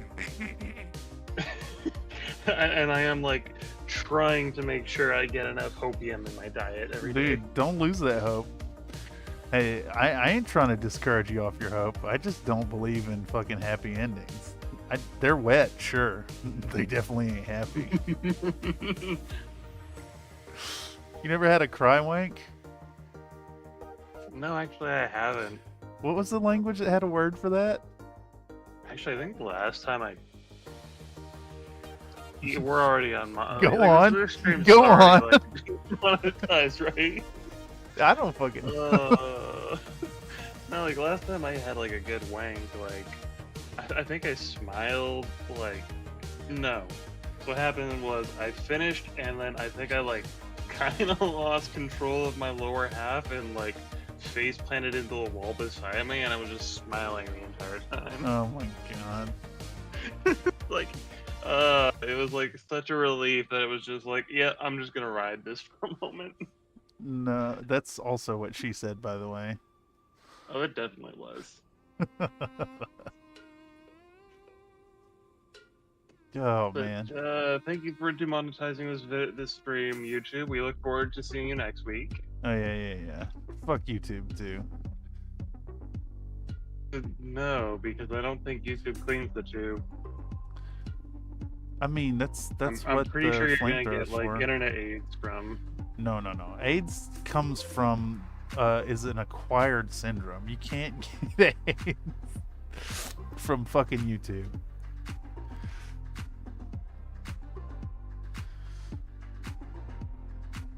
That's a technicality, by the way. Oh, I'm pretty sure you're gonna get Cotton Eye Joe. Cotton Eye Joe, I hate that song so fucking much. I love it so much. Yeah. Especially now that I know the actual meaning behind it. Oh? What are you Yeah, talking because about? it's about STDs. Ah. I see. See, dude, the kinky stuff is where it's at. And this is why we have these talks here on Butthole Fried Minis. Please don't put your minis in your butt. They won't actually fry properly. How Use do a Booth proper air Battletech? fryer. How do Booth Battletech? Get your Still got t-shirt today. commissions for- okay, yeah. How do Booth Battletech? Dude, we're so close to done. I'm telling you, my brain is mush. I'm ready to eat some leftover food and finish off this fucking coffee. And I'm gonna log in to EverQuest. Fucking get some XP. All right. So, stream tomorrow or nah? What do you think, Mako? That's up to you, boss. No. I'm putting it on you. What do you Do think? it. What do you think? Do it. Another Do it. episode, get this done. Get it done. Put the EverQuest on the back burner and get that stuff flying. I mean, I got to get these done regardless, so I'm going to be painting. The stream will help you. Yeah, I mean, maintain your stream of productivity. well, so for all my shit talking, I am like fully back around to these streams are actually for me, as you were saying. Look, like shit is fucking dead, dude. Oh yeah, is there actually anybody watching? No, dude. Yeah, it's 5 people, so there's like No, the there's 3 of 2. us plus 2 more people. more there's two more one. One person's just like, hey, watch this. No. Yeah. No, if there's stuff you like to watch the stuff. I think there's also a good chance that somebody's like watching this thing while past the fuck out. Yeah. Look, the overarching thing why I'm on the like fuck chat thing and what I'm talking about like falling too far into streaming every day is just that analytics are a part of the operation. And if you get to the point where you're tying like your business to the social end and not like the productivity that comes from the social end, you could be down like a path that wears on your subconscious drive and your underlying happiness without you realizing it, and then all of a sudden you're too far down that path and it's affecting your mental well-being. And I'm just suggesting a little bit of caution in that as you go through the process and learn it and like grow in your own like dive into doing the streams and the social aspect of it.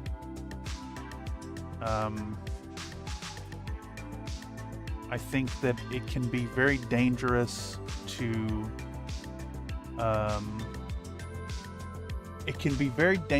grow accustomed to people if you allow too much of your parasocial interaction become social. That said, I'm hanging out with 2 people right now in chat that came from parasocial relations. You know what I mean?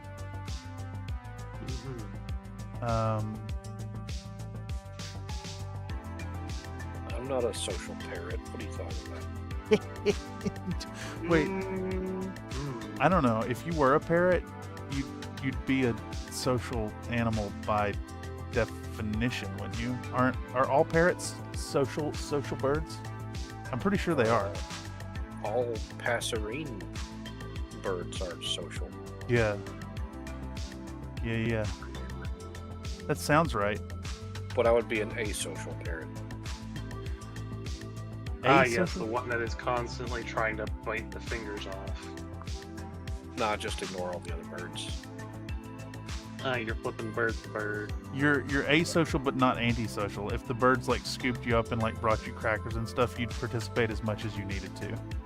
Yeah. Yeah. Asocial, not antisocial. Be asocial, not antisocial, folks.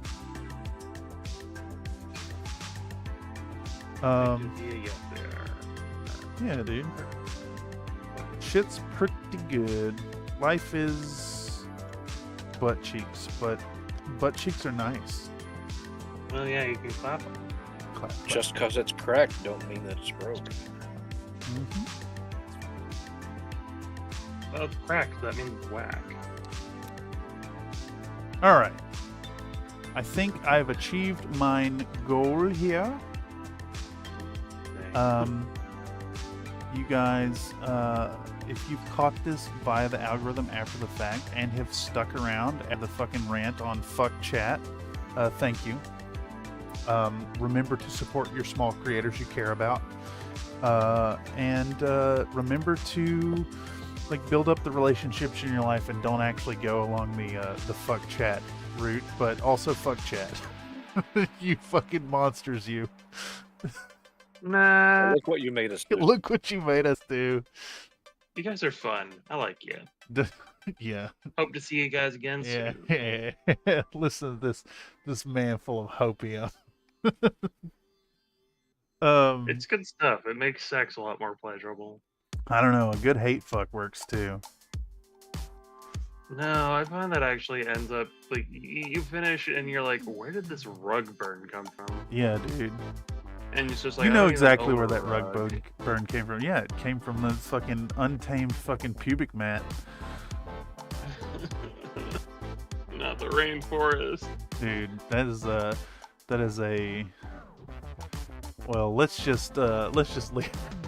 Yeah. All right, I've achieved my goal. Not as far as I'd like. We got some null on these. Tamari, we're gonna come in with the Liquitex white. We're gonna hit the white panels. We're gonna do a little freehand stuff. We're gonna get these as close as we can to done, because I need these boys for a game Friday evening. I might try to film some of the game and turn it into content. Maybe not. Maybe. Not really sure. But either way, it'll be good to see my homie. He's coming downtown, so quite excited for a social. It doesn't mean I need to clean this disaster of a fucking apartment to presentability. But that's something else that'll probably also help you feel a little bit better. Oh, yeah. Clean apartment. I mean, yeah, it's meh. I always feel a little bit better after I clean my apartment. And that's all you had to say, folks. Yeah, that's true. Anyhow, love you, chat. Don't eat too many crayons, and definitely remember that licking your brush does get it to the perfect shape. Also, now that I'm ending the stream, stream hands are free to go under the table once more. Make sure to ejaculate at least once every 48 hours for maximal prostate health. And I hope you paint more minis. That is a fucking pile of shame. Don't let anyone tell you it's a pile of opportunity. Paint some minis, share them with your friends. Yeah. Pile of opportunity. Yeah. Let's. I mean, yeah. You could just go into collecting models and never paint them, and then, you know. Just spend about like 5-10 minutes on Pinterest. Pick out a paint scheme and go for it. Yeah. Paint more minis. Paint more minis. Get them done. I want to see it. Sucks, paint over it. Yeah, dude. I want to see it. Paint the one you're afraid of. That's really what I care about. Even through all this fuck all that, I want to see your growth as an artist, dog. Share that shit on the internet and get it to me so I can rip your art apart and help you grow and also build you up. Anyhow, goodbye.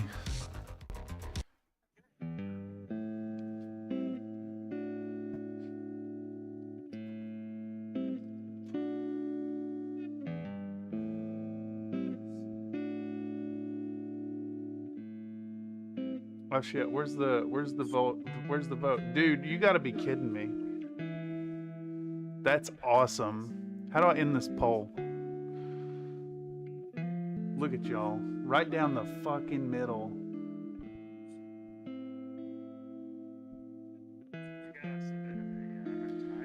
In this